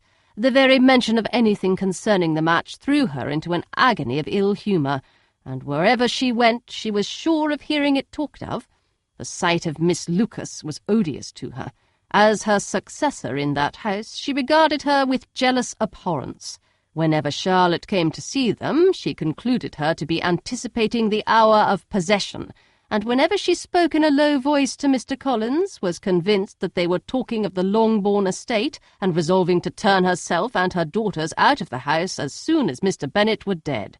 She complained bitterly of all this to her husband. "Indeed, Mr. Bennet," said she, "it is very hard to think that Charlotte Lucas should ever be mistress of this house, that I should be forced to make way for her, and live to see her take her place in it." "My dear, do not give way to such gloomy thoughts. Let us hope for better things. Let us flatter ourselves that I may be the survivor." This was not very consoling to Mrs. Bennet, and therefore, instead of making any answer, she went on as before. "I cannot bear to think that they should have all this estate. If it was not for the entail, I should not mind it." "What should not you mind?" "I should not mind anything at all." "Let us be thankful that you are preserved from a state of such insensibility."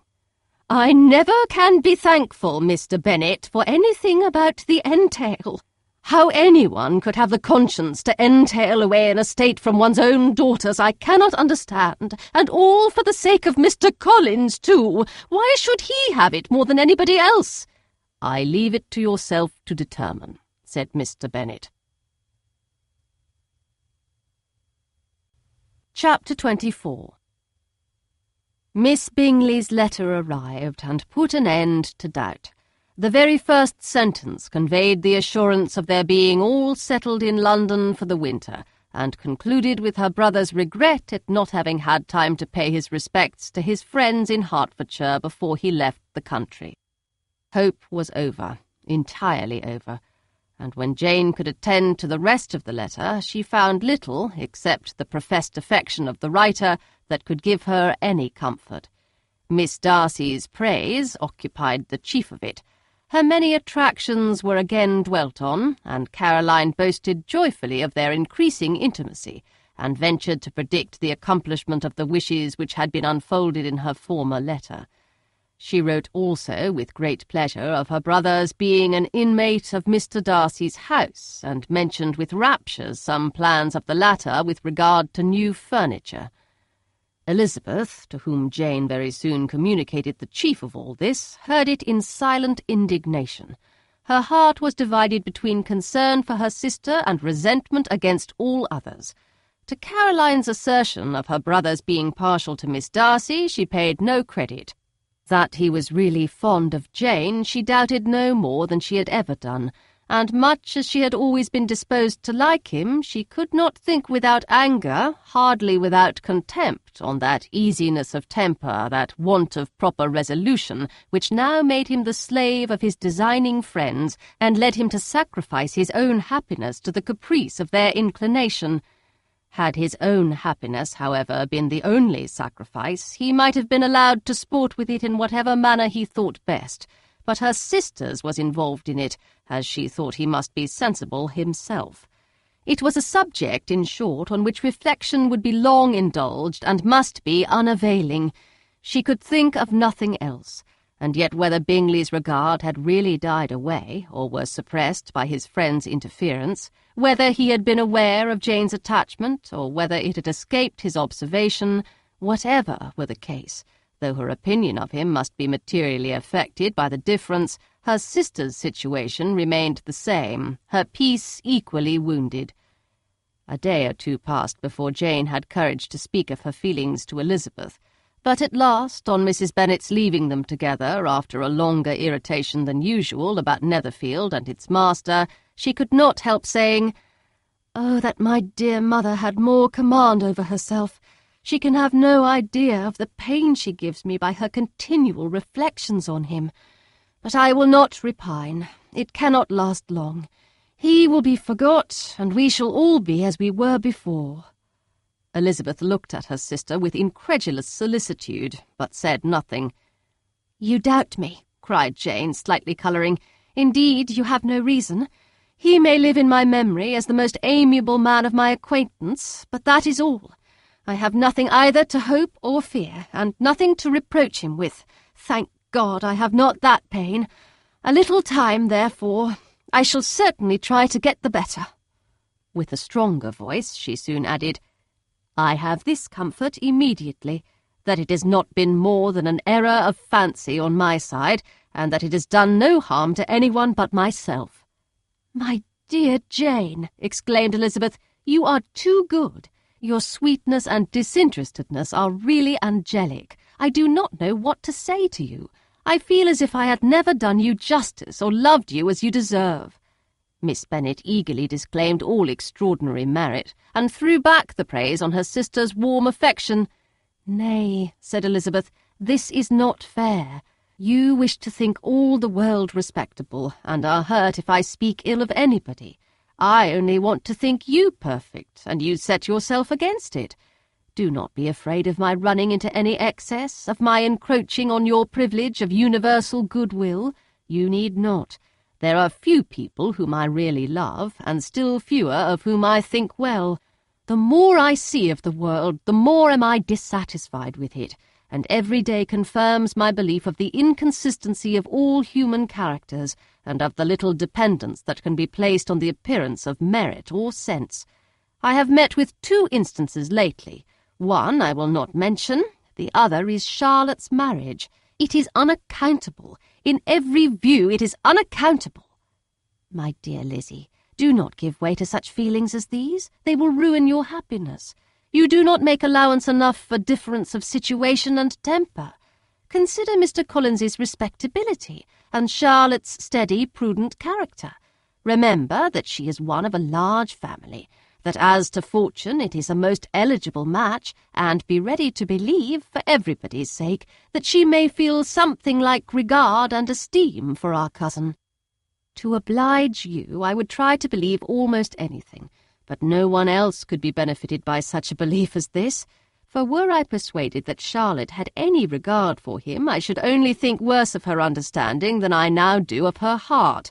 My dear Jane, Mr. Collins is a conceited, pompous, narrow-minded, silly man. You know he is, as well as I do. And you must feel, as well as I do, that the woman who married him cannot have a proper way of thinking. You shall not defend her, though it is Charlotte Lucas. You shall not, for the sake of one individual, change the meaning of principle and integrity, nor endeavour to persuade yourself or me that selfishness is prudence, and insensibility of danger security for happiness." "I must think your language too strong in speaking of both," replied Jane, "and I hope you will be convinced of it by seeing them happy together. But enough of this. You alluded to something else. You mentioned 2 instances. I cannot misunderstand you, but I entreat you, dear Lizzie, not to pain me by thinking that person to blame, and saying your opinion of him is sunk.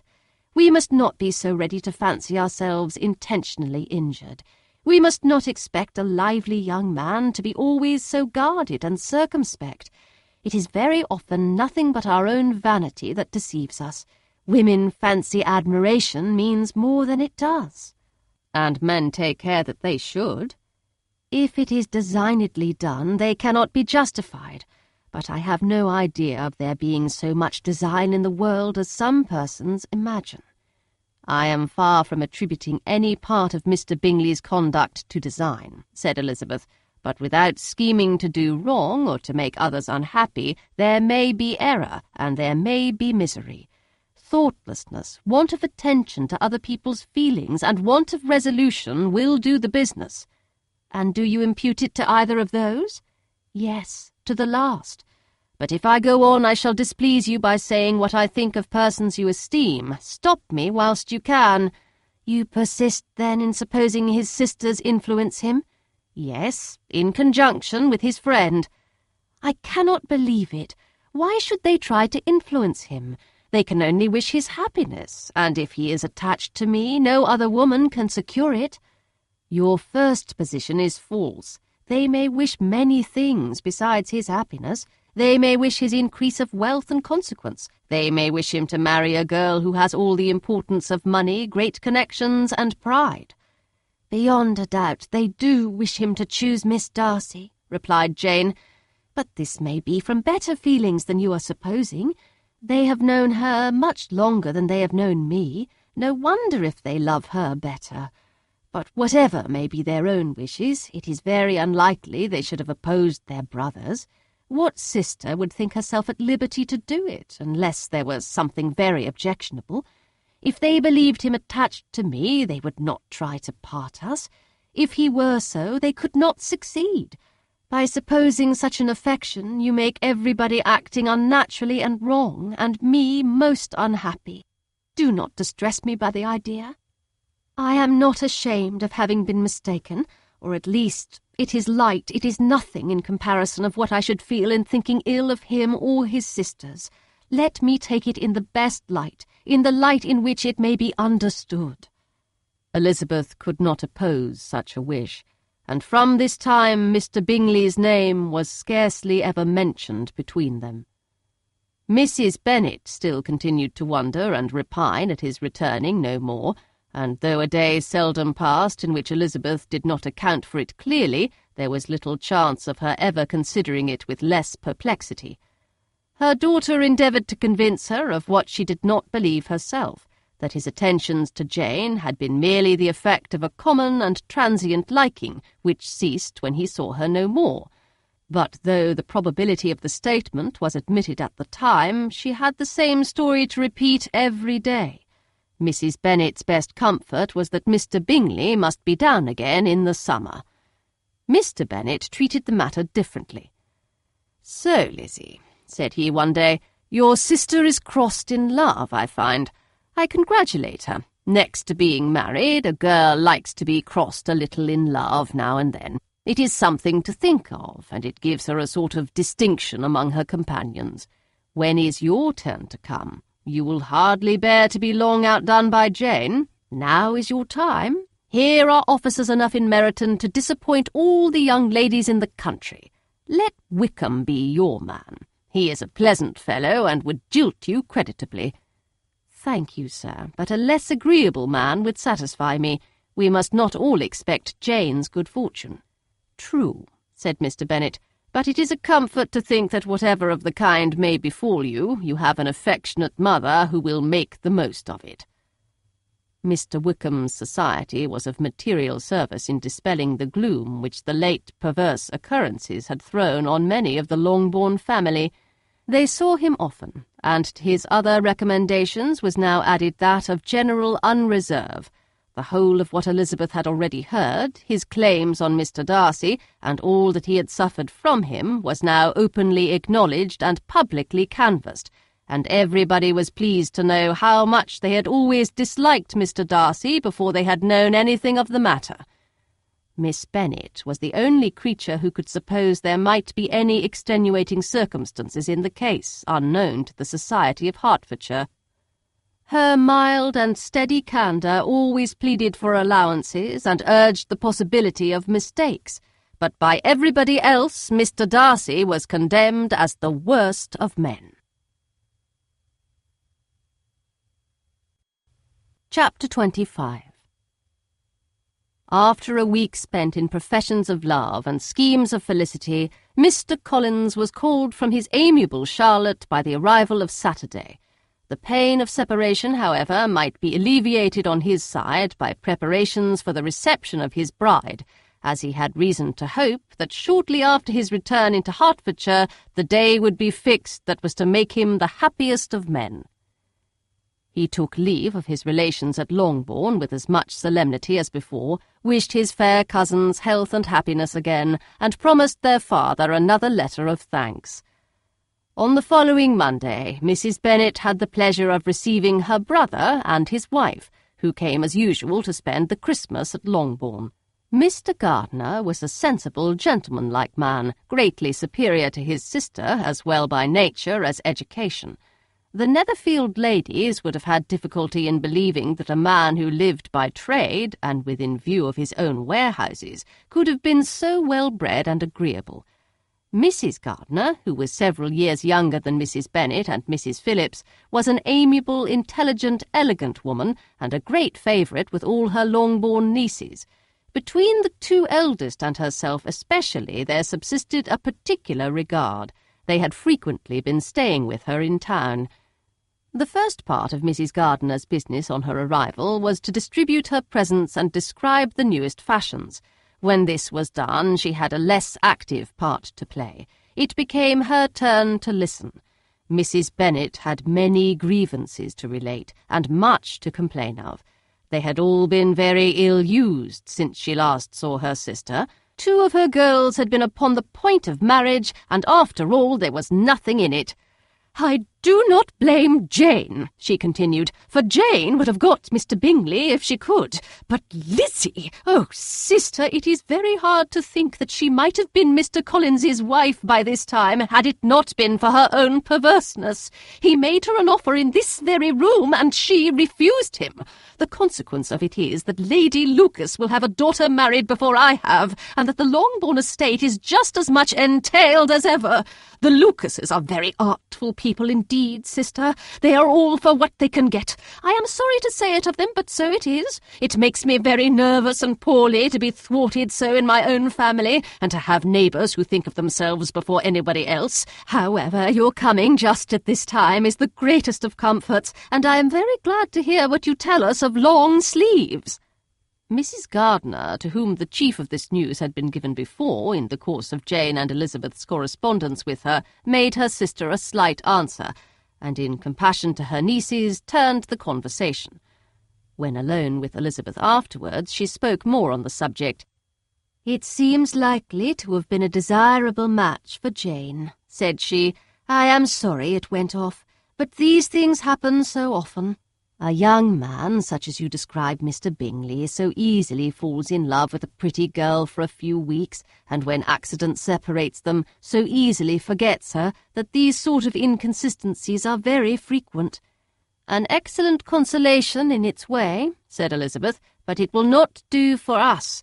We do not suffer by accident. It does not often happen that the interference of friends will persuade a young man of independent fortune to think no more of a girl whom he was violently in love with only a few days before. But that expression of violently in love is so hackneyed, so doubtful, so indefinite, that it gives me very little idea.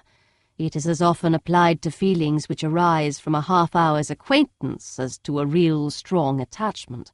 Pray, how violent was Mr. Bingley's love? I never saw a more promising inclination. He was growing quite inattentive to other people, and wholly engrossed by her. Every time they met it was more decided and remarkable. At his own ball he offended 2 or 3 young ladies by not asking them to dance, and I spoke to him twice myself without receiving an answer. Could there be finer symptoms? Is not general incivility the very essence of love? Oh, yes, of that kind of love which I suppose him to have felt. Poor Jane, I am sorry for her, because with her disposition she may not get over it immediately. It had better have happened to you, Lizzie. You would have laughed yourself out of it sooner. But do you think she would be prevailed upon to go back with us? Change of scene might be of service, and perhaps a little relief from home may be as useful as anything." Elizabeth was exceedingly pleased with this proposal, and felt persuaded of her sister's ready acquiescence. "I hope," added Mrs. Gardiner, that no consideration with regard to this young man will influence her. We live in so different a part of town, all our connections are so different, and, as you well know, we go out so little that it is very improbable that they should meet at all unless he really comes to see her. And that is quite impossible, for he is now in the custody of his friend, and Mr. Darcy would no more suffer him to call on Jane in such a part of London.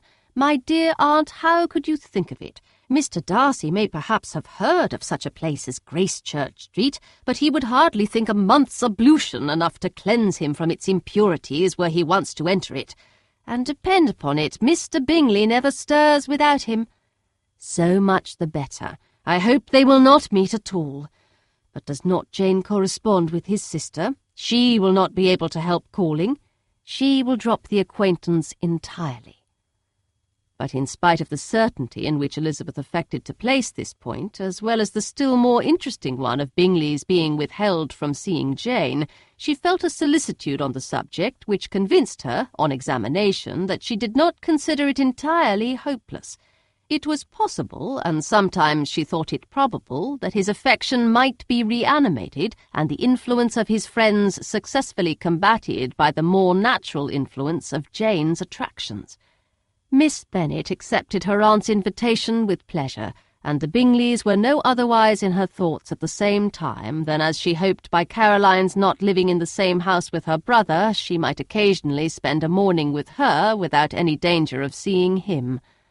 The Gardiners stayed a week at Longbourn, and what with the Phillipses, the Lucases, and the officers, there was not a day without its engagement. Mrs. Bennet had so carefully provided for the entertainment of her brother and sister that they did not once sit down to a family dinner.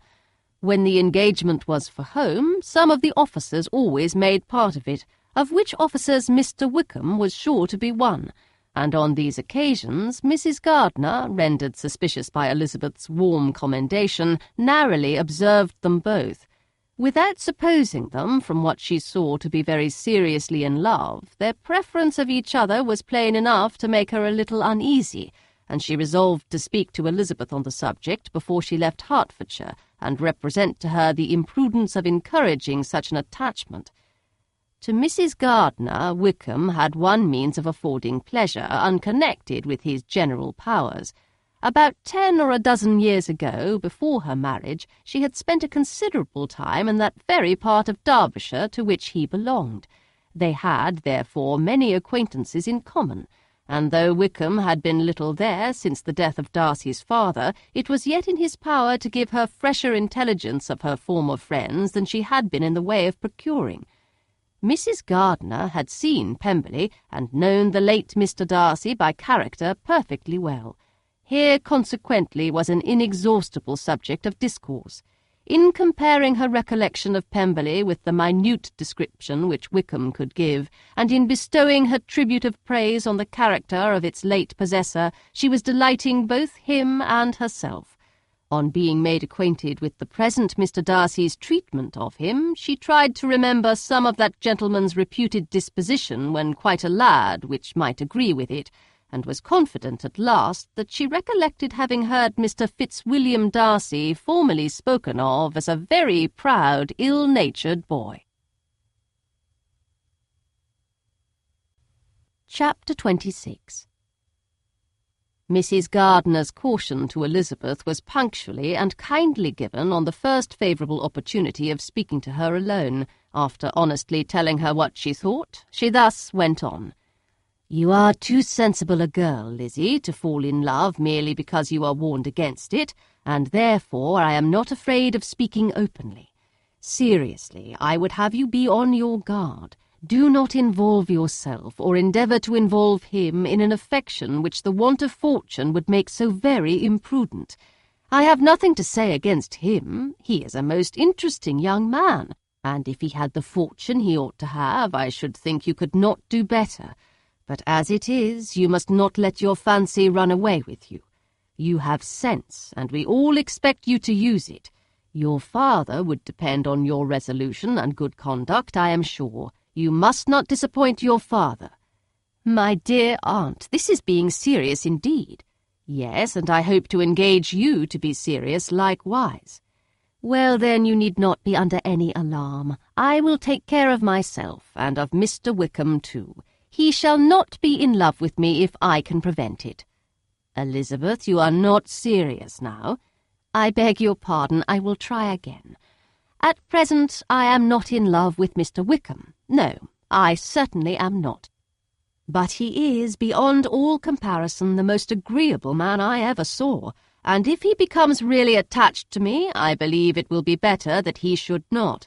I see the imprudence of it. Oh, that abominable Mr. Darcy! My father's opinion of me does me the greatest honour, and I should be miserable to forfeit it. My father, however, is partial to Mr. Wickham. In short, my dear aunt, I should be very sorry to be the means of making any of you unhappy, but since we see every day that where there is affection, young people are seldom withheld by immediate want of fortune from entering into engagements with each other, how can I promise to be wiser than so many of my fellow creatures if I am tempted, or how am I even to know that it would be wisdom to resist? All that I can promise you, therefore, is not to be in a hurry. I will not be in a hurry to believe myself his first object. When I am in company with him, I will not be wishing. In short, I will do my best. Perhaps it will be as well if you discourage his coming here so very often. At least you should not remind your mother of inviting him. As I did the other day, said Elizabeth with a conscious smile. Very true. It will be wise in me to refrain from that. But do not imagine that he is always here so often. It is on your account that he has been so frequently invited this week. You know my mother's ideas as to the necessity of constant company for her friends. But really, and upon my honour, I will try to do what I think to be the wisest, and now I hope you are satisfied. Her aunt assured her that she was, and Elizabeth having thanked her for the kindness of her hints, they parted, a wonderful instance of advice being given on such a point without being resented. Mr. Collins returned into Hertfordshire soon after it had been quitted by the Gardiners and Jane, but as he took up his abode with the Lucases, his arrival was no great inconvenience to Mrs. Bennet. His marriage was now fast approaching, and she was at length so far resigned as to think it inevitable, and even repeatedly to say, in an ill-natured tone, that she wished they might be happy. Thursday was to be the wedding day, and on Wednesday Miss Lucas paid her farewell visit, and when she rose to take leave, Elizabeth, ashamed of her mother's ungracious and reluctant good wishes, and sincerely affected herself, accompanied her out of the room. As they went downstairs together, Charlotte said, "I shall depend on hearing from you very often, Eliza." "That you certainly shall. And I have another favour to ask you. Will you come and see me? We shall often meet, I hope, in Hertfordshire. I am not likely to leave Kent for some time. Promise me, therefore, to come to Hunsford." Elizabeth could not refuse, though she foresaw little pleasure in the visit. "My father and Maria are coming to me in March," added Charlotte, "and I hope you will consent to be of the party. Indeed, Eliza, you will be as welcome as either of them." The wedding took place. The bride and bridegroom set off for Kent from the church door, and everybody had as much to say or to hear on the subject as usual. Elizabeth soon heard from her friend, and their correspondence was as regular and frequent as it had ever been. That it should be equally unreserved was impossible. Elizabeth could never address her without feeling that all the comfort of intimacy was over, and though determined not to slacken as a correspondent, it was for the sake of what had been rather than what was. Charlotte's first letters were received with a good deal of eagerness. There could not but be curiosity to know how she would speak of her new home, how she would like Lady Catherine, and how happy she would dare pronounce herself to be, though when the letters were read, Elizabeth felt that Charlotte expressed herself on every point exactly as she might have foreseen. She wrote cheerfully, seemed surrounded with comforts, and mentioned nothing which she could not praise. The house, furniture, neighbourhood, and roads were all to her taste, and Lady Catherine's behaviour was most friendly and obliging. It was Mr. Collins's picture of Hunsford and Rosings rationally softened, and Elizabeth perceived that she must wait for her own visit there to know the rest. Jane had already written a few lines to her sister to announce their safe arrival in London, and when she wrote again, Elizabeth hoped it would be in her power to say something of the Bingleys. Her impatience for this second letter was as well rewarded as impatience generally is. Jane had been a week in town without either seeing or hearing from Caroline. She accounted for it, however, by supposing that her last letter to her friend from Longbourn had by some accident been lost. "My aunt," she continued, "is going tomorrow into that part of the town, and I shall take the opportunity of calling in Grosvenor Street." She wrote again when the visit was paid, and she had seen Miss Bingley. "I did not think Caroline in spirits," were her words, "but she was very glad to see me, and reproached me for giving her no notice of my coming to London. I was right, therefore. My last letter had never reached her. I inquired after their brother, of course. He was well, but so much engaged with Mr. Darcy that they scarcely ever saw him. I found that Miss Darcy was expected to dinner. I wish I could see her. My visit was not long, as Caroline and Mrs. Hurst were going out. I dare say I shall see them soon here." Elizabeth shook her head over this letter. It convinced her that accident only could discover to Mr. Bingley her sister's being in town. 4 weeks passed away, and Jane saw nothing of him. She endeavoured to persuade herself that she did not regret it, but she could no longer be blind to Miss Bingley's inattention. After waiting at home every morning for a fortnight, and inventing every evening a fresh excuse for her, the visitor did at last appear, but the shortness of her stay, and yet more, the alteration of her manner, would allow Jane to deceive herself no longer. The letter which she wrote on this occasion to her sister will prove what she felt. "My dearest Lizzie will, I am sure, be incapable of triumphing in her better judgment at my expense, when I confess myself to have been entirely deceived in Miss Bingley's regard for me. But, my dear sister, though the event has proved you right, do not think me obstinate if I still assert that, considering what her behaviour was, my confidence was as natural as your suspicion. I do not at all comprehend her reason for wishing to be intimate with me, but if the same circumstances were to happen again, I am sure I should be deceived again. Caroline did not return my visit till yesterday, and not a note, not a line did I receive in the meantime. When she did come, it was very evident that she had no pleasure in it. She made a slight, formal apology for not calling before, said not a word of wishing to see me again, and was in every respect so altered a creature that when she went away I was perfectly resolved to continue the acquaintance no longer. I pity, though I cannot help blaming her. She was very wrong in singling me out as she did. I can safely say that every advance to intimacy began on her side. But I pity her, because she must feel that she has been acting wrong, and because I am very sure that anxiety for her brother is the cause of it. I need not explain myself farther, and though we know this anxiety to be quite needless, yet if she feels it, it will easily account for her behaviour to me, and so deservedly dear as he is to his sister, whatever anxiety she must feel on his behalf is natural and amiable. I cannot but wonder, however, at her having any such fears now, because if he had at all cared about me, we must have met long ago. He knows of my being in town, I am certain, from something she said herself, and yet it would seem, by her manner of talking, as if she wanted to persuade herself that he is really partial to Miss Darcy. I cannot understand it. If I were not afraid of judging harshly, I should be almost tempted to say that there is a strong appearance of duplicity in all this.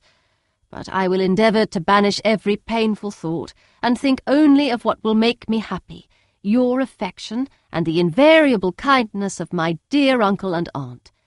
Let me hear from you very soon. Miss Bingley said something of his never returning to Netherfield again, of giving up the house, but not with any certainty. We had better not mention it. I am extremely glad that you have such pleasant accounts from our friends at Hunsford. Pray go to see them, with Sir William and Maria. I am sure you will be very comfortable there. Yours, etc. This letter gave Elizabeth some pain, but her spirits returned as she considered that Jane would no longer be duped, by the sister at least.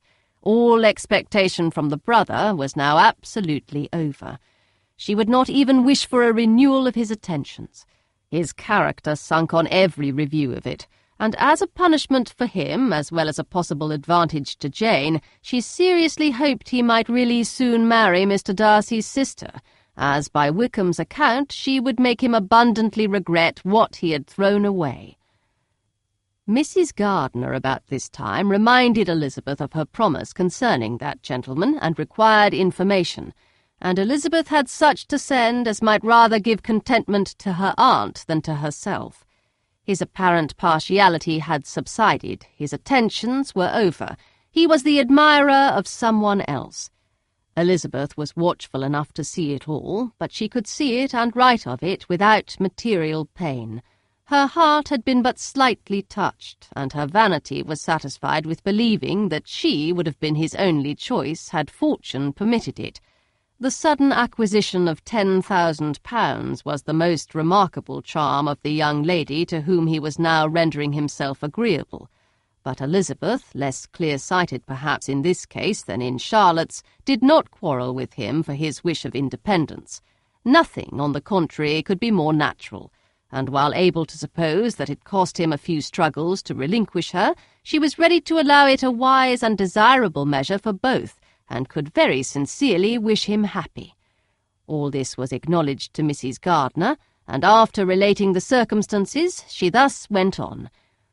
"I am now convinced, my dear aunt, that I have never been much in love, for had I really experienced that pure and elevating passion, I should at present detest his very name and wish him all manner of evil. But my feelings are not only cordial towards him, they are even impartial towards Miss King. I cannot find out that I hate her at all, or that I am in the least unwilling to think her a very good sort of girl. There can be no love in all this. My watchfulness has been effectual, and though I certainly should be a more interesting object to all my acquaintances were I distractedly in love with him, I cannot say that I regret my comparative insignificance. Importance may sometimes be purchased too dearly. Kitty and Lydia take this defection much more to heart than I do.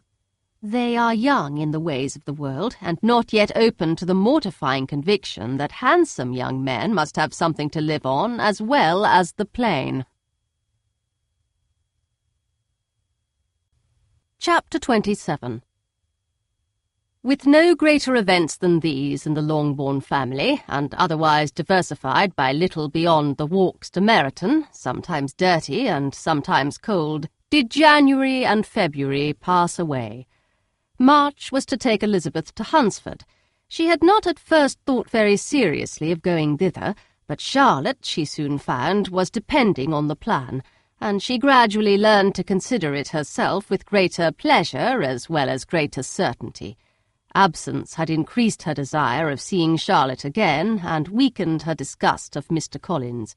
There was novelty in the scheme, and as, with such a mother and such uncompanionable sisters, home could not be faultless, a little change was not unwelcome for its own sake. The journey would moreover give her a peep at Jane, and in short, as the time drew near, she would have been very sorry for any delay. Everything, however, went on smoothly, and was finally settled according to Charlotte's first sketch. She was to accompany Sir William and his second daughter. The improvement of spending a night in London was added in time, and the plan became perfect as plan could be. The only pain was in leaving her father, who would certainly miss her, and who, when it came to the point, so little liked her going that he told her to write to him and almost promised to answer her letter. The farewell between herself and Mr. Wickham was perfectly friendly, on his side even more. His present pursuit could not make him forget that Elizabeth had been the first to excite and to deserve his attention, the first to listen and to pity, the first to be admired, and in his manner of bidding her adieu, wishing her every enjoyment, reminding her of what she was to expect in Lady Catherine de Bourgh, and trusting their opinion of her, their opinion of everybody, would always coincide, there was a solicitude, an interest which she felt must ever attach her to him with a most sincere regard. And she parted from him convinced that whether married or single, he must always be her model of the amiable and pleasing. Her fellow travellers the next day were not of a kind to make her think him less agreeable. Sir William Lucas and his daughter Maria, a good-humoured girl, but as empty-headed as himself, had nothing to say that could be worth hearing, and were listened to with about as much delight as the rattle of the chaise. Elizabeth loved absurdities, but she had known Sir William's too long. He could tell her nothing new of the wonders of his presentation and knighthood, and his civilities were worn out like his information. It was a journey of only 24 miles, and they began it so early as to be in Gracechurch Street by noon. As they drove to Mr. Gardiner's door, Jane was at a drawing-room window watching their arrival. When they entered the passage, she was there to welcome them, and Elizabeth, looking earnestly in her face, was pleased to see it healthful and lovely as ever. On the stairs were a troop of little boys and girls whose eagerness for their cousin's appearance would not allow them to wait in the drawing-room, and whose shyness, as they had not seen her for a 12-month, prevented their coming lower. All was joy and kindness. The day passed most pleasantly away, the morning in bustle and shopping, and the evening at one of the theatres. Elizabeth then contrived to sit by her aunt. Their first object was her sister, and she was more grieved than astonished to hear, in reply to her minute inquiries, that though Jane always struggled to support her spirits, there were periods of dejection. It was reasonable, however, to hope that they would not continue long.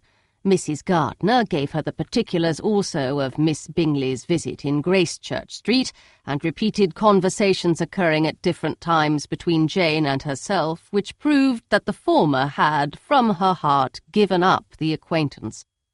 Mrs. Gardiner then rallied her niece on Wickham's desertion, and complimented her on bearing it so well. "But, my dear Elizabeth," she added, "what sort of girl is Miss King?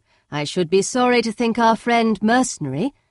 Pray, my dear aunt, what is the difference in matrimonial affairs between the mercenary and the prudent motive?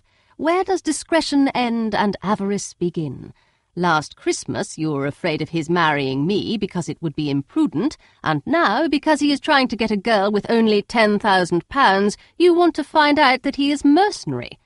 If you will only tell me what sort of girl Miss King is, I shall know what to think." "She is a very good kind of girl, I believe. I know no harm of her. But he paid her not the smallest attention till her grandfather's death made her mistress of this fortune." "No, why should he? If it were not allowable for him to gain my affections because I had no money, what occasion could there be for making love to a girl whom he did not care about and who was equally poor? But there seems an indelicacy in directing his attentions towards her so soon after this event. A man in distressed circumstances has not time for all those elegant decorums which other people may observe. If she does not object to it, why should we? Her not objecting does not justify him. It only shows her being deficient in something herself, sense or feeling." "Well," cried Elizabeth, "have it as you choose. He shall be mercenary, and she shall be foolish." "No, Lizzie, that is what I do not choose. I should be sorry, you know, to think ill of a young man who has lived so long in Derbyshire." "Oh, if that is all, I have a very poor opinion of young men who live in Derbyshire, and their intimate friends who live in Hertfordshire are not much better. I am sick of them all. Thank heaven, I am going tomorrow where I shall find a man who has not one agreeable quality, who has neither manner nor sense to recommend him. Stupid men are the only ones worth knowing after all." "Take care, Lizzie. That speech savours strongly of disappointment." Before they were separated by the conclusion of the play, she had the unexpected happiness of an invitation to accompany her uncle and aunt in a tour of pleasure which they proposed taking in the summer. "We have not determined how far it shall carry us," said Mrs. Gardiner, "but perhaps to the lakes." No scheme could have been more agreeable to Elizabeth, and her acceptance of the invitation was most ready and grateful. "Oh, my dear, dear aunt," she rapturously cried, "what delight, what felicity! You give me fresh life and vigour. Adieu to disappointment and spleen. What are young men to rocks and mountains? Oh, what hours of transport we shall spend, and when we do return it shall not be like other travellers without being able to give one accurate idea of anything. We will know where we have gone, we will recollect what we have seen. Lakes, mountains and rivers shall not be jumbled together in our imaginations, nor when we attempt to describe any particular scene will we begin quarrelling about its relative situation. Let our first effusions be less insupportable than those of the generality of travellers." Chapter 28. Every object in the next day's journey was new and interesting to Elizabeth, and her spirits were in a state of enjoyment, for she had seen her sister looking so well as to banish all fear for her health, and the prospect of her northern tour was a constant source of delight. When they left the high road for the lane to Hunsford, every eye was in search of the parsonage, and every turning expected to bring it in view. The palings of Rosings Park was their boundary on one side. Elizabeth smiled at the recollection of all that she had heard of its inhabitants. At length the parsonage was discernible. The garden sloping to the road, the house standing in it, the green pales, and the laurel hedge, everything declared they were arriving. Mr. Collins and Charlotte appeared at the door, and the carriage stopped at the small gate which led by a short gravel walk to the house, amidst the nods and smiles of the whole party.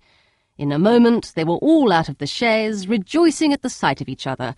Mrs. Collins welcomed her friend with the liveliest pleasure, and Elizabeth was more and more satisfied with coming when she found herself so affectionately received.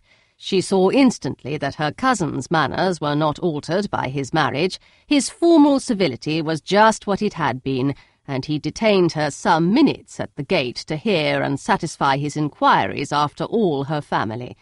They were then, with no other delay than his pointing out the neatness of the entrance, taken into the house, and as soon as they were in the parlour he welcomed them a second time with ostentatious formality to his humble abode, and punctually repeated all his wife's offers of refreshment. Elizabeth was prepared to see him in his glory, and she could not help in fancying that in displaying the good proportion of the room, its aspect, and its furniture, he addressed himself particularly to her, as if wishing to make her feel what she had lost in refusing him. But though everything seemed neat and comfortable, she was not able to gratify him by any sigh of repentance, and rather looked with wonder at her friend that she could have so cheerful an air with such a companion. When Mr. Collins said anything of which his wife might reasonably be ashamed, which certainly was not unseldom, she involuntarily turned her eye on Charlotte. Once or twice she could discern a faint blush, but in general Charlotte wisely did not hear. After sitting long enough to admire every article of furniture in the room, from the sideboard to the fender, to give an account of their journey and of all that had happened in London, Mr. Collins invited them to take a stroll in the garden, which was large and well laid out, and to the cultivation of which he attended himself. To work in this garden was one of his most respectable pleasures, and Elizabeth admired the command of countenance with which Charlotte talked of the healthfulness of the exercise, and owned she encouraged it as much as possible. Here, leading the way through every walk and cross-walk, and scarcely allowing them an interval to utter the praises he asked for, every view was pointed out with a minuteness which left beauty entirely behind. He could number the fields in every direction, and could tell how many trees there were in the most distant clump. But of all the views which his garden, or which the country, or kingdom could boast, none were to be compared with the prospect of Rosings, afforded by an opening in the trees that bordered the park nearly opposite the front of his house. It was a handsome modern building, well situated on rising ground. From his garden Mr. Collins would have led them round his 2 meadows, but the ladies, not having shoes to encounter the remains of a white frost, turned back, and while Sir William accompanied him, Charlotte took her sister and friend over the house, extremely well pleased probably to have the opportunity of showing it without her husband's help. It was rather small, but well-built and convenient, and everything was fitted up and arranged with a neatness and consistency of which Elizabeth gave Charlotte all the credit. When Mr. Collins could be forgotten, there was really an air of great comfort throughout, and by Charlotte's evident enjoyment of it, Elizabeth supposed he must be often forgotten. She had already learnt that Lady Catherine was still in the country.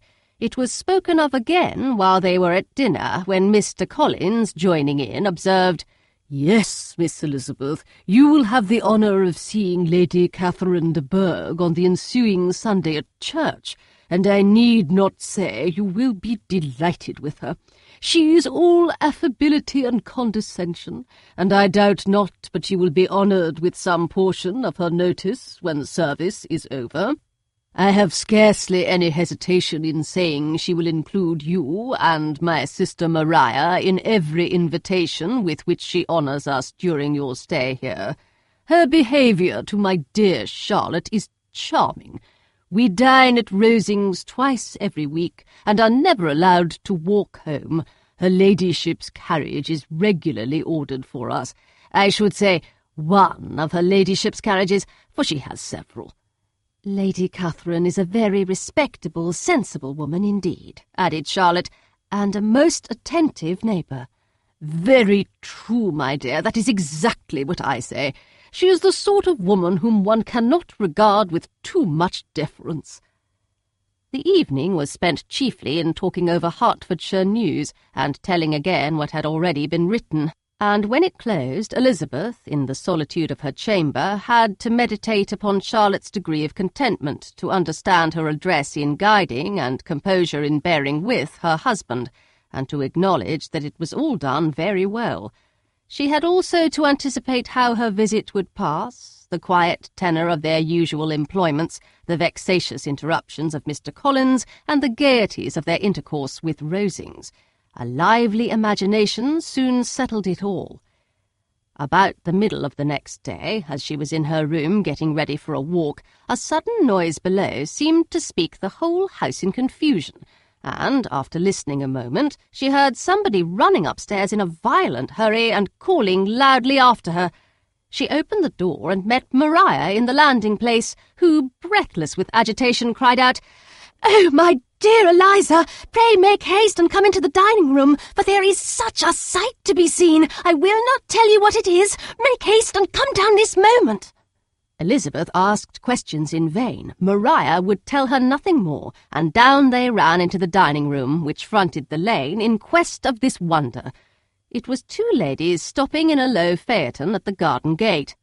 "And is this all?" cried Elizabeth. "I expected at least that the pigs were got into the garden, and here is nothing but Lady Catherine and her daughter." "La, my dear," said Maria, quite shocked at the mistake, "it is not Lady Catherine. The old lady is Mrs. Jenkinson, who lives with them. The other is Miss de Bourgh. Only look at her. She is quite a little creature. Who would have thought that she could be so thin and small? She is abominably rude to keep Charlotte out of doors in all this wind. Why does she not come in?" "Oh, Charlotte says she hardly ever does. It is the greatest of favours when Miss de Bourgh comes in." "I like her appearance," said Elizabeth, struck with other ideas. "She looks sickly and cross. Yes, she will do for him very well. She will make him a very proper wife." Mr. Collins and Charlotte were both standing at the gate in conversation with the ladies, and Sir William, to Elizabeth's high diversion, was stationed in the doorway in earnest contemplation of the greatness before him, and constantly bowing whenever Miss de Bourgh looked that way. At length there was nothing more to be said. The ladies drove on, and the others returned into the house. Mr. Collins no sooner saw the two girls than he began to congratulate them on their good fortune, which Charlotte explained by letting them know that the whole party was asked to dine at Rosings the next day. Chapter 29. Mr. Collins's triumph in consequence of this invitation was complete. the power of displaying the grandeur of his patroness to his wondering visitors, and of letting them see her civility towards himself and his wife, was exactly what he had wished for, and that an opportunity of doing it should be given so soon was such an instance of Lady Catherine's condescension as he knew not how to admire enough. "I confess," said he, "that I should not have been at all surprised by her ladyship's asking us on Sunday to drink tea and spend the evening at Rosings. I rather expected, from my knowledge of her affability, that it would happen. But who could have foreseen such an attention as this? Who could have imagined that we should receive an invitation to dine there, an invitation, moreover, including the whole party, so immediately after your arrival?" "I am the less surprised at what has happened," replied Sir William, "from that knowledge of what the manners of the great really are, which my situation in life has allowed me to acquire. About the court, such instances of elegant breeding are not uncommon." Scarcely anything was talked of the whole day or next morning but their visit to Rosings. Mr. Collins was carefully instructing them in what they were to expect, that the sight of such rooms, so many servants, and so splendid a dinner might not wholly overpower them. When the ladies were separating for the toilette, he said to Elizabeth, "Do not make yourself uneasy, my dear cousin, about your apparel. Lady Catherine is far from requiring that elegance of dress in us which becomes herself and her daughter. I would advise you merely to put on whatever of your clothes is superior to the rest. There is no occasion for anything more. Lady Catherine will not think the worse of you for being simply dressed. She likes to have the distinction of rank preserved." While they were dressing, he came 2 or 3 times to their different doors to recommend their being quick, as Lady Catherine very much objected to be kept waiting for her dinner. Such formidable accounts of her ladyship and her manner of living quite frightened Maria Lucas, who had been little used to company, and she looked forward to her introduction at Rosings with as much apprehension as her father had done to his presentation at St. James's. As the weather was fine, they had a pleasant walk of about half a mile across the park. Every park has its beauty and its prospects, and Elizabeth saw much to be pleased with, though she could not be in such raptures as Mr. Collins expected the scene to inspire, and was but slightly affected by his enumeration of the windows in front of the house, and his relation of what the glazing altogether had originally cost Sir Louis de Bourgh. When they ascended the steps to the hall, Maria's alarm was every moment increasing, and even Sir William did not look perfectly calm. Elizabeth's courage did not fail her. She had heard nothing of Lady Catherine that spoke her awful from any extraordinary talents or miraculous virtue, and the mere stateliness of money or rank she thought she could witness without trepidation.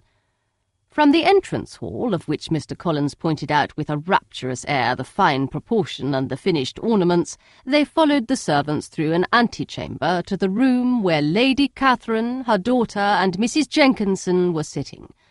Her ladyship, with great condescension, arose to receive them, and as Mrs. Collins had settled it with her husband that the office of introduction should be hers, it was performed in a proper manner, without any of those apologies and thanks which he would have thought necessary. In spite of having been at St. James's, Sir William was so completely awed by the grandeur surrounding him that he had but just courage enough to make a very low bow and take his seat without saying a word, and his daughter, frightened almost out of her senses, sat on the edge of her chair, not knowing which way to look. Elizabeth found herself quite equal to the scene, and could observe the 3 ladies before her composedly. Lady Catherine was a tall, large woman with strongly marked features which might once have been handsome.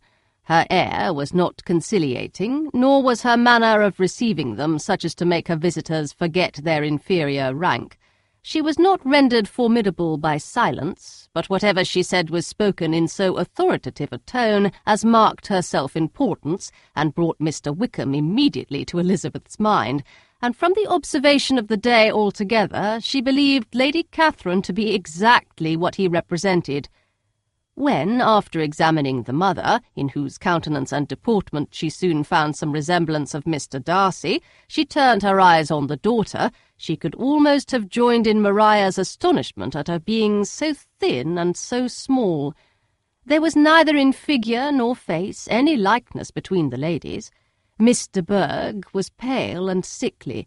Her features, though not plain, were insignificant, and she spoke very little, except in a low voice, to Mrs. Jenkinson, in whose appearance there was nothing remarkable, and who was entirely engaged in listening to what she said and placing a screen in the proper direction before her eyes. After sitting a few minutes, they were all sent to one of the windows to admire the view, Mr. Collins attending them to point out its beauties, and Lady Catherine kindly informing them that it was much better worth looking at in the summer. The dinner was exceedingly handsome, and there were all the servants and all the articles of plate which Mr. Collins had promised, and, as he had likewise foretold, he took his seat at the bottom of the table by her ladyship's desire, and looked as if he felt that life could furnish nothing greater. He carved and ate and praised with delighted alacrity, and every dish was commended, first by him and then by Sir William, who was now enough recovered to echo whatever his son-in-law said, in a manner which Elizabeth wondered Lady Catherine could bear. But Lady Catherine seemed gratified by their excessive admiration, and gave most gracious smiles, especially when any dish on the table proved a novelty to them. The party did not supply much conversation.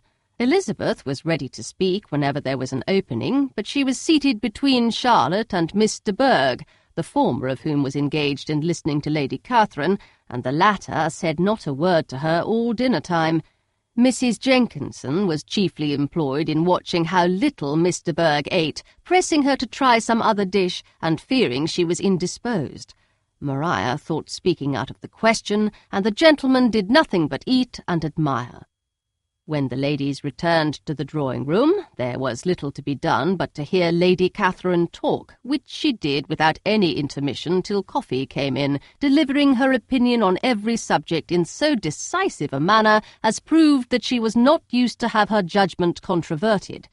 She inquired into Charlotte's domestic concerns familiarly and minutely, gave her a great deal of advice as to the management of them all, told her how everything ought to be regulated in so small a family as hers, and instructed her as to the care of her cows and her poultry. Elizabeth found that nothing was beneath this great lady's attention which could furnish her with an occasion of dictating to others. In the intervals of her discourse with Mrs. Collins, she addressed a variety of questions to Maria and Elizabeth, but especially to the latter, of whose connections she knew the least, and who she observed to Mrs. Collins was a very genteel, pretty kind of girl. She asked her at different times how many sisters she had, whether they were older or younger than herself, whether any of them were likely to be married, whether they were handsome, where they had been educated, what carriage her father kept, and what had been her mother's maiden name. Elizabeth felt all the impertinence of her questions, but answered them very composedly. Lady Catherine then observed, "Your father's estate is entailed on Mr. Collins, I think. For your sake," turning to Charlotte, "I am glad of it, but otherwise I see no occasion for entailing estates from the female line. It was not thought necessary in Sir Louis de Bourgh's family. Do you play and sing, Miss Bennet?" "A little." "Oh, then some time or other we shall be happy to hear you. Our instrument is a capital one, probably superior to— You shall try it some day. Do your sisters play and sing?" "One of them does." "Why did not you all learn? You ought all to have learned. The Miss Webbs all play, and their father has not so good an income as yours. Do you draw?" "No, not at all." "What? None of you?" "Not one." "That is very strange, but I suppose you had no opportunity. Your mother should have taken you to town every spring for the benefit of masters." "My mother would have had no objection, but my father hates London." "Has your governess left you?" "We never had any governess." "No governess? How was that possible? 5 daughters brought up at home without a governess? I never heard of such a thing. Your mother must have been quite a slave to your education." Elizabeth could hardly help smiling as she assured her that had not been the case. "Then who taught you? Who attended to you? Without a governess, you must have been neglected." "Compared with some families, I believe we were, but such of us as wished to learn never wanted the means. We were always encouraged to read, and had all the masters that were necessary. Those who chose to be idle certainly might." "Aye, no doubt, but that is what a governess will prevent. And if I had known your mother, I should have advised her most strenuously to engage one.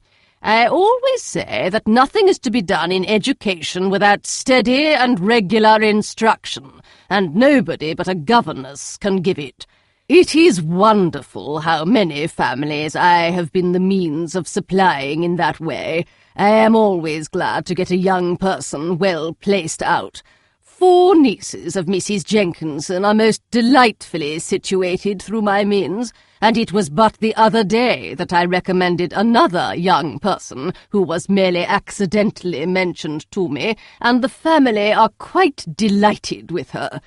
Mrs. Collins, did I tell you of Lady Metcalfe's calling yesterday to thank me? She finds Miss Pope a treasure. 'Lady Catherine,' said she, 'you have given me a treasure.' Are any of your younger sisters out, Miss Bennet?" "Yes, ma'am, all." "All? What, all 5 out at once? Very odd. And you only the second. The younger ones out before the elder ones are married. Your younger sisters must be very young." "Yes, my youngest is not 16. Perhaps she is full young to be much in company. But really, ma'am, I think it would be very hard upon younger sisters that they should not have their share of society and amusement because the elder may not have the means or inclination to marry early. The last-born has as good a right to the pleasures of youth as the first, and to be kept back on such a motive, I think it would not be very likely to promote sisterly affection or delicacy of mind." "Upon my word," said her ladyship, "you give your opinion very decidedly for so young a person. Pray, what is your age?"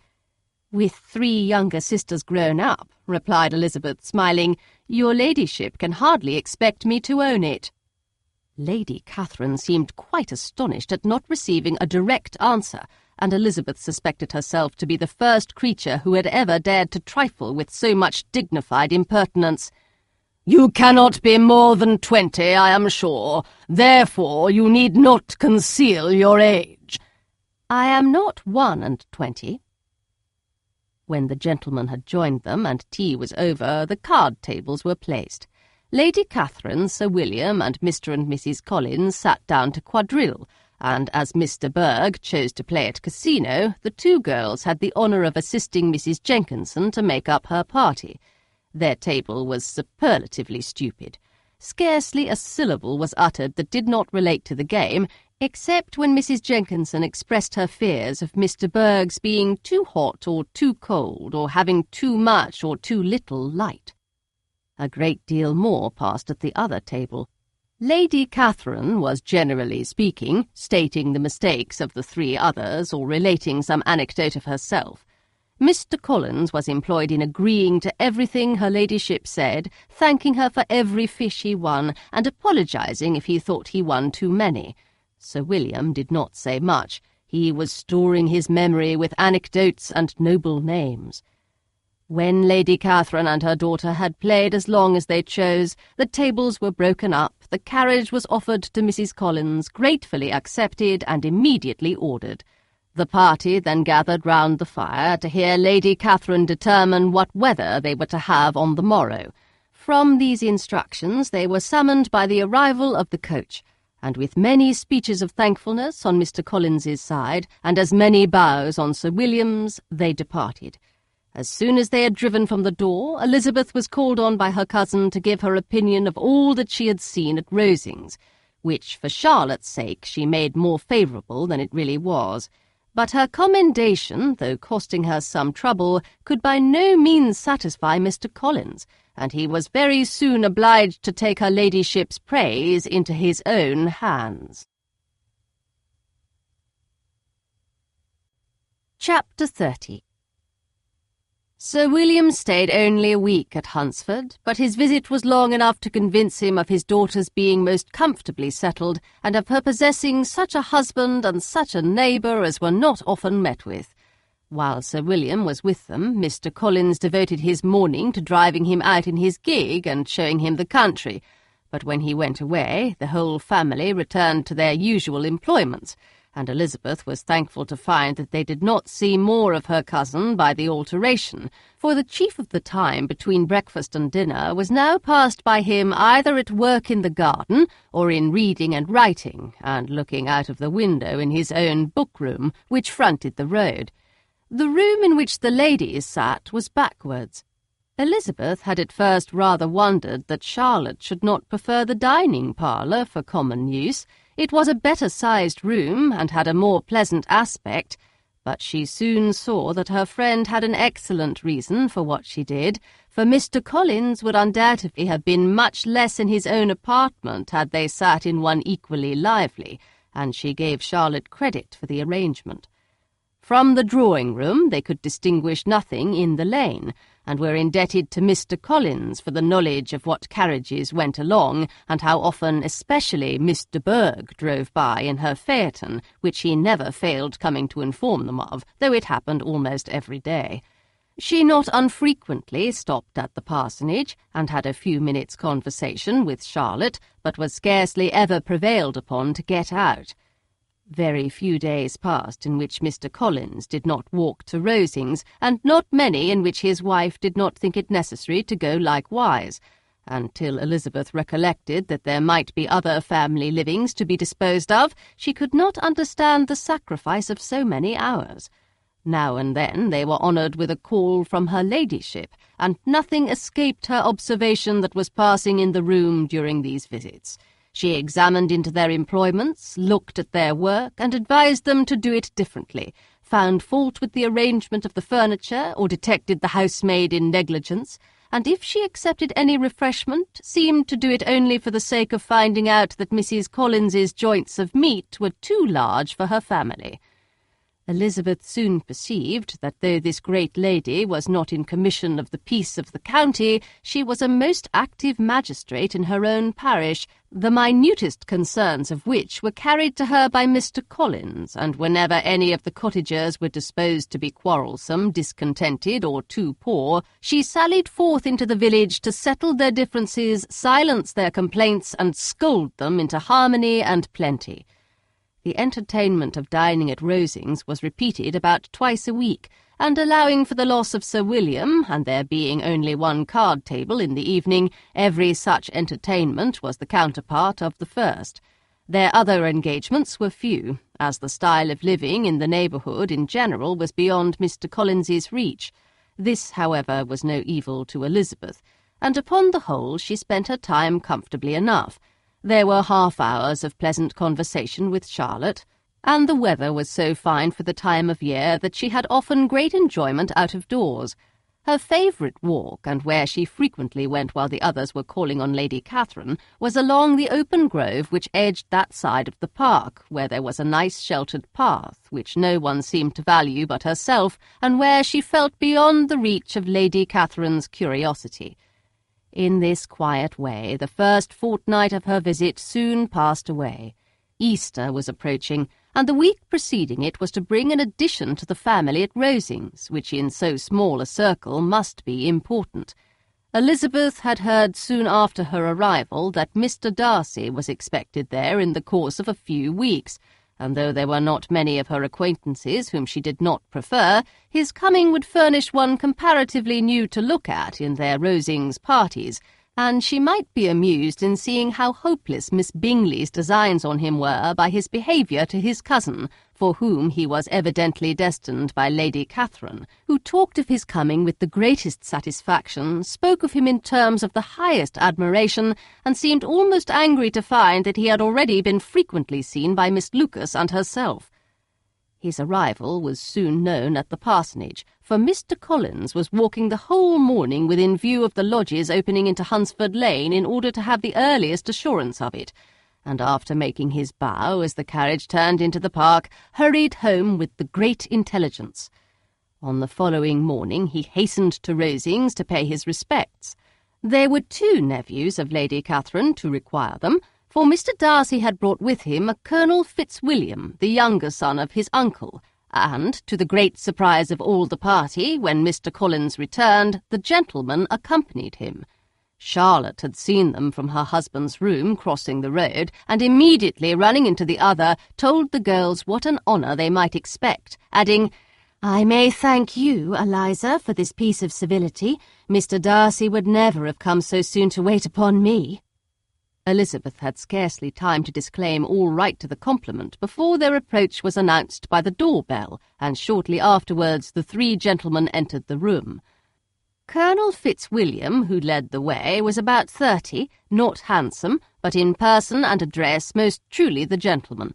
Mr. Darcy looked just as he had been used to look in Hertfordshire, paid his compliments with his usual reserve to Mrs. Collins, and whatever might be his feelings toward her friend, met her with every appearance of composure.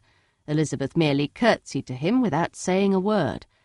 Colonel Fitzwilliam entered into conversation directly with the readiness and ease of a well-bred man, and talked very pleasantly, but his cousin, after having addressed a slight observation on the house and garden to Mrs. Collins, sat for some time without speaking to anybody.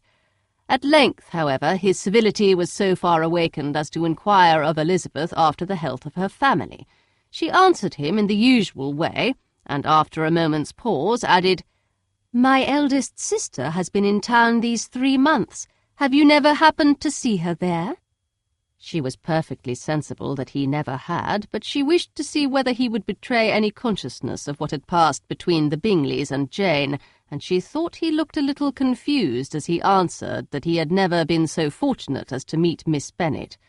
The subject was pursued no further, and the gentlemen soon afterwards went away. Chapter 31. Colonel Fitzwilliam's manners were very much admired at the parsonage, and the ladies all felt that he must add considerably to the pleasures of their engagements at Rosings. It was some days, however, before they received any invitation thither, for while there were visitors in the house they could not be necessary, and it was not till Easter Day, almost a week after the gentleman's arrival, that they were honoured by such an attention, and then they were merely asked on leaving church to come there in the evening. For the last week they had seen very little of Lady Catherine or her daughter. Colonel Fitzwilliam had called at the parsonage more than once during the time, but Mr. Darcy they had seen only at church. The invitation was accepted, of course, and at a proper hour they joined the party in Lady Catherine's drawing-room. Her ladyship received them civilly, but it was plain that their company was by no means so acceptable as when she could get nobody else, and she was, in fact, almost engrossed by her nephews, speaking to them, especially to Darcy, much more than to any other person in the room. Colonel Fitzwilliam seemed really glad to see them. Anything was a welcome relief to him at Rosings, and Mrs. Collins's pretty friend had moreover caught his fancy very much. He now seated himself by her, and talked so agreeably of Kent and Hertfordshire, of travelling and staying at home, of new books and music, that Elizabeth had never been half so well entertained in that room before, and they conversed with so much spirit and flow as to draw the attention of Lady Catherine herself as well as of Mr. Darcy. His eyes had been soon and repeatedly turned towards them with a look of curiosity, and that her ladyship, after a while, shared the feeling was more openly acknowledged, for she did not scruple to call out, "What is that you are saying, Fitzwilliam? What is it you are talking of? What are you telling Miss Bennet? Let me hear what it is." "We are speaking of music, madam," said he, when no longer able to avoid a reply. "Of music? Then pray speak aloud. It is of all subjects my delight. I must have my share in the conversation if you are speaking of music. There are few people in England, I suppose, who have more true enjoyment of music than myself, or a better natural taste. If I had ever learnt, I should have been a great proficient, and so would Anne if her health had allowed her to apply. I am confident that she would have performed delightfully. How does Georgiana get on, Darcy?" Mr. Darcy spoke with affectionate praise of his sister's proficiency. "I am very glad to hear such a good account of her," said Lady Catherine, "and pray tell her from me that she cannot expect to excel if she does not practice a good deal." "I assure you, madam," he replied, "that she does not need such advice. She practices very constantly." "So much the better. It cannot be done too much, and when I next write to her I shall charge her not to neglect it on any account. I often tell young ladies that no excellence in music is to be acquired without constant practice. I have told Miss Bennet several times that she will never play rarely well unless she practices more, and though Mrs. Collins has no instrument, she is very welcome, as I have often told her, to come to Rosings every day and play on the pianoforte in Mrs. Jenkinson's room. She would be in nobody's way, you know, in that part of the house." Mr. Darcy looked a little ashamed of his aunt's ill-breeding and made no answer. When coffee was over, Colonel Fitzwilliam reminded Elizabeth of having promised to play to him, and she sat down directly to the instrument. He drew a chair near her. Lady Catherine listened to half a song, and then talked, as before, to her other nephew, till the latter walked away from her, and, making with his usual deliberation towards the pianoforte, stationed himself so as to command a full view of the fair performer's countenance. Elizabeth saw what he was doing, and at the first convenient pause turned to him with an arch smile, and said, "You mean to frighten me, Mr. Darcy, by coming in all this state to hear me? I will not be alarmed, though your sister does play so well. There is a stubbornness about me that never can bear to be frightened at the will of others. My courage always rises at every attempt to intimidate me." "I shall not say you are mistaken," he replied, "because you could not really believe me to entertain any design of alarming you, and I have had the pleasure of your acquaintance long enough to know that you find great enjoyment in occasionally professing opinions which in fact are not your own." Elizabeth laughed heartily at this picture of herself, and said to Colonel Fitzwilliam, "Your cousin will give you a very pretty notion of me, and teach you not to believe a word I say. I am particularly unlucky in meeting with a person so able to expose my real character in a part of the world where I had hoped to pass myself off with some degree of credit. Indeed, Mr. Darcy, it is very ungenerous in you to mention all that you knew to my disadvantage in Hertfordshire, and give me leave to say very impolitic too, for it is provoking me to retaliate, and such things may come out as will shock your relations to hear." "I am not afraid of you," said he smilingly.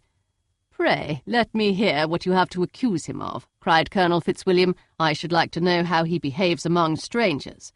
"You shall hear, then, but prepare yourself for something very dreadful. The first time of my ever seeing him in Hertfordshire, you must know, was at a ball, and at this ball what do you think he did? He danced only 4 dances, though gentlemen were scarce, and to my certain knowledge more than one young lady was sitting down in want of a partner. Mr. Darcy, you cannot deny the fact." "I had not at that time the honour of knowing any lady in the assembly beyond my own party." "True, and nobody can ever be introduced in a ballroom. Well, Colonel Fitzwilliam, what do I play next? My fingers wait your orders." "Perhaps," said Darcy, "I should have judged better had I sought an introduction, but I am ill-qualified to recommend myself to strangers." "Shall we ask your cousin the reason of this?" said Elizabeth, still addressing Colonel Fitzwilliam. "Shall we ask him why a man of sense and education, and who has lived in the world, is ill-qualified to recommend himself to strangers?" "I can answer your question," said Fitzwilliam, "without applying to him. It is because he will not give himself the trouble. I certainly have not the talent which some people possess. said Darcy, "of conversing easily with those I have never seen before. I cannot catch their tone of conversation or appear interested in their concerns, as I often see done." "My fingers," said Elizabeth, "do not move over this instrument in the masterly manner which I see so many women's do. They have not the same force or rapidity, and do not produce the same expression. But then I have always supposed it to be my own fault, because I will not take the trouble of practising. It is not that I do not believe my fingers as capable as any other woman's of superior execution." Darcy smiled and said, "You are perfectly right. You have employed your time much better. No one admitted to the privilege of hearing you can think anything wanting. We neither of us perform to strangers." Here they were interrupted by Lady Catherine, who called out to know what they were talking of. Elizabeth immediately began playing again. Lady Catherine approached, and after listening for a few minutes, said to Darcy, "Miss Bennet would not play at all amiss if she practised more and could have the advantage of a London master. She has a very good notion of fingering, though her taste is not equal to Anne's. Anne would have been a delightful performer had her health allowed her to learn." Elizabeth looked at Darcy to see how cordially he assented to his cousin's praise, but neither at that moment nor at any other could she discern any symptom of love, and from the whole of his behaviour to Mr. Berg she derived this comfort for Miss Bingley, that he might have been just as likely to marry her had she been his relation. Lady Catherine continued her remarks on Elizabeth's performance, mixing with them many instructions on execution and taste. Elizabeth received them with all the forbearance of civility, and at the request of the gentleman remained at the instrument till her ladyship's carriage was ready to take them all home. Chapter 32. Elizabeth was sitting by herself the next morning and writing to Jane while Mrs. Collins and Maria were gone on business into the village, when she was startled by a ring at the door, the certain signal of a visitor. As she had heard no carriage, she thought it not unlikely to be Lady Catherine, and under that apprehension was putting away her half-finished letter that she might escape all impertinent questions, when the door opened, and to her very great surprise, Mr. Darcy, and Mr. Darcy only, entered the room. He seemed astonished, too, on finding her alone, and apologized for his intrusion by letting her know that he had understood all the ladies were to be within. They then sat down, and when her inquiries after Rosings were made, seemed in danger of sinking into total silence. It was absolutely necessary, therefore, to think of something, and in this emergence recollecting when she had seen him last in Hertfordshire, and feeling curious to know what he would say on the subject of their hasty departure, she observed, "How very suddenly you all quitted Netherfield last November, Mr. Darcy. It must have been a most agreeable surprise to Mr. Bingley to see you all after him so soon, for if I recollect right, he went but the day before. He and his sisters were well, I hope, when you left London?" "Perfectly so, I thank you." She found that she was to receive no other answer, and after a short pause added, "I think I have understood that Mr. Bingley has not much idea of ever returning to Netherfield again?" "I have never heard him say so, but it is probable that he may spend very little of his time there in the future. He has many friends, and is at a time of life when friends and engagements are continually increasing. If he means to be but little at Netherfield, it would be better for the neighbourhood that he should give up the place entirely, for then we might possibly get a settled family there. But perhaps Mr. Bingley did not take the house so much for the convenience of the neighbourhood as for his own, and we must expect him to keep it or quit it on the same principle." "I should not be surprised," said Darcy, "if he were to give it up as soon as any eligible purchase offers." Elizabeth made no answer. She was afraid of talking longer of his friend, and, having nothing else to say, was now determined to leave the trouble of finding a subject to him. He took the hint, and soon began with, "This seems a very comfortable house. Lady Catherine, I believe, did a great deal to it when Mr. Collins first came to Hunsford." "I believe she did, and I am sure she could not have bestowed her kindness on a more grateful object." "Mr. Collins appears to be very fortunate in his choice of a wife." "Yes, indeed. His friends may well rejoice in his having met with one of the very few sensible women who would have accepted him or have made him happy if they had. My friend has an excellent understanding, though I am not certain that I consider her marrying Mr. Collins as the wisest thing she ever did. She seems perfectly happy, however, and in a prudential light it is certainly a very good match for her. It must be very agreeable for her to be settled within so easy a distance of her own family and friends. An easy distance, do you call it? It is nearly 50 miles. And what is 50 miles of good road? Little more than half a day's journey. Yes, I call it a very easy distance. I should never have considered the distance as one of the advantages of the match, cried Elizabeth. I should never have said Mrs. Collins was settled near her family. It is a proof of your own attachment to Hertfordshire. Anything beyond the very neighbourhood of Longbourn, I suppose, would appear far. As he spoke, there was a sort of smile which Elizabeth fancied she understood. He must be supposing her to be thinking of Jane and Netherfield, and she blushed as she answered, I do not mean to say that a woman may not be settled too near her family. The far and the near must be relative, and depend on many varying circumstances. Where there is fortune to make the expenses of travelling unimportant, distance becomes no evil, but that is not the case here. Mr. and Mrs. Collins have a comfortable income, but not such a one as will allow of frequent journeys, and I am persuaded my friend would not call herself near her family under less than half the present distance. Mr. Darcy drew his chair a little towards her and said, You cannot have a right to such very strong local attachment. You cannot have been always at Longbourn.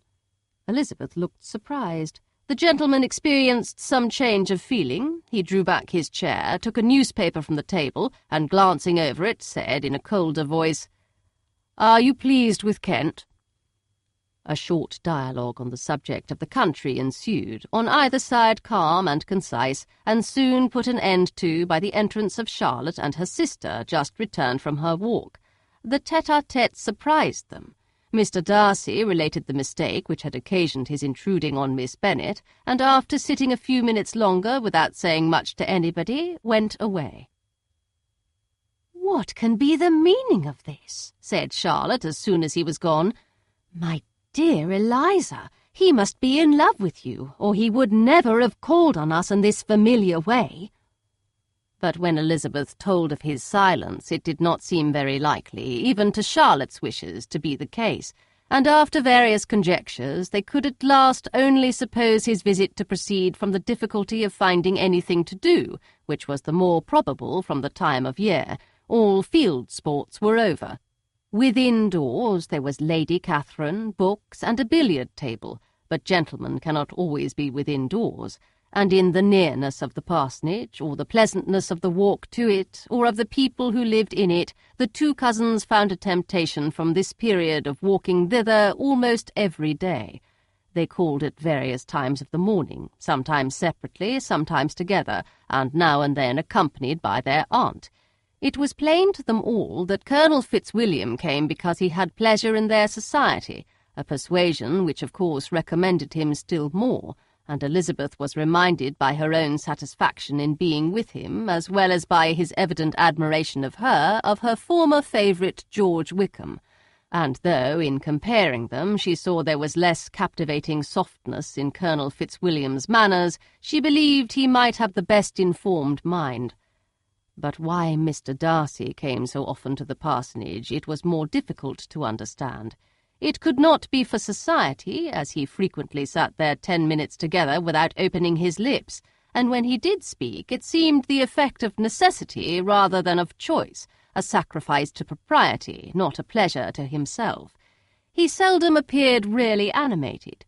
Mrs. Collins knew not what to make of him. Colonel Fitzwilliam's occasionally laughing at his stupidity proved that he was generally different, which her own knowledge of him could not have told her. And as she would have liked to have believed this change the effect of love, and the object of that love her friend Eliza, she set herself seriously to work to find it out. She watched him whenever they were at Rosings, and whenever he came to Hunsford, but without much success. He certainly looked at her friend a great deal, but the expression of that look was disputable. It was an earnest, steadfast gaze, but she often doubted whether there were much admiration in it, and sometimes it seemed nothing but absence of mind. She had once or twice suggested to Elizabeth the possibility of his being partial to her, but Elizabeth always laughed at the idea, and Mrs. Collins did not think it right to press the subject, from the danger of raising expectations which might only end in disappointment, for in her opinion it admitted not of a doubt that all her friend's dislike would vanish if she could suppose him to be in her power. In her kind schemes for Elizabeth, she sometimes planned her marrying Colonel Fitzwilliam. He was beyond comparison the most pleasant man. He certainly admired her, and his situation in life was most eligible. But to counterbalance these advantages, Mr. Darcy had considerable patronage in the church, and his cousin could have none at all. Chapter 33. More than once did Elizabeth, in her ramble within the park, unexpectedly meet Mr. Darcy. She felt all the perverseness of the mischance that should bring him where no one else was brought, and to prevent its ever happening again, took care to inform him at first that it was a favourite haunt of hers. How it could occur a second time, therefore, was very odd, yet it did, and even a third. It seemed like wilful ill-nature or a voluntary penance, for on these occasions it was not merely a few formal inquiries and an awkward pause and then away, but he actually thought it necessary to turn back and walk with her.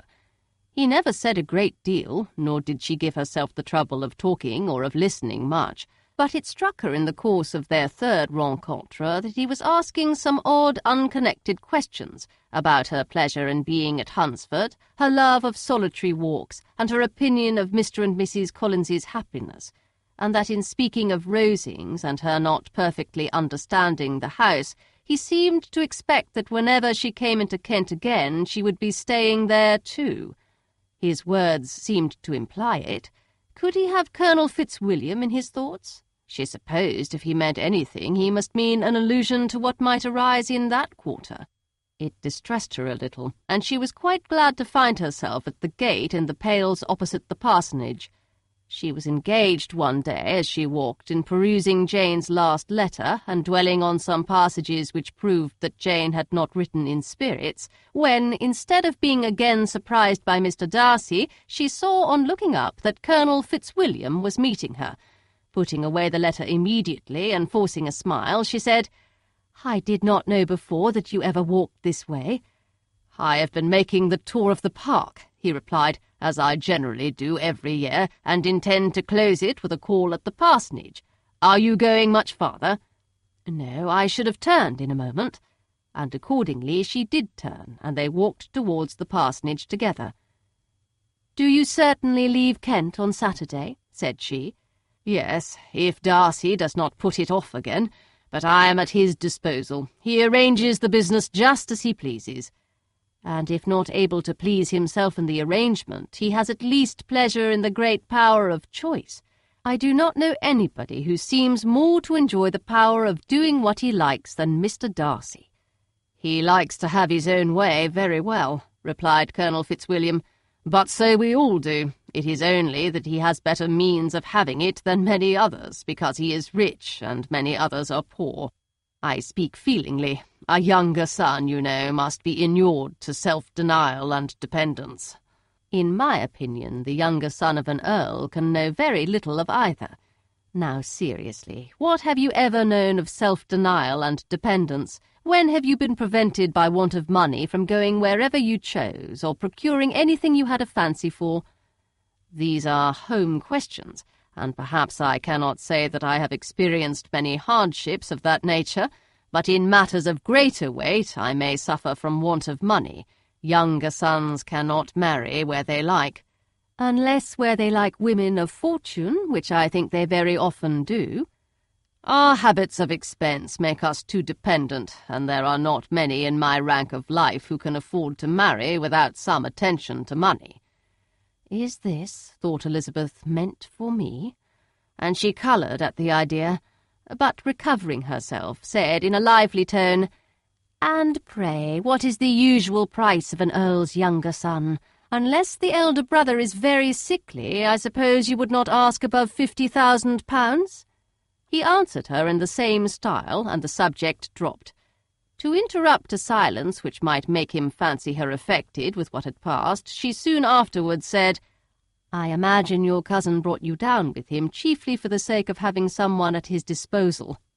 I wonder he does not marry to secure a lasting convenience of that kind, but perhaps his sister does as well for the present, and as she is under his sole care, he may do what he likes with her." "No," said Colonel Fitzwilliam, "that is an advantage which he must divide with me. I am joined with him in the guardianship of Miss Darcy." "Are you indeed? And pray what sort of guardians do you make? Does your charge give you much trouble? Young ladies of her age are sometimes a little difficult to manage, and if she has the true Darcy spirit, she may like to have her own way." As she spoke, she observed him looking at her earnestly, and the manner in which he immediately asked her why she supposed Miss Darcy likely to give them any uneasiness convinced her that she had somehow or other got pretty near the truth. She directly replied, "You need not be frightened. I never heard any harm of her, and I dare say she is one of the most tractable creatures in the world. She is a very great favourite with some ladies of my acquaintance, Mrs. Hurst and Miss Bingley. I think I have heard you say that you know them." "I know them a little. Their brother is a pleasant, gentleman-like man. He is a great friend of Darcy's." "Oh, yes," said Elizabeth dryly. "Mr. Darcy is uncommonly kind to Mr. Bingley, and takes a prodigious deal of care of him." "Care of him?" "Yes, I really believe Darcy does take care of him in those points where he most wants care. From something that he told me in our journey hither, I have reason to think Bingley very much indebted to him. But I ought to beg his pardon, for I have no right to suppose that Bingley was the person meant. It was all conjecture."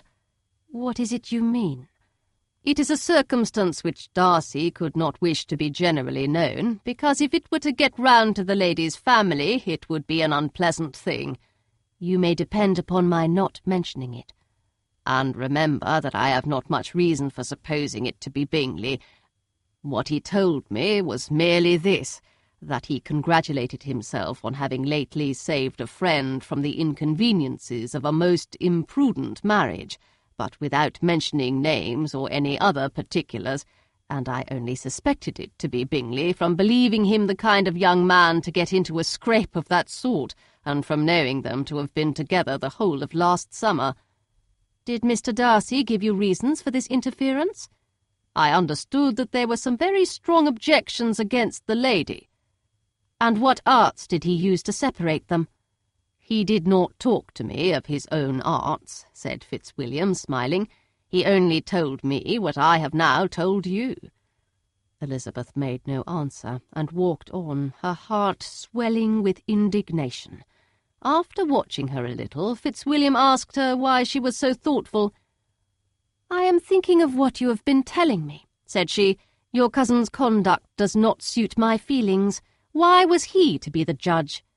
"You are rather disposed to call his interference officious?" "I do not see what right Mr. Darcy had to decide on the propriety of his friend's inclination, or why, upon his own judgment alone, he was to determine and direct in what manner his friend was to be happy. But," she continued, recollecting herself, "as we know none of the particulars, it is not fair to condemn him. It is not to be supposed that there was much affection in the case." "That is not an unnatural surmise," said Fitzwilliam, "but it is a lessening of the honour of my cousin's triumph, very sadly." This was spoken jestingly, but it appeared to her so just a picture of Mr. Darcy that she would not trust herself with an answer, and therefore, abruptly changing the conversation, talked on indifferent matters until they reached the parsonage. There, shut into her own room as soon as their visitor left them, she could think without interruption of all that she had heard. It was not to be supposed that any other people could be meant than those with whom she was connected. There could not exist in the world two men over whom Mr. Darcy could have such boundless influence. That he had been concerned in the measures taken to separate Bingley and Jane she had never doubted, but she had always attributed to Miss Bingley the principal design and arrangement of them. If his own vanity, however, did not mislead him, he was the cause, his pride and caprice were the cause of all that Jane had suffered and still continued to suffer. He had ruined for a while every hope of happiness for the most affectionate, generous heart in the world, and no one could say how lasting an evil he might have inflicted. There were some very strong objections against the lady, were Colonel Fitzwilliam's words, and those strong objections probably were her having one uncle who was a country attorney and another who was in business in London. To Jane herself, she exclaimed, there could be no possibility of objection, all loveliness and goodness as she is, her understanding excellent, her mind improved, and her manners captivating. Neither could anything be urged against my father, who, though with some peculiarities, has abilities Mr. Darcy himself need not disdain, and respectability which he will probably never reach. When she thought of her mother, her confidence gave way a little, but she would not allow that any objections there had material weight with Mr. Darcy, whose pride, she was convinced, would receive a deeper wound from the want of importance in his friends' connections than from their want of sense. And she was quite decided at last that he had been partly governed by this worst kind of pride, and partly by the wish of retaining Mr. Bingley for his sister. The agitation and tears which the subject occasioned brought on a headache, and it grew so much worse towards the evening that, added to her unwillingness to see Mr. Darcy, it determined her not to attend her cousins to Rosings, where they were engaged to drink tea. Mrs. Collins, seeing that she was really unwell, did not press her to go, and as much as possible prevented her husband from pressing her. But Mr. Collins could not conceal his apprehension of Lady Catherine's being rather displeased by her staying at home. Chapter 34. When they were gone, Elizabeth, as if intending to exasperate herself as much as possible against Mr. Darcy, chose for her employment the examination of all the letters which Jane had written to her since her being in Kent. They contained no actual complaint, nor was there any revival of past occurrences, or any communication of present suffering. But in all, and in almost every line of each, there was a want of that cheerfulness which had been used to characterize her style, and which, proceeding from the serenity of a mind at ease with itself and kindly disposed towards everyone, had been scarcely ever clouded.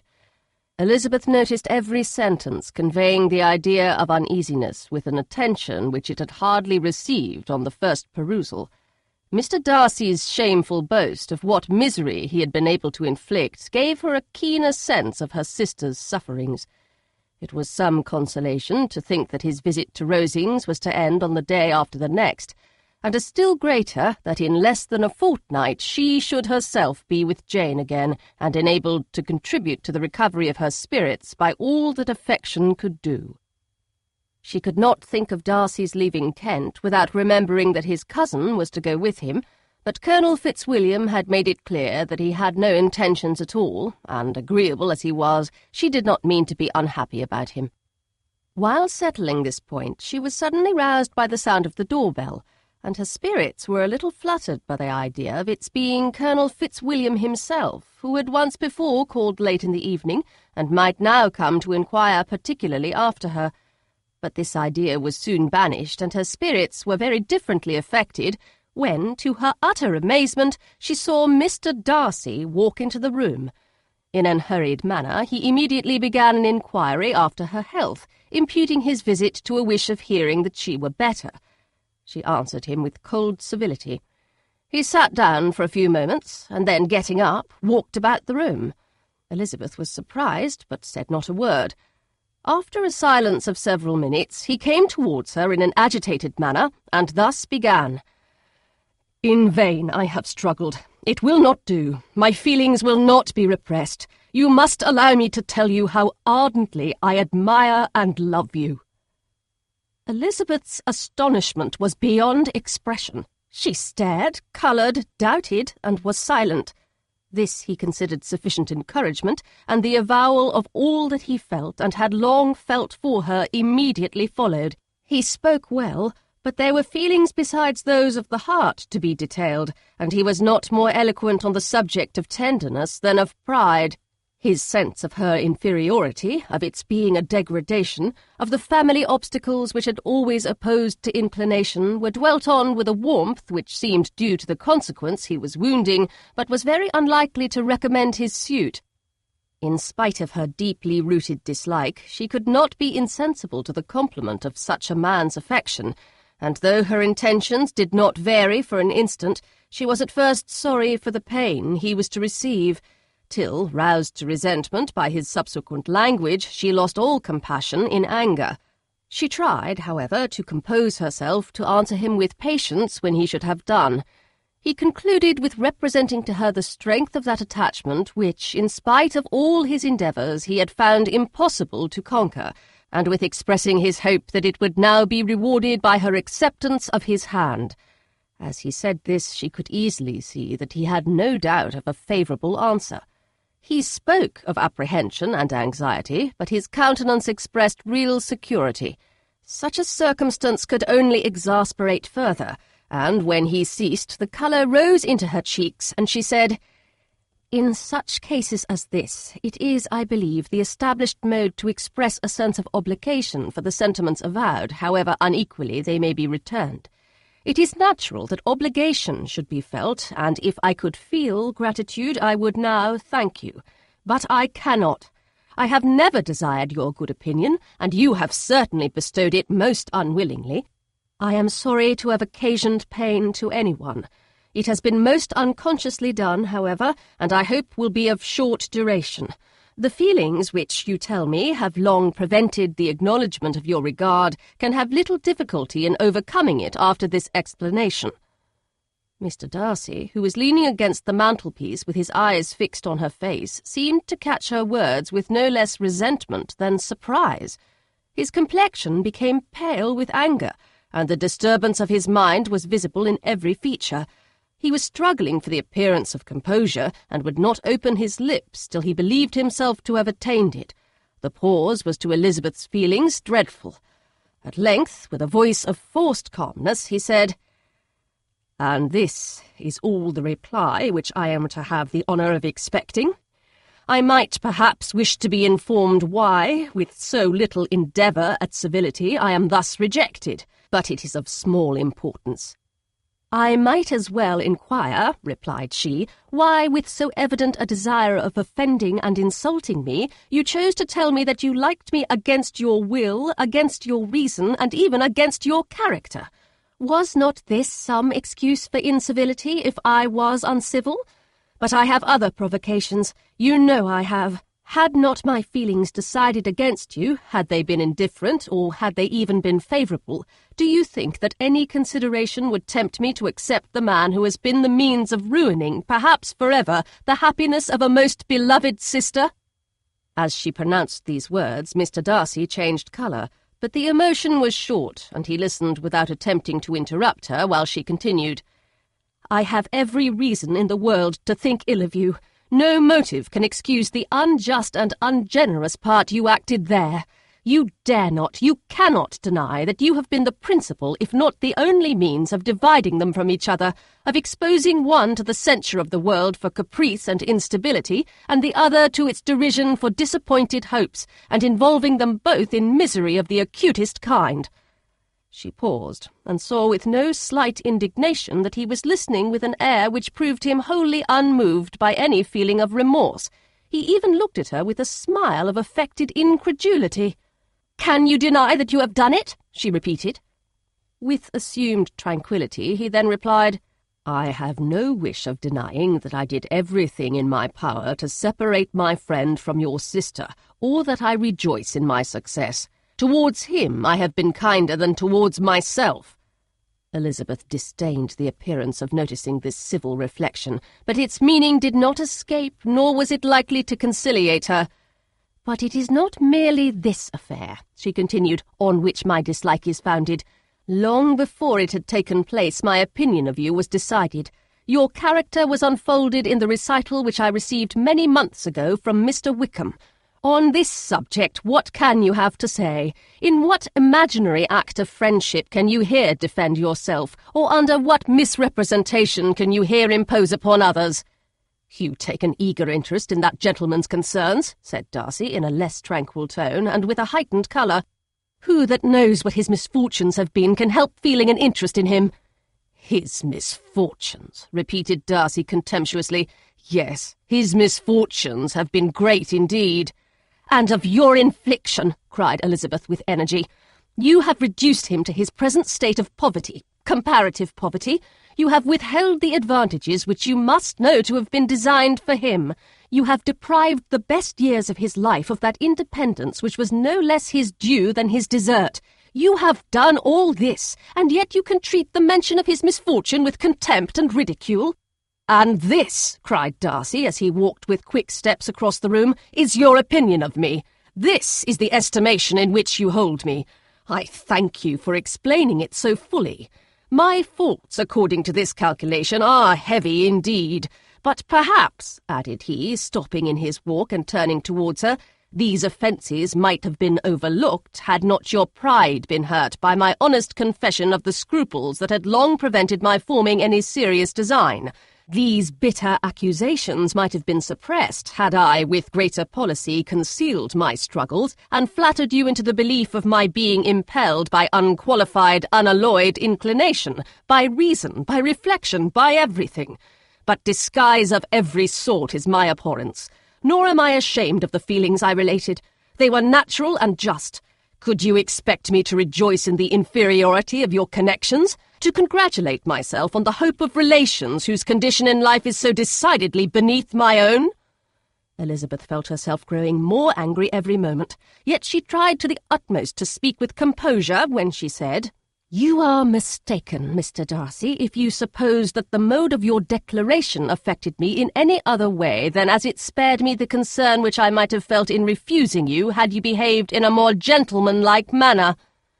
She saw him start at this, but he said nothing, and she continued, "You could not have made the offer of your hand in any possible way that would have tempted me to accept it." Again his astonishment was obvious, and he looked at her with an expression of mingled incredulity and mortification. She went on, "From the very beginning, from the first moment, I may almost say, of my acquaintance with you, your manners, impressing me with the fullest belief of your arrogance, your conceit, and your selfish disdain of the feelings of others, were such as to form the groundwork of disapprobation on which succeeding events have built so immovable a dislike. And I had not known you a month before I felt that you were the last man in the world whom I could ever be prevailed on to marry." "You have said quite enough, madam. I perfectly comprehend your feelings, and have now only to be ashamed of what my own have been. Forgive me for having taken up so much of your time, and accept my best wishes for your health and happiness." And with these words he hastily left the room, and Elizabeth heard him the next moment open the front door and quit the house. The tumult of her mind was now painfully great. She knew not how to support herself, and from actual weakness sat down and cried for half an hour. Her astonishment, as she reflected on what had passed, was increased by every review of it. That she should receive an offer of marriage from Mr. Darcy, that he should have been in love with her for so many months, so much in love as to wish to marry her, in spite of all the objections which had made him prevent his friends marrying her sister, and which must appear at least with equal force in his own case, was almost incredible. It was gratifying to have inspired unconsciously so strong an affection, but his pride, his abominable pride, his shameless avowal of what he had done with respect to Jane, his unpardonable assurance in acknowledging, though he could not justify it, and the unfeeling manner in which he had mentioned Mr. Wickham, his cruelty towards whom he had not attempted to deny, soon overcame the pity which the consideration of his attachment had for a moment excited. She continued in very agitated reflections till the sound of Lady Catherine's carriage made her feel how unequal she was to encounter Charlotte's observation, and hurried her away to her room. Chapter 35. Elizabeth awoke the next morning to the same thoughts and meditations which had at length closed her eyes. She could not yet recover from the surprise of what had happened. It was impossible to think of anything else, and totally indisposed for employment, she resolved, soon after breakfast, to indulge herself in air and exercise. She was proceeding directly to her favourite walk, when the recollection of Mr. Darcy's sometimes coming there stopped her, and instead of entering the park, she turned up the lane which led farther from the turnpike road. The park paling was still the boundary on one side, and she soon passed one of the gates into the ground. After walking 2 or 3 times along that part of the lane, she was tempted by the pleasantness of the morning to stop at the gates and look into the park. The 5 weeks which she had now passed in Kent had made a great difference in the country, and every day was adding to the verdure of the early trees. She was on the point of continuing her walk when she caught a glimpse of a gentleman within the sort of grove which edged the park. He was moving that way, and fearful of its being Mr. Darcy, she was directly retreating, but the person who advanced was now near enough to see her, and, stepping forward with eagerness, pronounced her name. She had turned away, but on hearing herself called, though in a voice which proved it to be Mr. Darcy, she moved again towards the gate. He had by that time reached it also, and, holding out a letter, which she instinctively took, said with a look of haughty composure, "I have been walking in the grove some time in the hope of meeting you. Will you do me the honour of reading that letter?" And then, with a slight bow, turned again into the plantation and was soon out of sight. With no expectation of pleasure, but with the strongest curiosity, Elizabeth opened the letter, and to her still increasing wonder perceived an envelope containing 2 sheets of letter paper written quite through in a very close hand. The envelope itself was likewise full. Pursuing her way along the lane, she then began it. It was dated from Rosings at 8 o'clock in the morning, and was as follows. "Be not alarmed, madam, on receiving this letter by the apprehension of its containing any repetition of those sentiments or renewal of those offers which were last night so disgusting to you.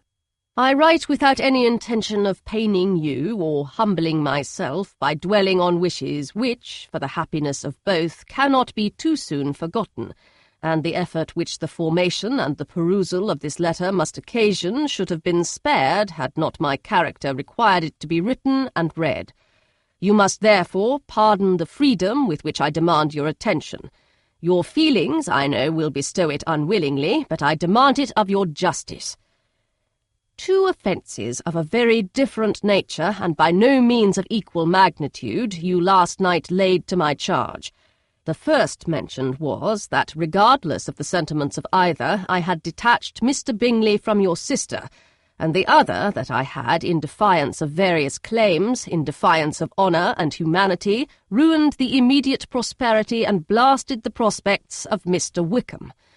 Wilfully and wantonly to have thrown off the companion of my youth, the acknowledged favourite of my father, a young man who had scarcely any other dependence than on our patronage, and who had been brought up to expect its exertion, would be a depravity to which the separation of 2 young persons, whose affection could be the growth of only a few weeks, could bear no comparison. But from the severity of that blame which was last night so liberally bestowed respecting each circumstance, I shall hope to be in the future secured when the following account of my actions and their motives has been read. If in the explanation of them, which is due to myself, I am under the necessity of relating feelings which may be offensive to yours, I can only say that I am sorry. The necessity must be obeyed, and further apology would be absurd. I had not been long in Hertfordshire before I saw, in common with others, that Bingley preferred your elder sister to any other young woman in the country, but it was not till the evening of the dance at Netherfield that I had any apprehension of his feeling a serious attachment. I had often seen him in love before. At that ball, while I had the honour of dancing with you, I was first made acquainted, by Sir William Lucas's accidental information, that Bingley's attentions to your sister had given rise to a general expectation of their marriage. He spoke of it as a certain event, of which the time alone could be undecided. From that moment I observed my friend's behaviour attentively, and I could then perceive that his partiality for Miss Bennet was beyond what I had ever witnessed in him. Your sister I also watched. Her look and manners were open, cheerful, and engaging as ever, but without any symptom of peculiar regard, and I remained convinced from the evening's scrutiny that though she received his attentions with pleasure, she did not invite them by any participation of sentiment. If you have not been mistaken here, I must have been in error. Your superior knowledge of your sister must make the latter probable. If it be so, if I have been misled by such error to inflict pain on her, your resentment has not been unreasonable. But I shall not scruple to assert that the serenity of your sister's countenance and air was such as might have given the most acute observer a conviction that, however amiable her temper, her heart was not likely to be easily touched. That I was desirous of believing her indifferent is certain, but I will venture to say that my investigation and decisions are not usually influenced by my hopes or fears. I did not believe her to be indifferent because I wished it. I believed it on impartial conviction as truly as I wished it in reason. My objections to the marriage were not merely those which I last night acknowledged to have required the utmost force of passion to put aside in my own case. The want of connection could not be so great an evil to my friend as to me, but there were other causes of repugnance, causes which, though still existing and existing to an equal degree in both instances, I had myself endeavoured to forget, because they were not immediately before me. These causes must be stated, though briefly. The situation of your mother's family, though objectionable, was nothing in comparison to that total want of propriety so frequently, so almost uniformly betrayed by herself, by your 3 younger sisters, and occasionally even by your father. Pardon me, it pains me to offend you, but amidst your concern for the defects of your nearest relations and your displeasure at this representation of them, let it give you consolation to consider that to have conducted yourselves so as to avoid any share of the like censure is praise no less generally bestowed on you and your elder sister than it is honourable to the sense and disposition of both. I will only say farther that from what passed that evening, my opinion of all parties was confirmed, and every inducement heightened which could have led me before to preserve my friend from what I esteemed a most unhappy connection. He left Netherfield for London on the day following, as you, I am certain, remember, with the design of soon returning. The part which I acted is now to be explained. His sister's uneasiness had been equally excited with my own. Our coincidence of feeling was soon discovered, and alike sensible that no time was to be lost in detaching their brother, we shortly resolved on joining him directly in London. We accordingly went, and there I readily engaged in the office of pointing out to my friend the certain evils of such a choice. I described and enforced them earnestly. But however this remonstrance might have staggered or delayed his determination, I do not suppose that it would ultimately have prevented the marriage, had it not been seconded by the assurance that I hesitated not in giving of your sister's indifference.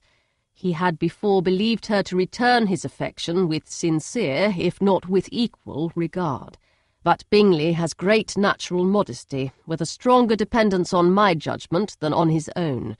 To convince him, therefore, that he had deceived himself was no very difficult point.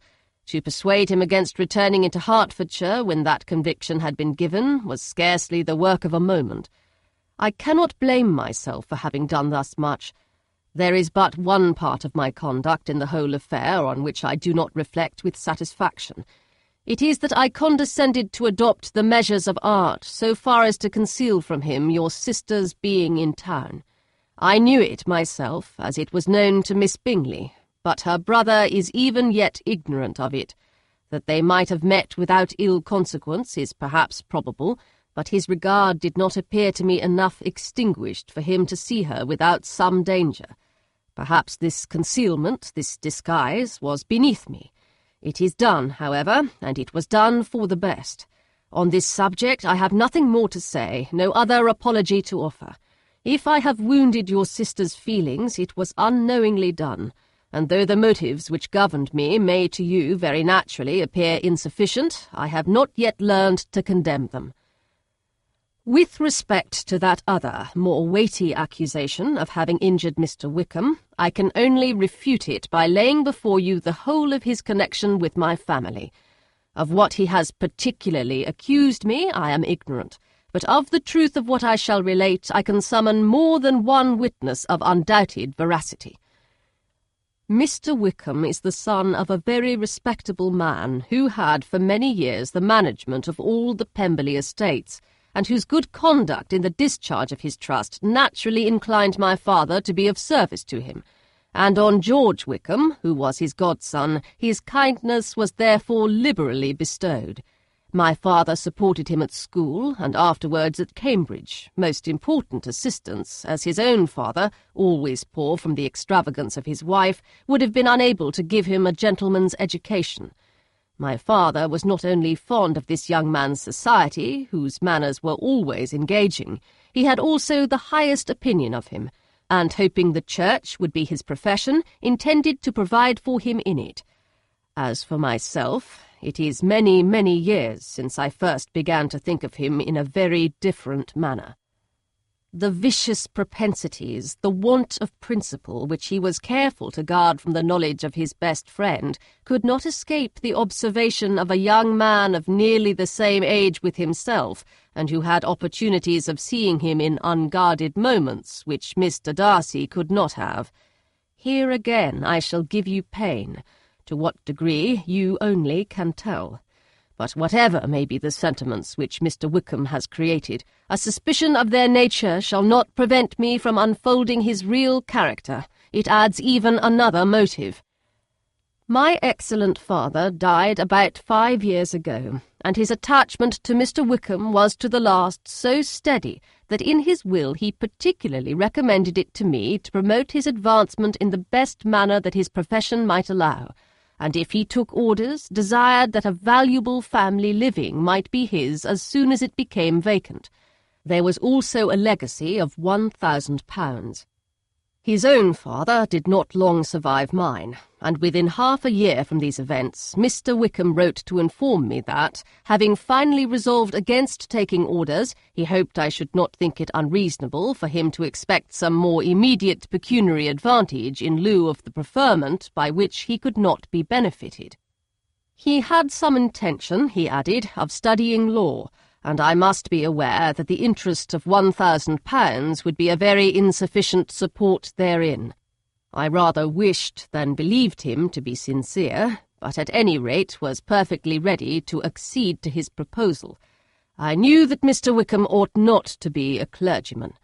The business was therefore soon settled. He resigned all claim to assistance in the church, were it possible that he could ever be in a situation to receive it, and accepted in return £3,000. All connection between us seemed now dissolved. I thought too ill of him to invite him to Pemberley or admit his society in town. In town, I believe, he chiefly lived, but his studying the law was a mere pretence, and being now free from all restraint, his life was a life of idleness and dissipation.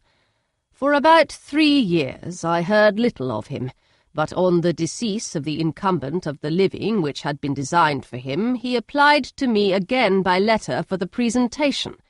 His circumstances, he assured me, and I had no difficulty in believing it, were exceedingly bad. He had found the law a most unprofitable study, and was now absolutely resolved on being ordained, if I would present him to the living in question, of which he trusted there could be little doubt, as he was well assured that I had no other person to provide for, and I could not have forgotten my revered father's intentions. You will hardly blame me for refusing to comply with this entreaty, or for resisting every repetition of it. His resentment was in proportion to the distress of his circumstances, and he was doubtless as violent in his abuse of me to others as in his reproaches to myself. After this period, every appearance of acquaintance was dropped. How he lived I know not, but last summer he was again most painfully obtruded on my notice. I must now mention a circumstance which I would wish to forget myself, and which no obligation less than the present should induce me to unfold to any human being. Having said thus much, I feel no doubt of your secrecy. My sister, who is more than 10 years my junior, was left to the guardianship of my mother's nephew, Colonel Fitzwilliam, and myself. About a year ago, she was taken from school and an establishment formed for her in London, and last summer she went with the lady who presided over it to Ramsgate, and thither also went Mr. Wickham, undoubtedly by design, for there proved to have been a prior acquaintance between him and Mrs. Young, in whose character we were most unhappily deceived. And by her connivance and aid he so far recommended himself to Georgiana, whose affectionate heart retained a strong impression of his kindness to her as a child, that she was persuaded to believe herself in love and to consent to an elopement. She was then but 15, which must be her excuse, and after stating her imprudence, I am happy to add that I owed the knowledge of it to herself. I joined them unexpectedly a day or two before the intended elopement, and then Georgiana, unable to support the idea of grieving and offending a brother whom she almost looked up to as a father, acknowledged the whole to me. You may imagine what I felt and how I acted. Regard for my sister's credit and feelings prevented any public exposure, but I wrote to Mr. Wickham, who left the place immediately, and Mrs. Young was of course removed from her charge. Mr. Wickham's chief object was unquestionably my sister's fortune, which is £30,000, but I cannot help supposing that the hope of revenging himself on me was a strong inducement.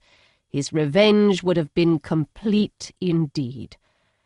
This, madam, is a faithful narrative of every event in which we have been concerned together, and if you do not absolutely reject it as false, you will, I hope, acquit me henceforth of cruelty towards Mr. Wickham. I know not in what manner, under what form of falsehood he had imposed on you, but his success is not perhaps to be wondered at. Ignorant as you previously were of everything concerning either, detection could not be in your power, and suspicion certainly not in your inclination. You may possibly wonder why all this was not told you last night, but I was not then master enough of myself to know what could or ought to be revealed. For the truth of everything here related, I can appeal more particularly to the testimony of Colonel Fitzwilliam, who, from our near relationship and constant intimacy, and still more as one of the executors of my father's will, has been unavoidably acquainted with every particular of these transactions. If your abhorrence of me should make my assertions valueless, you cannot be prevented by the same cause from confiding in my cousin, and that there may be the possibility of consulting him, I shall endeavour to find some opportunity of putting this letter in your hands in the course of the morning.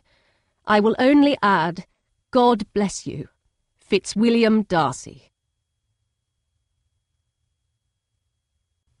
Chapter 36. If Elizabeth, when Mr. Darcy gave her the letter, did not expect it to contain a renewal of his offers, she had formed no expectation at all of its contents. But such as they were, it may well be supposed how eagerly she went through them, and what a contrariety of emotion they excited.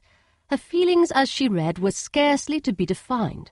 With amazement did she first understand that he believed any apology to be in his power, and steadfastly was she persuaded that he could have no explanation to give which a just sense of shame would not conceal. With a strong prejudice against everything he might say, she began his account of what had happened at Netherfield.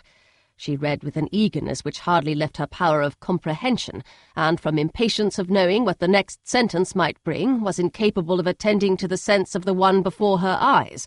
His belief of her sister's insensibility she instantly resolved to be false, and his account of the real, the worst objections to the match, made her too angry to have any wish of doing him justice. He expressed no regret for what he had done, which satisfied her. His style was not penitent, but haughty. It was all pride and insolence. But when this subject was succeeded by his account of Mr. Wickham, when she read with somewhat clearer attention a relation of events which, if true, must overthrow every cherished opinion of his worth, and which bore so alarming an affinity to his own history of himself, her feelings were yet more acutely painful and more difficult of definition. Astonishment, apprehension, and even horror oppressed her. She wished to discredit it entirely, repeatedly exclaiming, "This must be false, this cannot be, this must be the grossest falsehood." And when she had gone through the whole letter, though scarcely knowing anything of the last page or two, put it hastily away, protesting that she would not regard it, that she would never look in it again. In this perturbed state of mind, with thoughts that could rest on nothing, she walked on. But it would not do. In half a minute the letter was unfolded again, and, collecting herself as well as she could, she again began the mortifying perusal of all that related to Wickham, and commanded herself so far as to examine the meaning of every sentence. The account of his connection with the Pemberley family was exactly what he had related himself, and the kindness of the late Mr. Darcy, though she had not before known its extent, agreed equally well with his own words. So far each recital confirmed the other. But when she came to the will, the difference was great. What Wickham had said of the living was fresh in her memory, and as she recalled his very words, it was impossible not to feel that there was gross duplicity on one side or the other, and for a few moments she flattered herself that her wishes did not err. But when she read and re-read with the closest attention the particulars immediately following, of Wickham's resigning all pretensions to the living, of his receiving in lieu so considerable a sum as £3,000, again was she forced to hesitate. She put down the letter, weighed every circumstance with what she meant to be impartiality, deliberated on the probability of each statement, but with little success. On both sides it was only assertion. Again she read on. But every line proved more clearly that the affair, which she had believed it impossible that any contrivance could so represent as to render Mr. Darcy's conduct in it less than infamous, was capable of a turn which must make him entirely blameless throughout the whole. The extravagance and general profligacy which he scrupled not to lay at Mr. Wickham's charge exceedingly shocked her, the more so as she could bring no proof of its injustice. She had never heard of him before his entrance into the Shire militia, in which he had engaged at the persuasion of the young man who, on meeting him accidentally in town, had there renewed a slight acquaintance. Of his former way of life nothing had been known in Hertfordshire but what he told himself. As to his real character, had information been in her power, she had never felt a wish of inquiring. His countenance, voice, and manner had established him at once in the possession of every virtue. She tried to recollect some instance of goodness, some distinguished trait of integrity or benevolence that might rescue him from the attacks of Mr. Darcy, or at least, by the predominance of virtue, atone for those casual errors under which she would endeavour to class what Mr. Darcy had described as the idleness and vice of many years' continuance. But no such recollection befriended her. She could see him instantly before her, in every charm of air and address, but she could remember no more substantial good than the general approbation of the neighbourhood and the regard which his social powers had gained him in the mess. After pausing on this point a considerable while, she once more continued to read, but alas, the story which followed of his designs on Miss Darcy received some confirmation from what had passed between Colonel Fitzwilliam and herself only the morning before, and at last she was referred for the truth of every particular to Colonel Fitzwilliam himself, from whom she had previously received the information of his near concern in all his cousin's affairs, and whose character she had no reason to question. At one time she had almost resolved on applying to him, but the idea was checked by the awkwardness of the application, and at length wholly banished by the conviction that Mr. Darcy would never have hazarded such a proposal if he had not been well assured of his cousin's corroboration. She perfectly remembered everything that had passed in conversation between Wickham and herself in their first evening at Mr. Phillips's. Many of his expressions were still fresh in her memory. She was now struck with the impropriety of such communications to a stranger, and wondered it had escaped her before. She saw the indelicacy of putting himself forward as he had done, and the inconsistency of his professions with his conduct. She remembered that he had boasted of having no fear of seeing Mr. Darcy, that Mr. Darcy might leave the country, but that he should stand his ground, yet he had avoided the Netherfield ball the very next week. She remembered also that, till the Netherfield family had quitted the country, he had told his story to no one but herself, but that after their removal it had been everywhere discussed, that he had then no reserves, no scruples in sinking Mr. Darcy's character, though he had assured her that respect for the father would always prevent his exposing the son. How differently did everything now appear in which he was concerned! His attentions to Miss King were now the consequence of views solely and hatefully mercenary, and the mediocrity of her fortune proved no longer the moderation of his wishes, but his eagerness to grasp at anything. His behaviour to herself could now have had no tolerable motive. He had either been deceived with regard to her fortune, or had been gratifying his vanity by encouraging the preference which she believed she had most incautiously shown. Every lingering struggle in his favour grew fainter and fainter.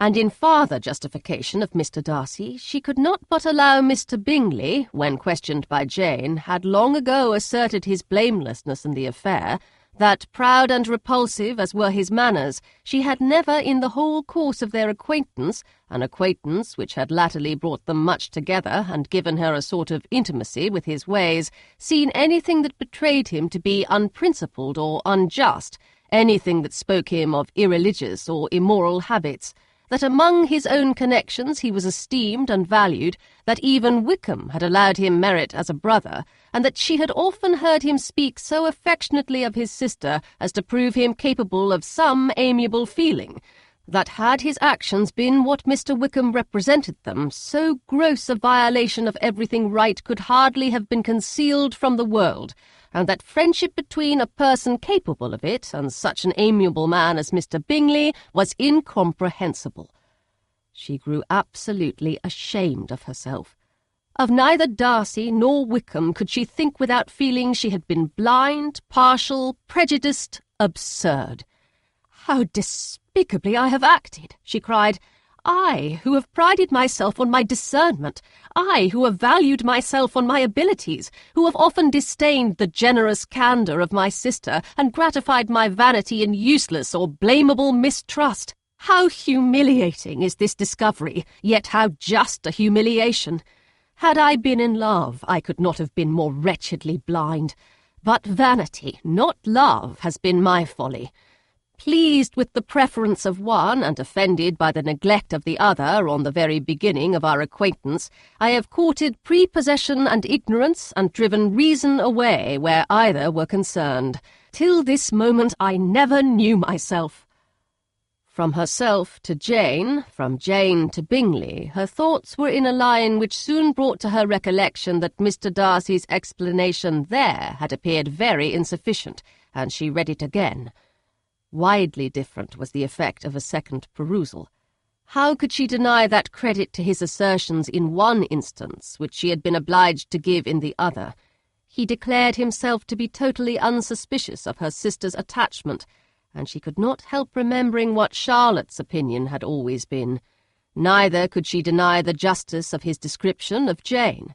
She felt that Jane's feelings, though fervent, were little displayed, and that there was a constant complacency in her air and manner not often united with great sensibility.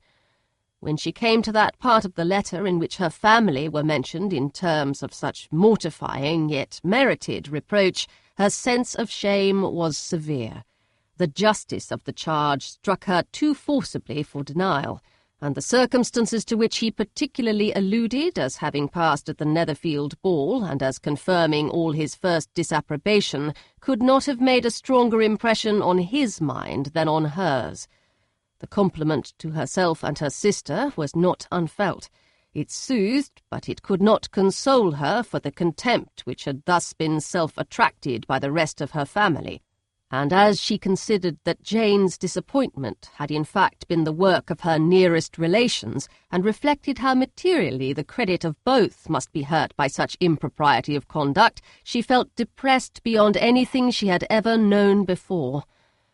After wandering along the lane for 2 hours, giving way to every variety of thought, reconsidering events, determining probabilities, and reconciling herself as well as she could to a change so sudden and so important, fatigue and a recollection of her long absence made her at length return home, and she entered the house with the wish of appearing cheerful as usual and the resolution of repressing such reflections as must make her unfit for conversation.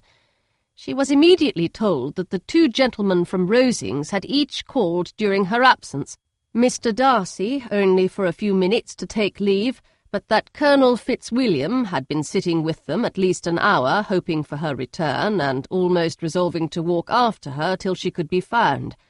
Elizabeth could but just affect concern in missing him. She really rejoiced at it. Colonel Fitzwilliam was no longer an object. She could think only of her letter. Chapter 37.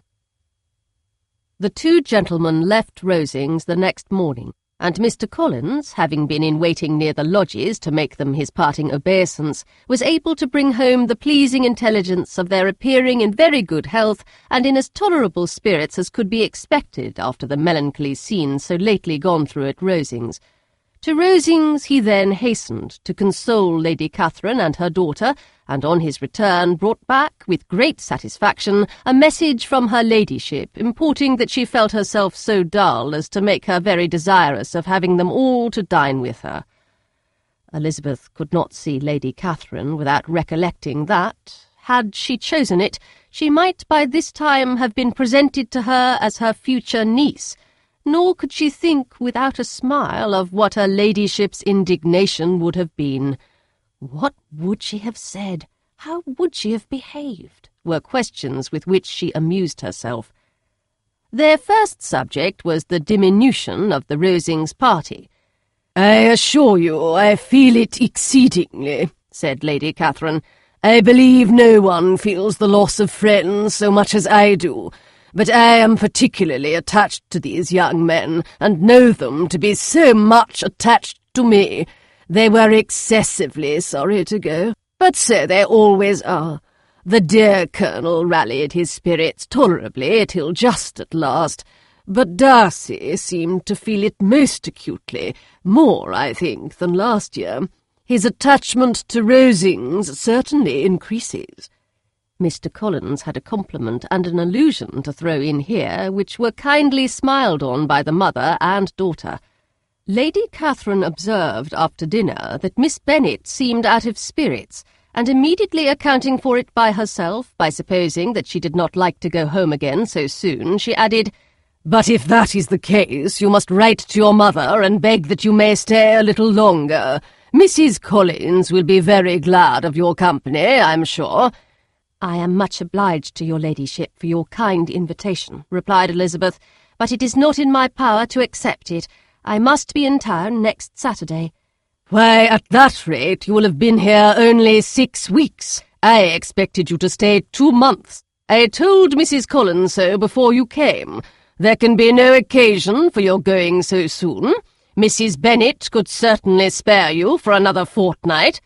"But my father cannot. He wrote last week to hurry my return." "Oh, your father, of course, may spare you if your mother can. Daughters are never of so much consequence to a father, and if you will stay another month complete, it will be in my power to take one of you as far as London, for I am going there early in June for a week, and as Dawson does not object to the barouche box, there will be very good room for one of you, and indeed, if the weather should happen to be cool, I should not object to taking you both, as you are neither of you large." "You are all kindness, madam, but I believe we must abide by our original plan." Lady Catherine seemed resigned. "Mrs. Collins, you must send a servant with them. You know I always speak my mind, and I cannot bear the idea of 2 young women travelling post by themselves. It is highly improper. You must contrive to send somebody. I have the greatest dislike in the world to that sort of thing. Young women should always be properly guarded and attended according to their situation in life.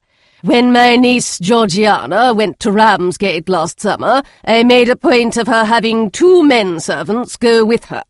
Miss Darcy, the daughter of Mr. Darcy of Pemberley, and Lady Anne could not have appeared with propriety in a different manner. I am excessively attentive to all these things. You must send John with the young ladies, Mrs. Collins.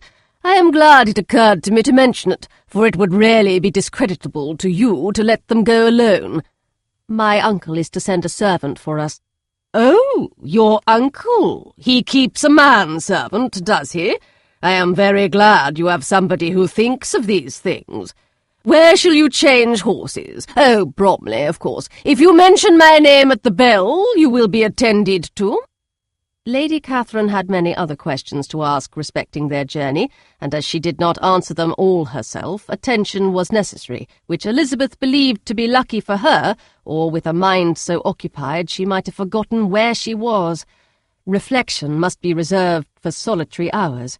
Whenever she was alone, she gave way to it as the greatest relief, and not a day went by without a solitary walk in which she might indulge in all the delight of unpleasant recollections. Mr. Darcy's letter she was in a fair way of soon knowing by heart. She studied every sentence, and her feelings towards its writer were at times widely different. When she remembered the style of his address, she was full of indignation, but when she considered how unjustly she had condemned and upbraided him, her anger was turned against herself, and his disappointed feelings became the object of compassion. His attachment excited gratitude, his general character respect, but she could not approve him, nor could she for a moment repent her refusal or feel the slightest inclination ever to see him again. In her own past behaviour there was a constant source of vexation and regret, and in the unhappy defects of her family a subject of yet heavier chagrin. They were hopeless of remedy. Her father, contented with laughing at them, would never exert himself to restrain the wild giddiness of his youngest daughters, and her mother, with manners so far from right herself, was entirely insensible of the evil. Elizabeth had frequently united with Jane in an endeavour to check the imprudence of Catherine and Lydia, but while they were supported by their mother's indulgence, what chance could there be of improvement? Catherine, weak-spirited, irritable, and completely under Lydia's guidance, had been always affronted by their advice, and Lydia, self-willed and careless, would scarcely give them a hearing. They were ignorant, idle, and vain. While there was an officer in Meryton, they would flirt with him, and while Meryton was within a walk of Longbourn, they would be going there forever. Anxiety on Jane's behalf was another prevailing concern, and Mr. Darcy's explanation, by restoring Bingley to all her former good opinion, heightened the sense of what Jane had lost. His affection was proved to have been sincere, and his conduct cleared of all blame, unless any could attach to the implicitness of his confidence in his friend. How grievous, then, was the thought that, of a situation so desirable in every respect, so replete with advantage, so promising for happiness, Jane had been deprived by the folly and indecorum of her own family. When to these recollections was added the development of Wickham's character, it may be easily believed that the happy spirits which had seldom been depressed before were now so much affected as to make it almost impossible for her to appear tolerably cheerful. Their engagements at Rosings were as frequent during the last week of her stay as they had been at first.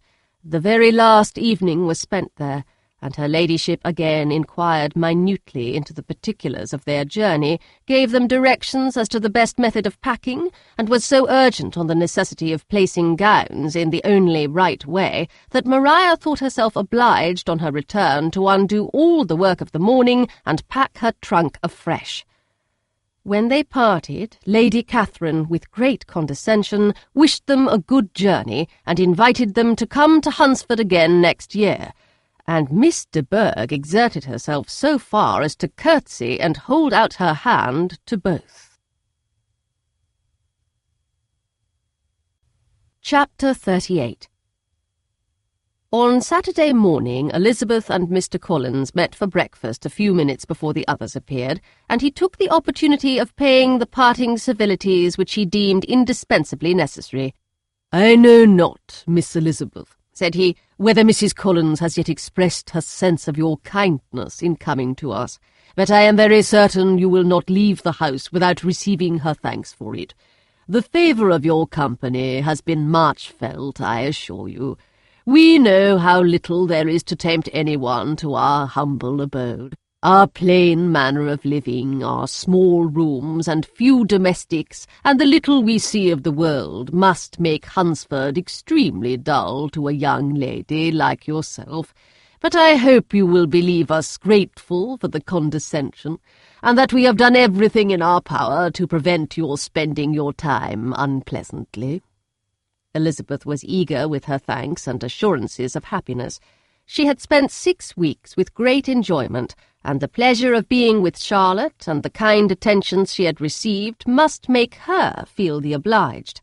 Mr. Collins was gratified, and with a more smiling solemnity replied, "It gives me great pleasure to hear that you have passed your time not disagreeably. We have certainly done our best, and most fortunately having it in our power to introduce you to very superior society, and from our connection with Rosings, the frequent means of varying the humble home scene, I think we may flatter ourselves that your Hunsford visit cannot have been entirely irksome. Our situation with regard to Lady Catherine's family is indeed the sort of extraordinary advantage and blessing which few can boast. You see on what a footing we are. You see how continually we are engaged there. In truth, I must acknowledge that, with all the disadvantages of this humble parsonage, I should not think anyone abiding in it an object of compassion, while they are sharers of our intimacy at Rosings."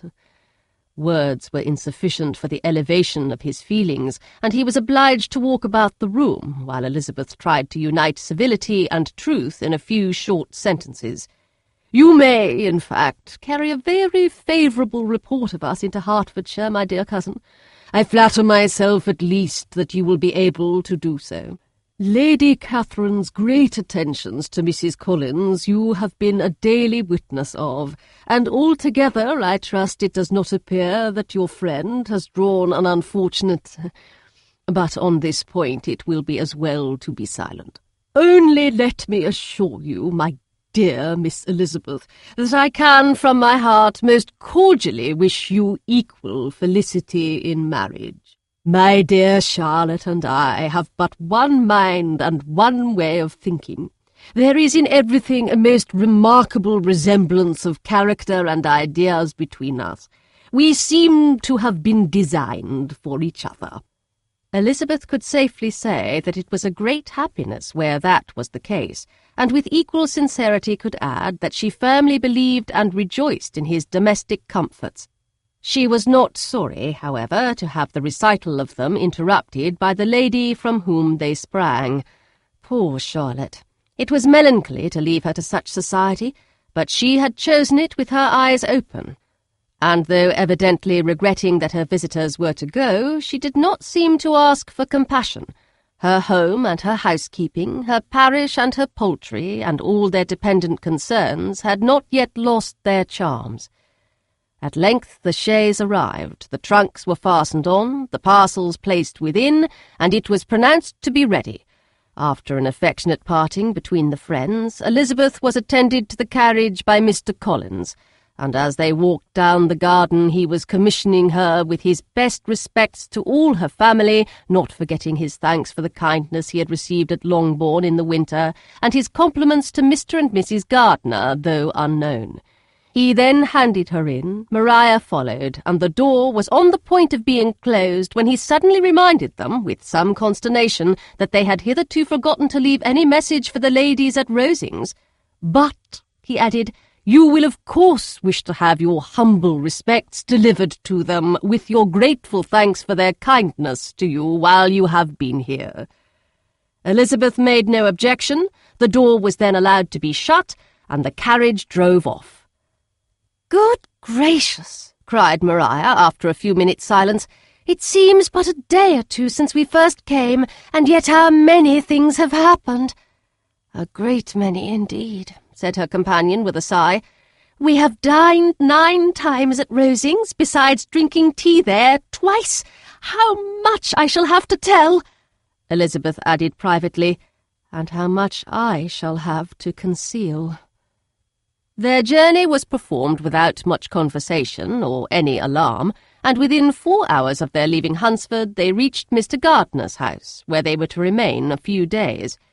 Jane looked well, and Elizabeth had little opportunity of studying her spirits amidst the various engagements which the kindness of her aunt had reserved for them. But Jane was to go home with her, and at Longbourn there would be leisure enough for observation. It was not without an effort, meanwhile, that she could wait even for Longbourn before she told her sister of Mr. Darcy's proposals. To know that she had the power of revealing what would so exceedingly astonish Jane, and must at the same time so highly gratify whatever of her own vanity she had not yet been able to reason away, was such a temptation to openness as nothing could have conquered but the state of indecision in which she remained as to the extent of what she should communicate, and her fear, if she once entered on the subject, of being hurried into repeating something of Bingley which might only grieve her sister further. Chapter 39. It was the second week in May, in which the 3 young ladies had set out together from Gracechurch Street for the town of in Hertfordshire, and as they drew near the appointed inn where Mr. Bennet's carriage was to meet them, they quickly perceived, in token of the coachman's punctuality, both Kitty and Lydia looking out of a dining-room upstairs. These 2 girls had been above an hour in the place, happily employed in visiting an opposite milliner, watching the sentinel on guard, and dressing a salad and cucumber. After welcoming their sisters, they triumphantly displayed a table set out with such cold meat as an inn larder usually affords, exclaiming, "Is not this nice? Is not this an agreeable surprise?" "And we mean to treat you all," added Lydia, "but you must lend us the money, for we have just spent ours at the shop out there." Then, showing her purchases, "Look here, I have bought this bonnet. I do not think it is very pretty, but I thought I might as well buy it as not. I shall pull it to pieces as soon as I get home and see if I can make it up any better." And when her sisters abused it as ugly, she added with perfect unconcern, "Oh, but there were 2 or 3 much uglier in the shop, and when I have bought some prettier coloured satin to trim it with fresh, I think it will be very tolerable. Besides, it will not much signify what one wears this summer, after the Shire have left Meryton, and they are going in a fortnight." "Are they indeed?" cried Elizabeth with the greatest satisfaction. "They are going to be encamped near Brighton, and I do so want Papa to take us all there for the summer. It would be such a delicious scheme, and I dare say would hardly cost anything at all. Mamma would like to go too, of all things. Only think what a miserable summer else we shall have." Yes, thought Elizabeth, that would be a delightful scheme indeed, and completely do for us at once. Good heaven! Brighton and a whole campful of soldiers, to us, who have been overset already by one poor regiment of militia and the monthly balls of Meryton. "Now I have got some news for you," said Lydia as they sat down at table. "What do you think? It is excellent news, capital news, and about a certain person we all like." Jane and Elizabeth looked at each other, and the waiter was told he need not stay. Lydia laughed and said, "Aye, that is just like your formality and discretion. You thought the waiter must not hear, as if he cared. I dare say he often hears worse things said than I am going to say. But he is an ugly fellow. I am glad he is gone. I never saw such a long chin in my life. Well, but now for my news. It is about dear Wickham. Too good for the waiter, is it not? There is no danger of Wickham's marrying Mary King.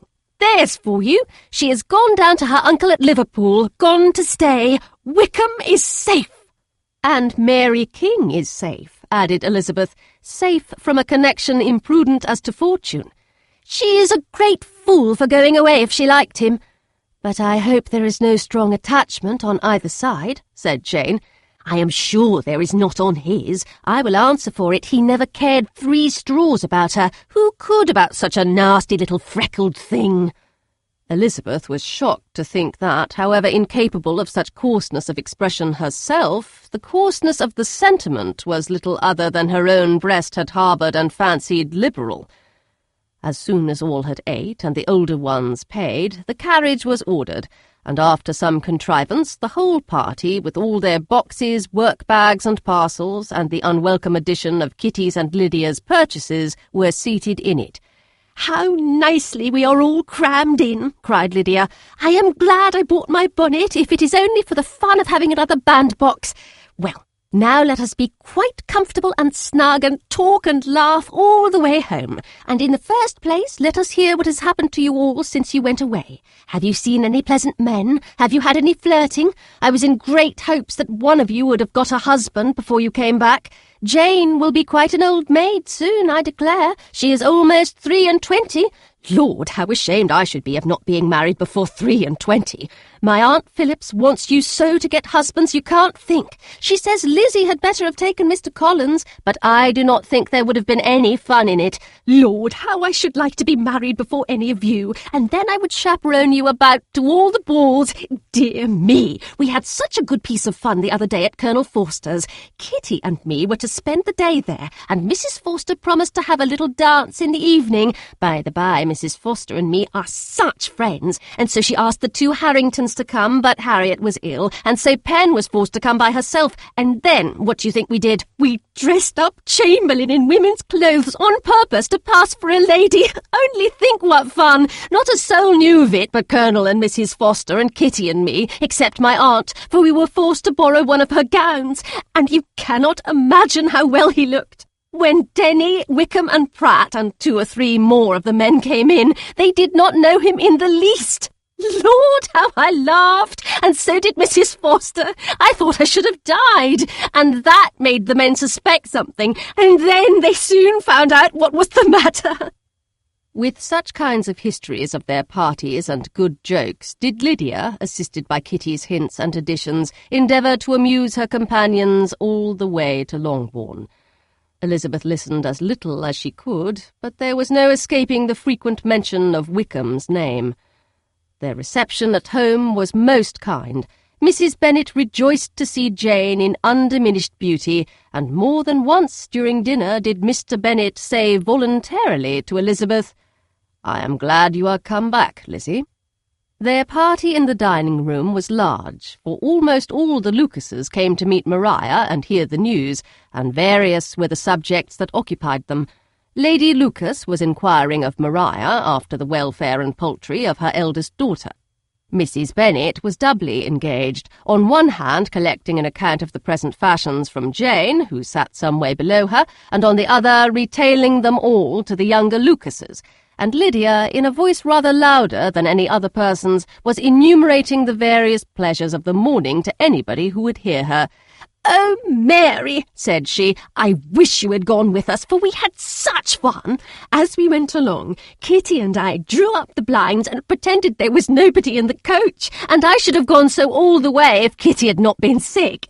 And when we got to the George, I do think we behaved very handsomely, for we treated the other 3 with the nicest cold luncheon in the world, and if you would have gone, we would have treated you too. And then when we came away, it was such fun. I thought we never should have got into the coach. I was ready to die of laughter. And then we were so merry all the way home. We talked and laughed so loud that anybody might have heard us 10 miles off." To this Mary very gravely replied, "Far be it from me, my dear sister, to depreciate such pleasures. They would doubtless be congenial with the generality of female minds, but I confess they would have no charms for me. I should infinitely prefer a book." But of this answer Lydia heard not a word. She seldom listened to anybody for more than half a minute, and never attended to Mary at all. In the afternoon Lydia was urgent with the rest of the girls to walk to Meryton and to see how everybody went on, but Elizabeth steadily opposed the scheme. It should not be said that the Miss Bennets could not be at home half a day before they were in pursuit of the officers. There was another reason, too, for her opposition. She dreaded seeing Mr. Wickham again, and was resolved to avoid it as long as possible. The comfort to her of the regiment's approaching removal was indeed beyond expression. In a fortnight they were to go, and once gone, she hoped there could be nothing more to plague her on his account. She had not been many hours at home before she found that the Brighton scheme, of which Lydia had given them a hint at the inn, was under frequent discussion between her parents. Elizabeth saw directly that her father had not the smallest intention of yielding, but his answers were at the same time so vague and equivocal that her mother, though often disheartened, had never yet despaired of succeeding at last. Chapter 40. Elizabeth's impatience to acquaint Jane with what had happened could no longer be overcome, and at length, resolving to suppress every particular in which her sister was concerned, and preparing her to be surprised, she related to her the next morning the chief of the scene between Mr. Darcy and herself. Miss Bennet's astonishment was soon lessened by the strong sisterly partiality which made any admiration of Elizabeth appear perfectly natural, and all surprise was shortly lost in other feelings. She was sorry that Mr. Darcy should have delivered his sentiments in a manner so little suited to recommend them, but still more was she grieved for the unhappiness which her sister's refusal must have given him. "His being so sure of succeeding was wrong," said she, "and certainly ought not to have appeared, but consider how much it must increase his disappointment." "Indeed," replied Elizabeth, "I am heartily sorry for him, but he has other feelings which will probably soon drive away his regard for me. You do not blame me, however, for refusing him?" "Blame you? Oh, no." "But you blame me for having spoken so warmly of Wickham?" "No, I do not know that you were wrong in saying what you did. But you will know it when I tell you what happened the very next day." She then spoke of the letter, repeating the whole of its contents as far as they concerned George Wickham.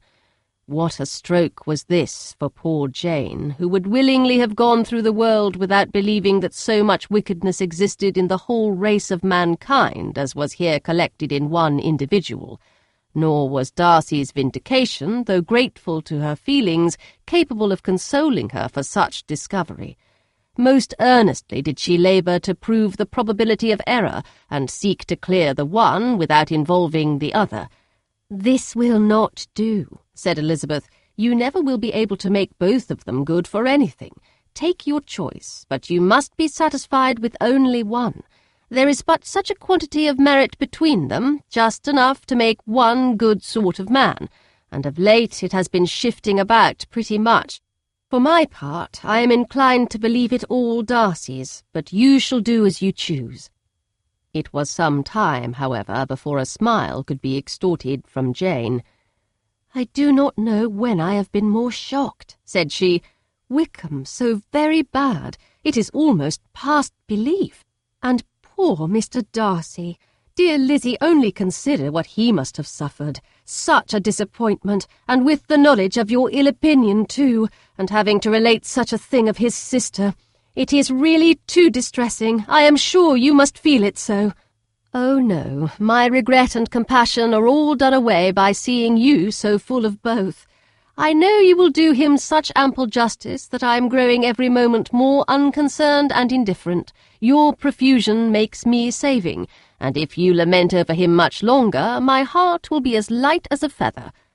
Poor Wickham! There is such an expression of goodness in his countenance, such an openness and gentleness in his manner." There certainly was some great mismanagement in the education of those two young men. One has got all the goodness, and the other all the appearance of it. "I never thought Mr. Darcy so deficient in the appearance of it as you used to do. And yet I meant to be uncommonly clever in taking so decided a dislike to him without any reason. It is such a spur to one's genius, such an opening for wit, to have a dislike of that kind. One may be continually abusive without saying anything just, but one cannot always be laughing at a man without now and then stumbling on something witty. Lizzie, when you first read that letter, I am sure you could not treat the matter as you do now." "Indeed, I could not.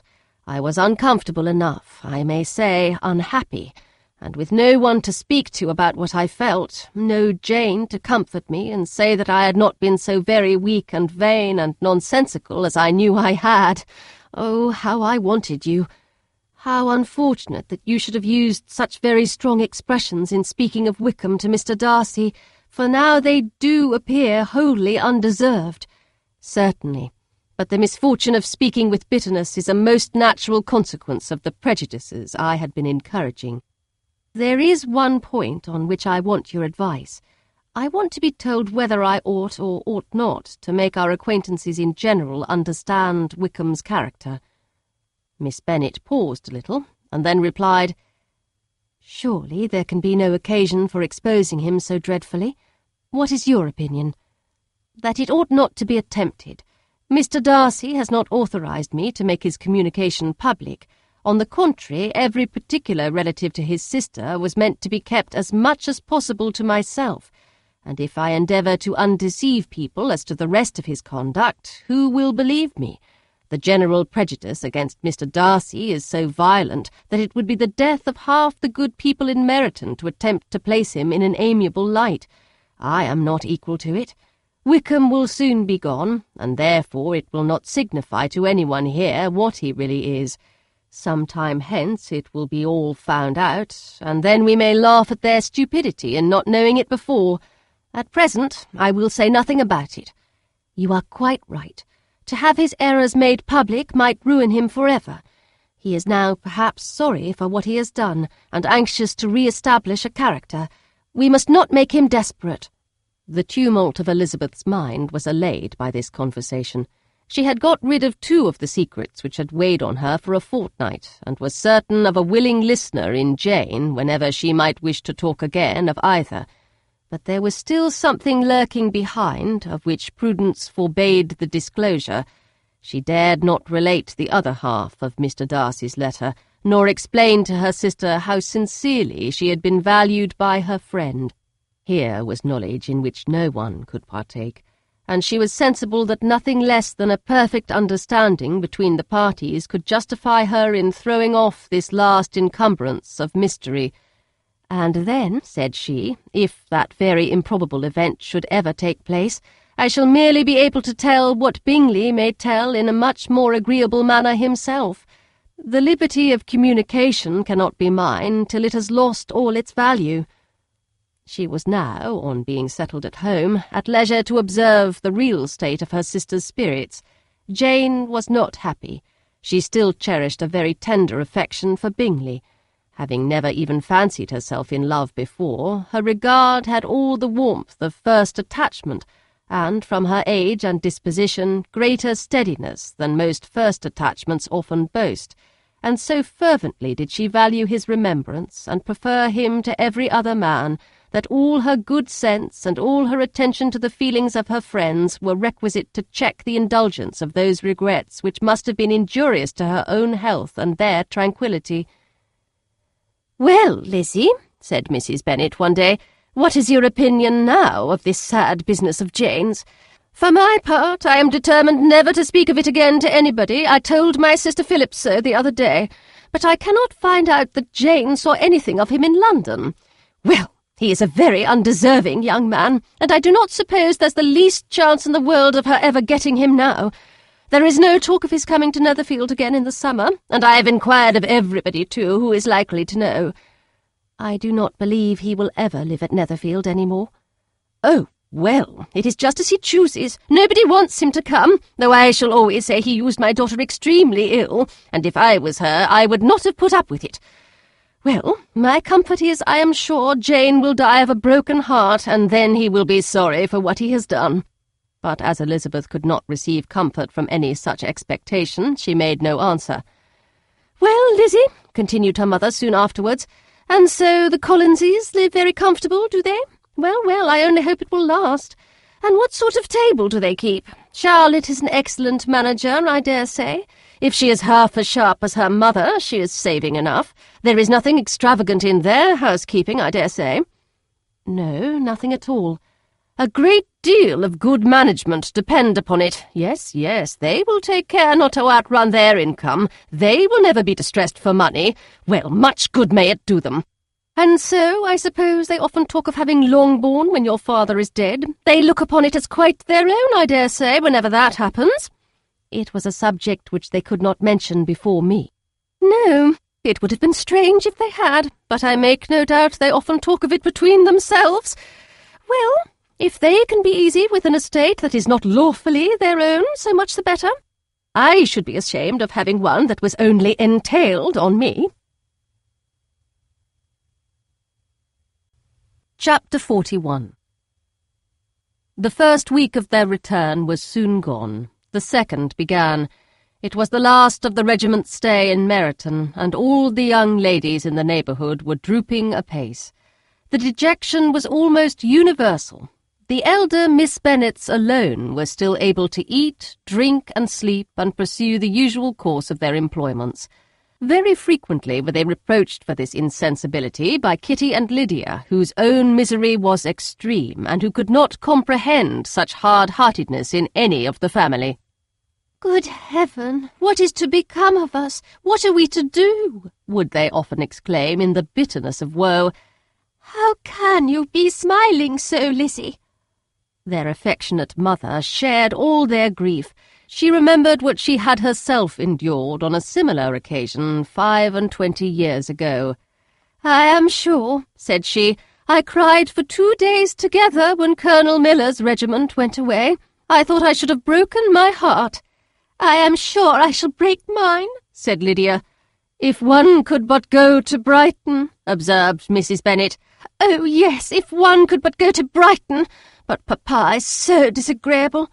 A little sea-bathing would set me up for ever. And my Aunt Phillips is sure it would do me a great deal of good," added Kitty. Such were the kind of lamentations resounding perpetually through Longbourn House. Elizabeth tried to be diverted by them, but all sense of pleasure was lost in shame.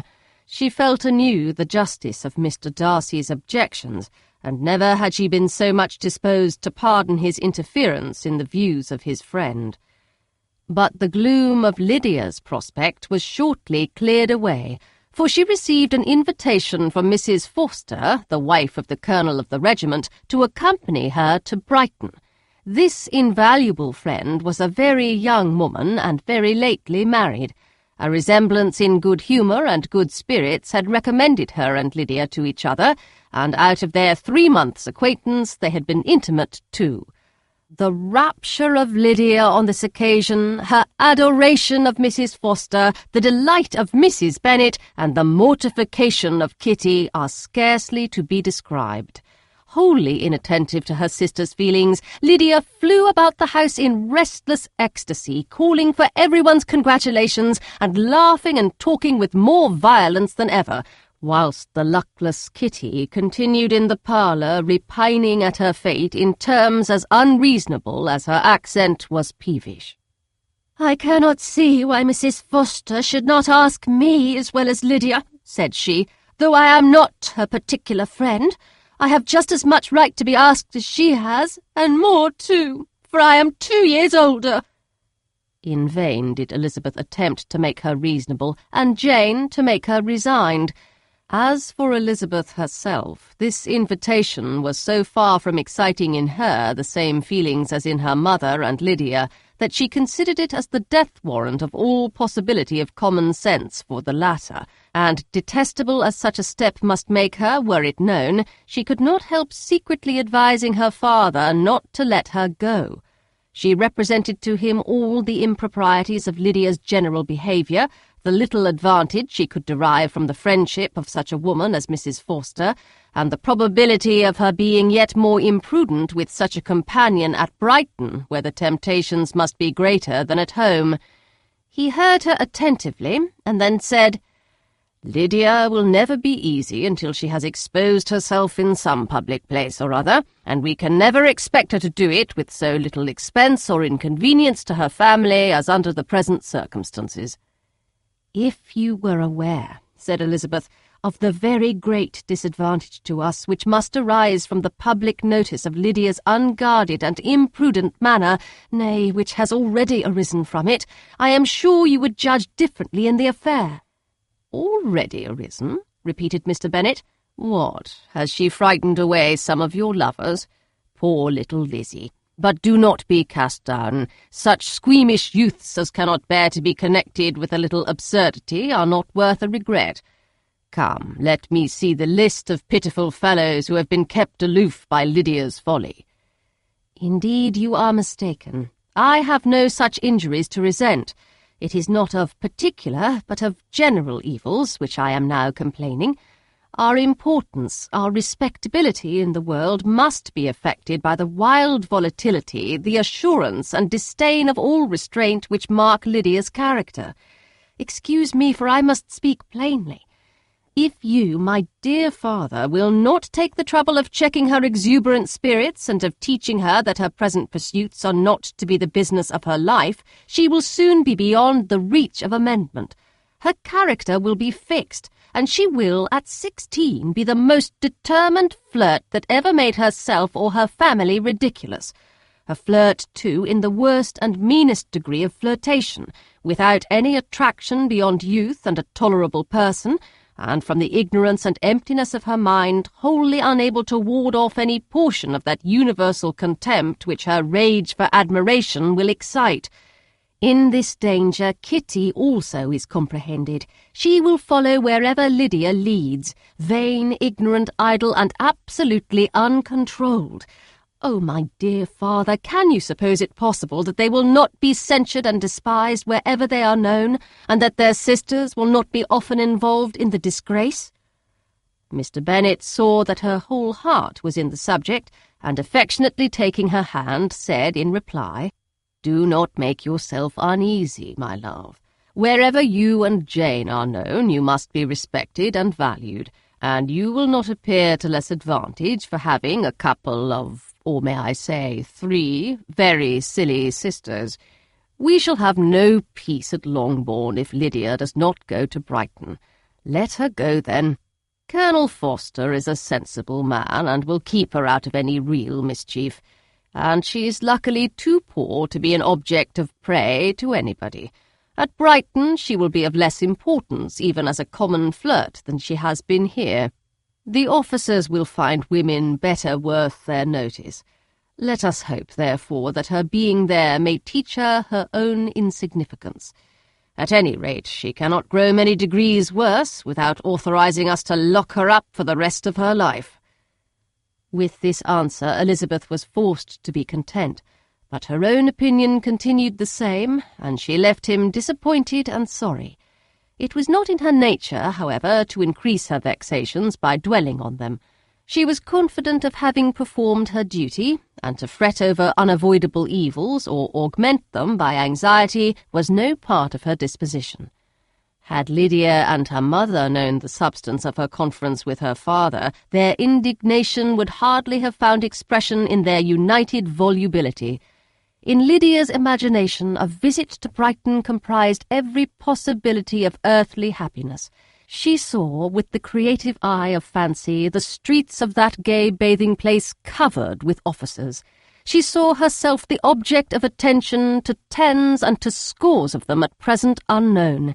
She saw all the glories of the camp, its tents stretched forth in beauteous uniformity of lines, crowded with the young and the gay, and dazzling with scarlet, and to complete the view, she saw herself seated beneath a tent, tenderly flirting with at least 6 officers at once. Had she known her sister sought to tear her from such prospects and such realities as these, what would have been her sensations? They could have been understood only by her mother, who might have felt nearly the same. Lydia's going to Brighton was all that consoled her for her melancholy conviction of her husband's never intending to go there himself. But they were entirely ignorant of what had passed, and their raptures continued with little intermission to the very day of Lydia's leaving home. Elizabeth was now to see Mr. Wickham for the last time. Having been frequently in company with him since her return, agitation was pretty well over, the agitations of former partiality entirely so. She had even learnt to detect in the very gentleness which had first delighted her an affectation and a sameness to disgust and weary. In his present behaviour to herself, moreover, she had a fresh source of displeasure, for the inclination he soon testified of renewing those intentions which had marked the early part of their acquaintance could only serve, after what had since passed, to provoke her. She lost all concern for him in finding herself thus selected as the object of such idle and frivolous gallantry, and while she steadily repressed it, could not but feel the reproof contained in his believing that however long and for whatever cause his attentions had been withdrawn, her vanity would be gratified and her preference secured at any time by their renewal. On the very last day of the regiment's remaining at Meryton, he dined, with other of the officers, at Longbourn, and so little was Elizabeth disposed to part from him in good humour that, on his making some inquiry as to the manner in which her time had passed at Hunsford, she mentioned Colonel Fitzwilliam's and Mr. Darcy's having both spent 3 weeks at Rosings, and asked him if he was acquainted with the former. He looked surprised, displeased, alarmed, but with a moment's recollection and a returning smile replied that he had formerly seen him often, and after observing that he was a very gentlemanlike man, asked her how she had liked him. Her answer was warmly in his favour.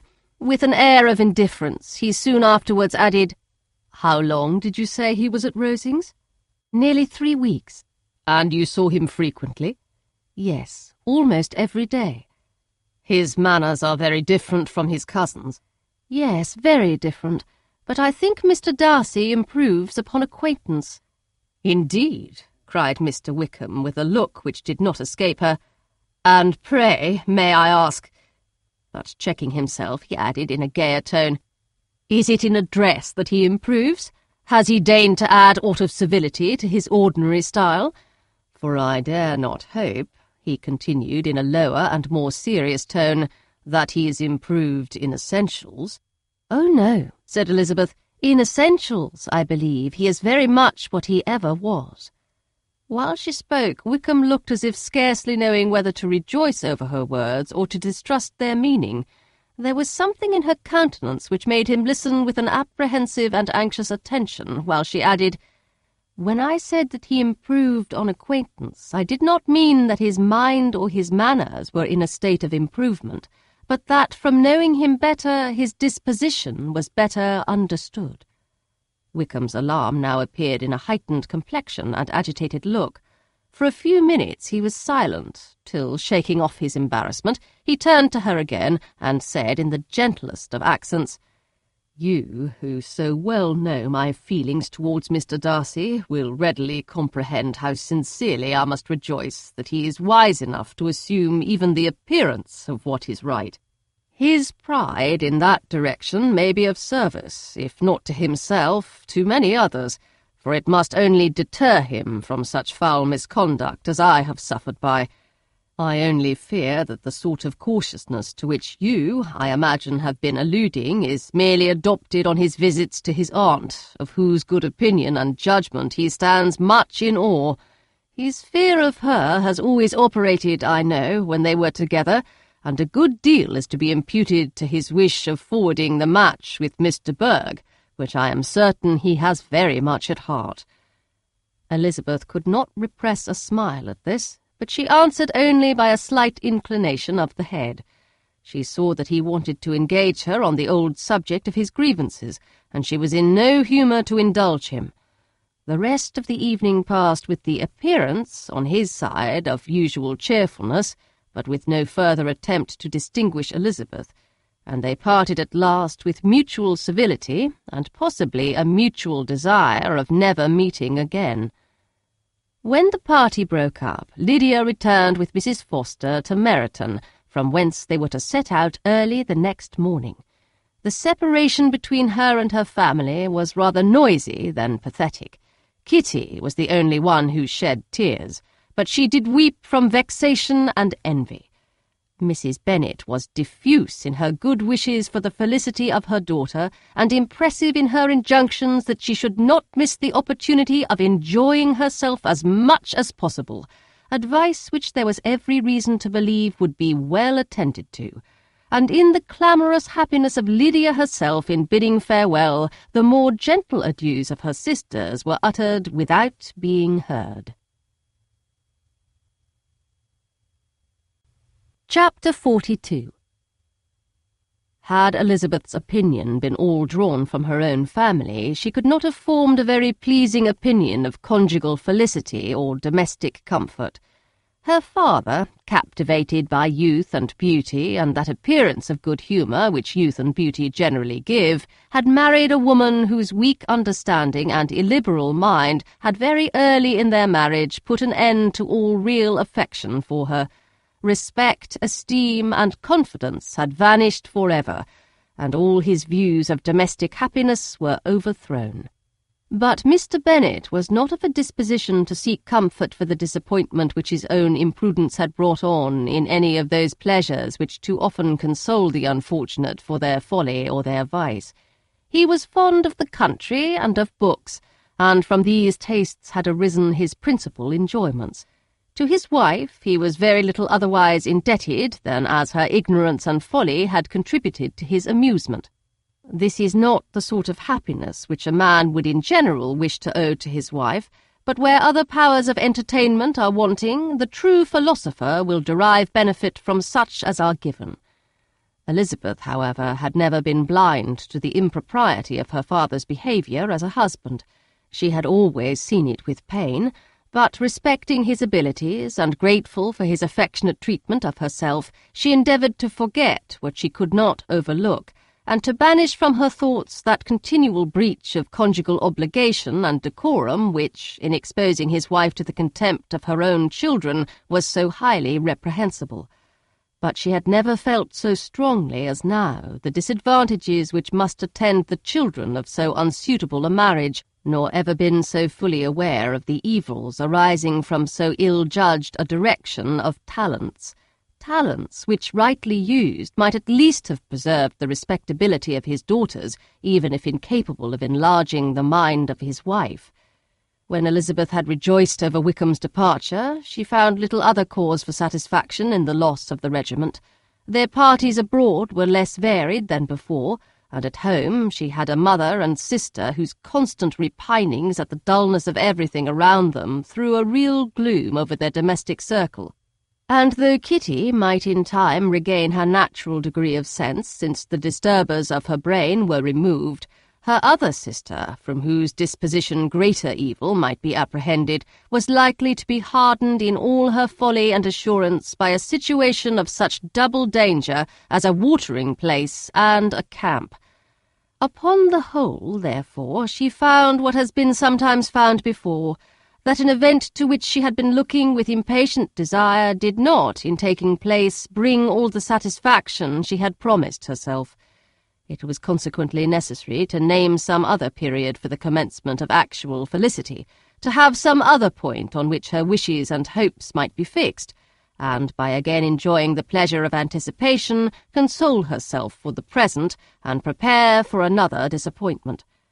Her tour to the lakes was now the object of her happiest thoughts. It was her best consolation for all the uncomfortable hours which the discontentedness of her mother and Kitty made inevitable, and could she have included Jane in the scheme, every part of it would have been perfect. But it is fortunate, thought she, that I have something to wish for. Were the whole arrangement complete, my disappointment would be certain. But here, by carrying with me one ceaseless source of regret in my sister's absence, I may reasonably hope to have all my expectations of pleasure realized. A scheme of which every part promises delight can never be successful, and general disappointment is only warded off by the defence of some little peculiar vexation. When Lydia went away, she promised to write very often and very minutely to her mother and Kitty, but her letters were always long expected and always very short. Those to her mother contained little else than that they were just returned from the library, where such and such officers had attended them, and where she had seen such beautiful ornaments as made her quite wild, that she had a new gown or a new parasol, which she would have described more fully, but was obliged to leave off in a violent hurry, as Mrs. Forster called her, and they were going off to the camp. And from her correspondence with her sister there was still less to be learnt, for her letters to Kitty, though rather longer, were much too full of lines under the words to be made public. After the first fortnight or 3 weeks of her absence, health, good humour and cheerfulness began to reappear at Longbourn. Everything wore a happier aspect. The families who had been in town for the winter came back again, and summer finery and summer engagements arose. Mrs. Bennet was restored to her usual querulous serenity, and by the middle of June Kitty was so much recovered as to be able to enter Meryton without tears, an event of such happy promise as to make Elizabeth hope that by the following Christmas she might be so tolerably reasonable as not to mention an officer above once a day, unless by some cruel and malicious arrangement at the War Office another regiment should be quartered in Meryton. The time fixed for the beginning of their northern tour was now fast approaching, and a fortnight only was wanting of it, when a letter arrived from Mrs. Gardiner, which at once delayed its commencement and curtailed its extent. Mr. Gardiner would be prevented by business from setting out till a fortnight later in July, and must be in London again within a month, and as that left too short a period for them to go so far and see so much as they had proposed, or at least to see it with the leisure and comfort they had built on, they were obliged to give up the lakes and substitute a more contracted tour, and according to the present plan were to go no farther northwards than Derbyshire. In that county there was enough to be seen to occupy the chief of their 3 weeks, and to Mrs. Gardiner it had a peculiarly strong attraction. The town where she had formerly passed some years of her life, and where they were now to spend a few days, was probably as great an object of her curiosity as all the celebrated beauties of Matlock, Chatsworth, Dovedale, or the Peak. Elizabeth was excessively disappointed. She had set her heart on seeing the lakes, and still thought there might have been time enough. But it was her business to be satisfied, and certainly her temper to be happy, and all was soon right again. With the mention of Derbyshire there were many ideas connected. It was impossible for her to see the word without thinking of Pemberley and its owner. "But surely," said she, "I may enter his county without impunity, and rob it of a few petrified spars without his perceiving me." The period of expectation was now doubled. 4 weeks were to pass away before her uncle and aunt's arrival. But they did pass away, and Mr. and Mrs. Gardiner, with their 4 children, did at length appear at Longbourn.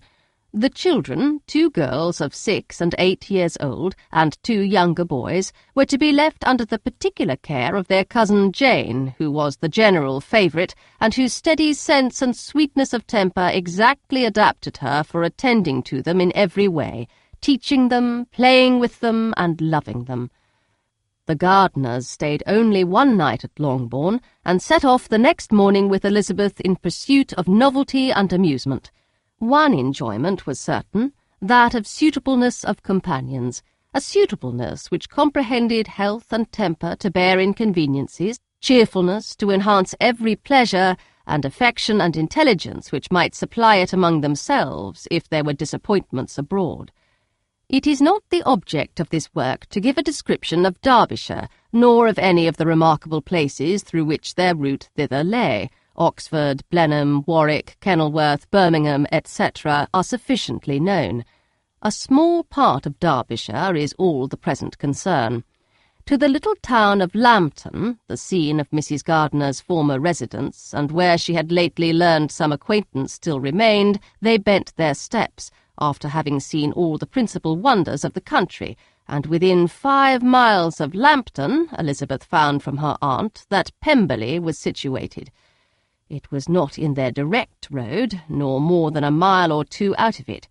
In talking over their route the evening before, Mrs. Gardiner expressed an inclination to see the place again.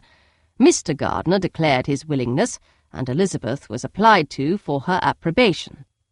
"My love, should not you like to see a place of which you have heard so much?" said her aunt.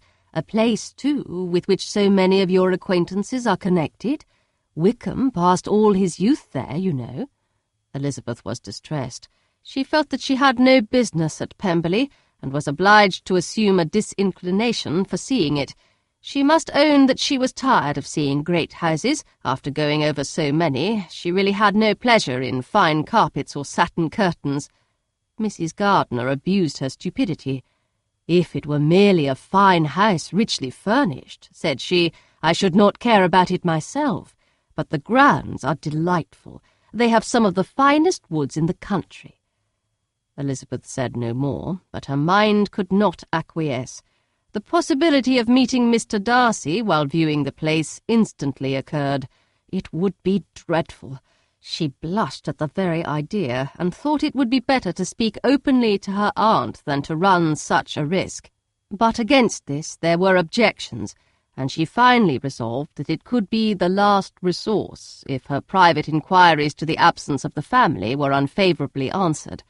Accordingly, when she retired at night, she asked the chambermaid whether Pemberley were not a very fine place, what was the name of its proprietor, and, with no little alarm, whether the family were down for the summer. A most welcome negative followed the last question, and her alarms now being removed, she was at leisure to feel a great deal of curiosity to see the house herself, and when the subject was revived the next morning, and she was again applied to, could readily answer, and with a proper air of indifference, that she had not really any dislike to the scheme. To Pemberley, therefore, they were to go.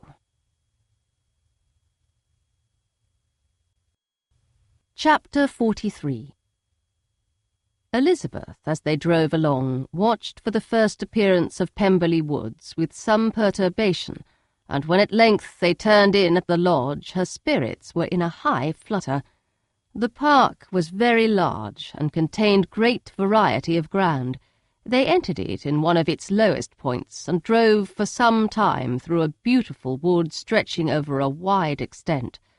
Elizabeth's mind was too full for conversation, but she saw and admired every remarkable spot and point of view.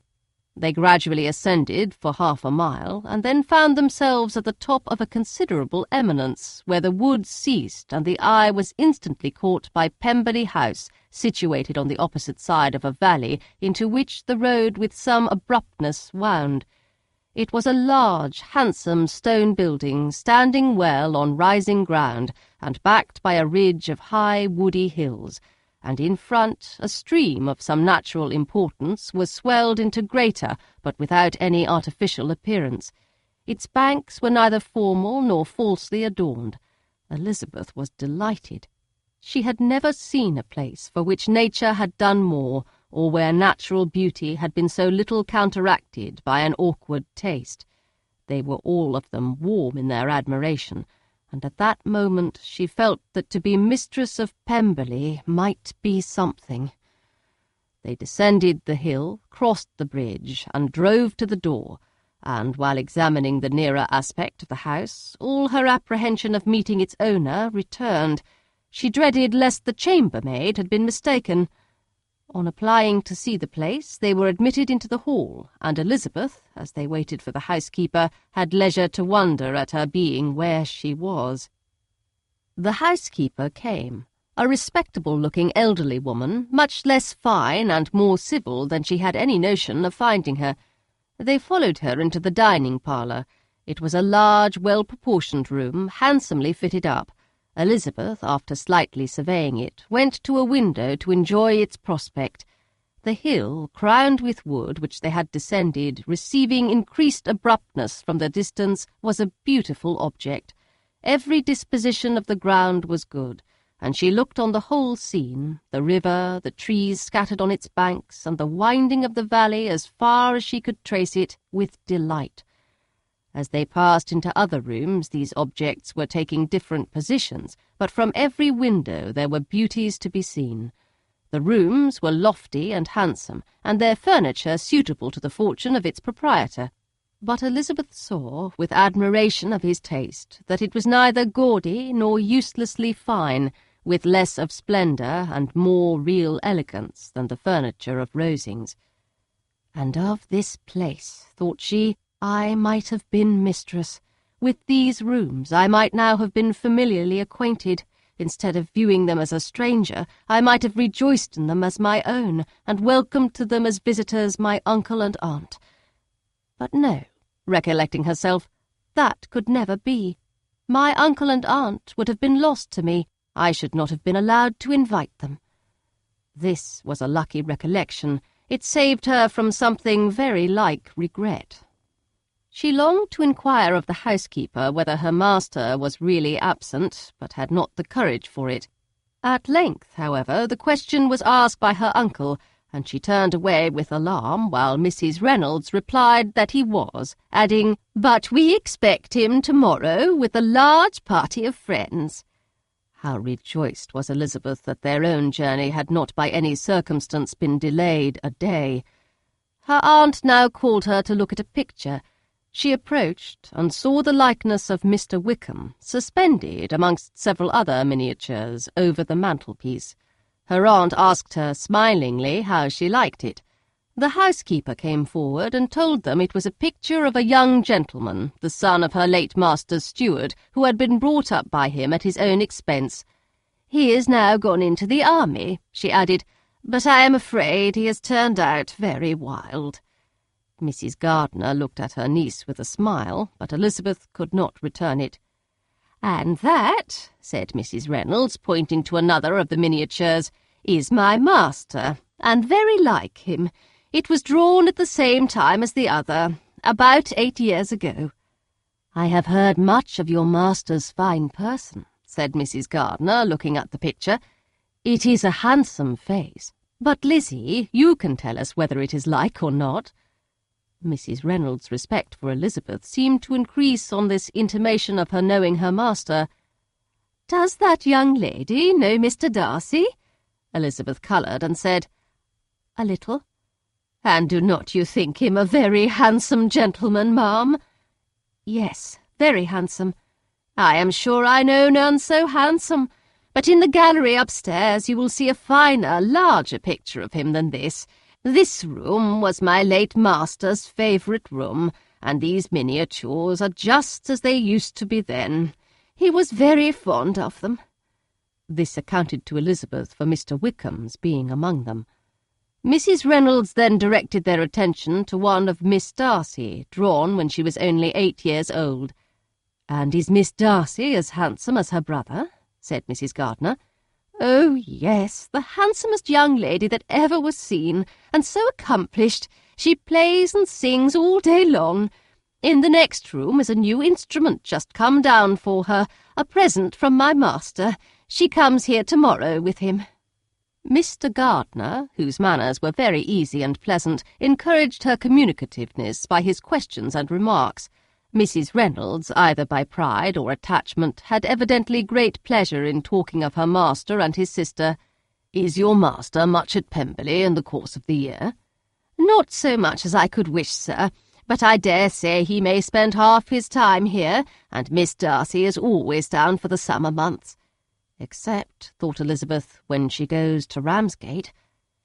"If your master would marry, you might see more of him." "Yes, sir, but I do not know when that will be. I do not know who is good enough for him." Mr. and Mrs. Gardiner smiled. Elizabeth could not help saying, "It is very much to his credit, I am sure, that you should think so." "I say no more than the truth, and what everybody will say that knows him," replied the other. Elizabeth thought this was going pretty far, and she listened with increasing astonishment as the housekeeper added, "I have never known a cross word from him in my life, and I have known him ever since he was 4 years old." This was praise of all others most extraordinary, most opposite to her ideas. That he was not a good-tempered man had been her firmest opinion. Her keenest attention was awakened. She longed to hear more, and was grateful to her uncle for saying, "There are very few people of whom so much can be said. You are lucky in having such a master." "Yes, sir, I know I am. If I were to go through the world, I could not meet with a better. But I have always observed that they who are good-natured when children are good-natured when they grow up, and he was always the sweetest-tempered, most generous-hearted boy in the world." Elizabeth almost stared at her. "Can this be Mr. Darcy?" thought she. "His father was an excellent man," said Mrs. Gardiner. "Yes, ma'am, that he was indeed, and his son will be just like him, just as affable to the poor." Elizabeth listened, wondered, doubted, and was impatient for more. Mrs. Reynolds could interest her on no other point. She related the subjects of the pictures, the dimensions of the rooms, and the price of the furniture in vain. Mr. Gardiner, highly amused by the kind of family prejudice to which he attributed her excessive commendation of her master, soon led again to the subject, and she dwelt with energy on his many merits as they proceeded together up the great staircase. "He is the best landlord and the best master," said she, "that ever lived, not like the wild young men nowadays who think of nothing but themselves. There is not one of his tenants or servants but will give him a good name. Some people call him proud, but I am sure I never saw anything of it. To my fancy, it is only because he does not rattle away like other young men." "In what an amiable light does this place him," thought Elizabeth. "This fine account of him," whispered her aunt as they walked, "is not quite consistent with his behaviour to our poor friend. Perhaps we might be deceived." "That is not very likely. Our authority was too good." On reaching the spacious lobby above, they were shown into a very pretty sitting-room, lately fitted up with greater elegance and lightness than the apartments below, and were informed that it was but just done to give pleasure to Miss Darcy, who had taken a liking to the room when last at Pemberley. "He is certainly a good brother," said Elizabeth, as she walked towards one of the windows. Mrs. Reynolds anticipated Miss Darcy's delight when she should enter the room. "And this is always the way with him," she added. "Whatever can give his sister any pleasure is sure to be done in a moment. There is nothing he would not do for her." The picture gallery and 2 or 3 of the principal bedrooms were all that remained to be shown. In the former were many good paintings, but Elizabeth knew nothing of the art, and from such as had been already visible below, she had willingly turned to look at some drawings of Miss Darcy's in crayons, whose subjects were usually more interesting and also more intelligible. In the gallery there were many family portraits, but they could have little to fix the attention of a stranger. Elizabeth walked in quest of the only face whose features would be known to her. At last it arrested her, and she beheld a striking resemblance to Mr. Darcy, with such a smile over the face as she remembered to have sometimes seen when he looked at her. She stood several minutes before the picture in earnest contemplation, and returned to it again before they quitted the gallery. Mrs. Reynolds informed them that it had been taken in his father's lifetime. There was certainly at this moment in Elizabeth's mind a more gentle sensation towards the original than she had ever felt at the height of their acquaintance. The commendation bestowed on him by Mrs. Reynolds was of no trifling nature. What praise is more valuable than the praise of an intelligent servant? As a brother, a landlord, a master, she considered how many people's happiness were in his guardianship, how much of pleasure or pain was it in his power to bestow, how much of good or evil must be done by him. Every idea that had been brought forward by the housekeeper was favourable to his character, and as she stood before the canvas on which he was represented and fixed his eyes upon herself, she thought of his regard with a deeper sentiment of gratitude than it had ever raised before. She remembered its warmth and softened its impropriety of expression.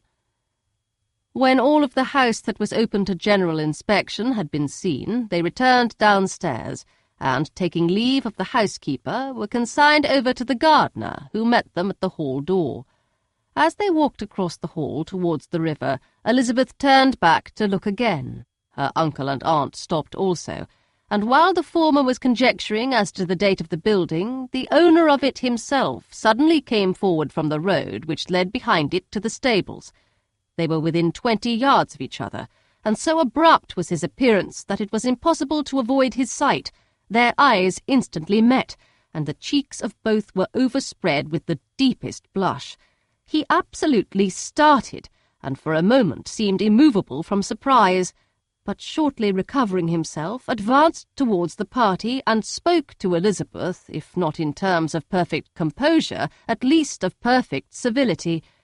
She had instinctively turned away, but stopping on his approach, received his compliments with an embarrassment impossible to be overcome. Had his first appearance, or his resemblance to the picture they had just been examining, been insufficient to assure the other two that they now saw Mr. Darcy, the gardener's expression of surprise on beholding his master must immediately have told it. They stood a little aloof while he was talking to their niece, who, astonished and confused, scarcely dared lift her eyes to his face, and knew not what answer she returned to his civil inquiries after her family. Amazed at the alteration of his manner since they last parted, every sentence that he uttered was increasing her embarrassment, and every idea of the impropriety of her being found there recurring to her mind, the few minutes in which they continued were some of the most uncomfortable in her life. Nor did he seem much more at ease. When he spoke, his accent had none of its usual sedateness, and he repeated his inquiries as to the time of her having left Longbourn and of her having stayed in Derbyshire so often and in so hurried a way as plainly spoke the distraction of his thoughts. At length every idea seemed to fail him, and after standing a few moments without saying a word, he suddenly recollected himself and took leave. The others then joined her and expressed admiration of his figure, but Elizabeth heard not a word, and, wholly engrossed by her own feelings, followed them in silence. She was overpowered by shame and vexation. Her coming there was the most unfortunate, the most ill-judged thing in the world. How strange it must appear to him! In what a disgraceful light might it not strike so vain a man! It might seem as if she had purposely thrown herself in his way again. Oh, why did she come? Or why did he thus come a day before he was expected? Had they been only 10 minutes sooner, they should have been beyond the reach of his discrimination, for it was plain that he was that moment arrived, that moment alighted from his horse or his carriage. She blushed again and again over the perverseness of the meeting, and his behaviour so strikingly altered. What could it mean? That he should even speak to her was amazing, but to speak with such civility, to inquire after her family. Never in her life had she seen his manners so little dignified, never had he spoken with such gentleness as on this unexpected meeting. What a contrast did it offer to his last address in Rosings Park, when he put his letter into her hand! She knew not what to think, or how to account for it. They had now entered a beautiful walk by the side of the water, and every step was bringing forward a nobler fall of ground or a finer reach of the woods to which they were approaching, but it was some time before Elizabeth was sensible of any of it, and though she answered mechanically to the repeated appeals of her uncle and aunt, and seemed to direct her eyes to such objects as they pointed out, she distinguished no part of the scene. Her thoughts were all fixed on that one spot of Pemberley House, whichever it might be, where Mr. Darcy then was. She longed to know what at the moment was passing in his mind, in what manner he thought of her, and whether, in defiance of everything, she was still dear to him. Perhaps he had been civil only because he felt himself at ease, yet there had been that in his voice which was not like ease. Whether he had felt more of pain or of pleasure in seeing her she could not tell, but he certainly had not seen her with composure. At length, however, the remarks of her companions on her absence of mind aroused her, and she felt the necessity of appearing more like herself. They entered the woods, and, bidding adieu to the river for a while, ascended some of the higher grounds, when, in spots where the opening of the trees gave the eye power to wander, were many charming views of the valley, the opposite hills, with the long range of woods overspreading many, and occasionally part of the stream. Mr. Gardiner expressed a wish of going round the whole park, but feared it might be beyond a walk. With a triumphant smile, they were told that it was 10 miles round. It settled the matter, and they pursued the accustomed circuit, which brought them again, after some time, in a descent among hanging woods, to the edge of the water, and one of its narrowest parts. They crossed it by a simple bridge, in character with the general air of the scene. It was a spot less adorned than any they had yet visited, and the valley, here contracted into a glen, allowed room only for the stream and a narrow walk amidst the rough coppice wood which bordered it. Elizabeth longed to explore its windings, but when they had crossed the bridge and perceived their distance from the house, Mrs. Gardiner, who was not a great walker, could go no farther, and thought only of returning to the carriage as quickly as possible. Her niece was therefore obliged to submit, and they took their way towards the house on the opposite side of the river in the nearest direction. But their progress was slow, for Mr. Gardiner, though seldom able to indulge the taste, was very fond of fishing, and was so much engaged in watching the occasional appearance of some trout in the water and talking to the man about them that he advanced but little. Whilst wandering on in this slow manner, they were again surprised, and Elizabeth's astonishment was quite equal to what it had been at first, by the sight of Mr. Darcy approaching them, and at no great distance. The walk here being less sheltered than on the other side, allowed them to see him before they met. Elizabeth, however astonished, was at least more prepared for an interview than before, and resolved to appear and to speak with calmness if he really intended to meet them.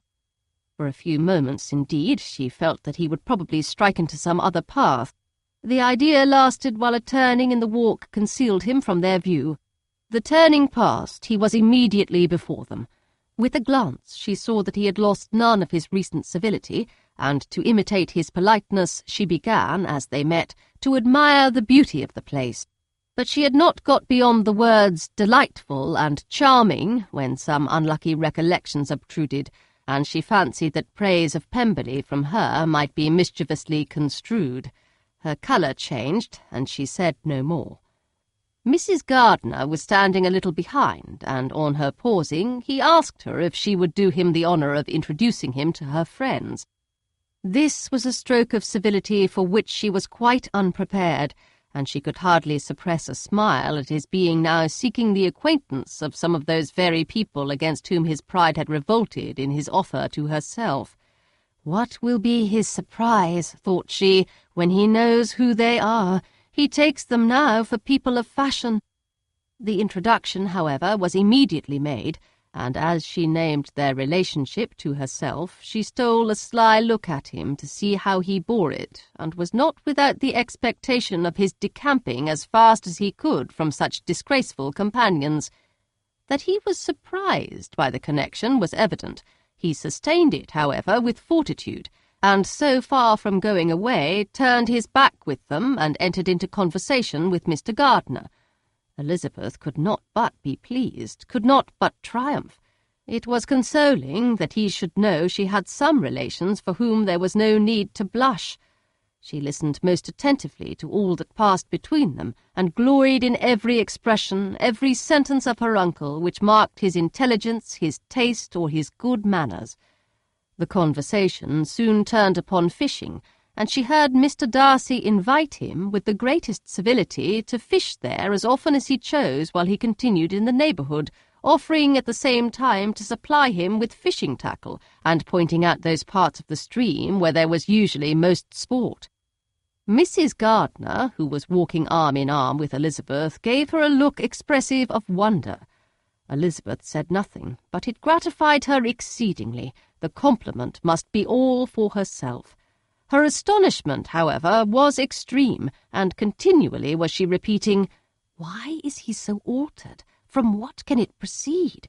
It cannot be for me. It cannot be for my sake that his manners are thus softened. My reproofs at Hunsford could not work such a change as this. It is impossible that he should still love me."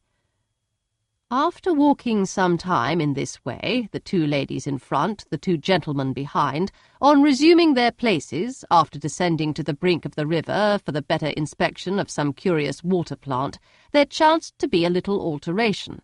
It originated in Mrs. Gardiner, who, fatigued by the exercise of the morning, found Elizabeth's arm inadequate to her support, and consequently preferred her husband's.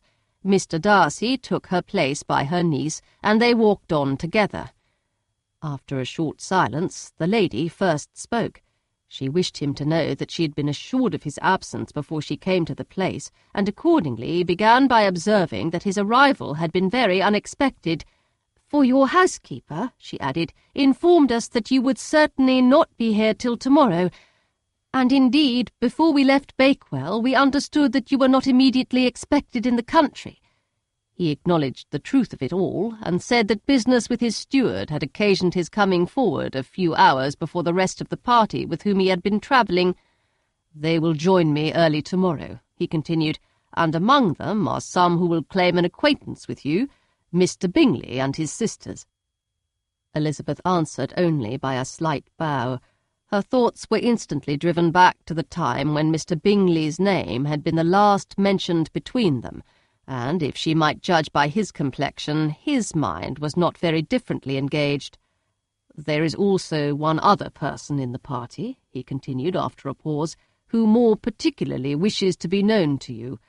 Will you allow me, or do I ask too much, to introduce my sister to your acquaintance during your stay at Lambton?"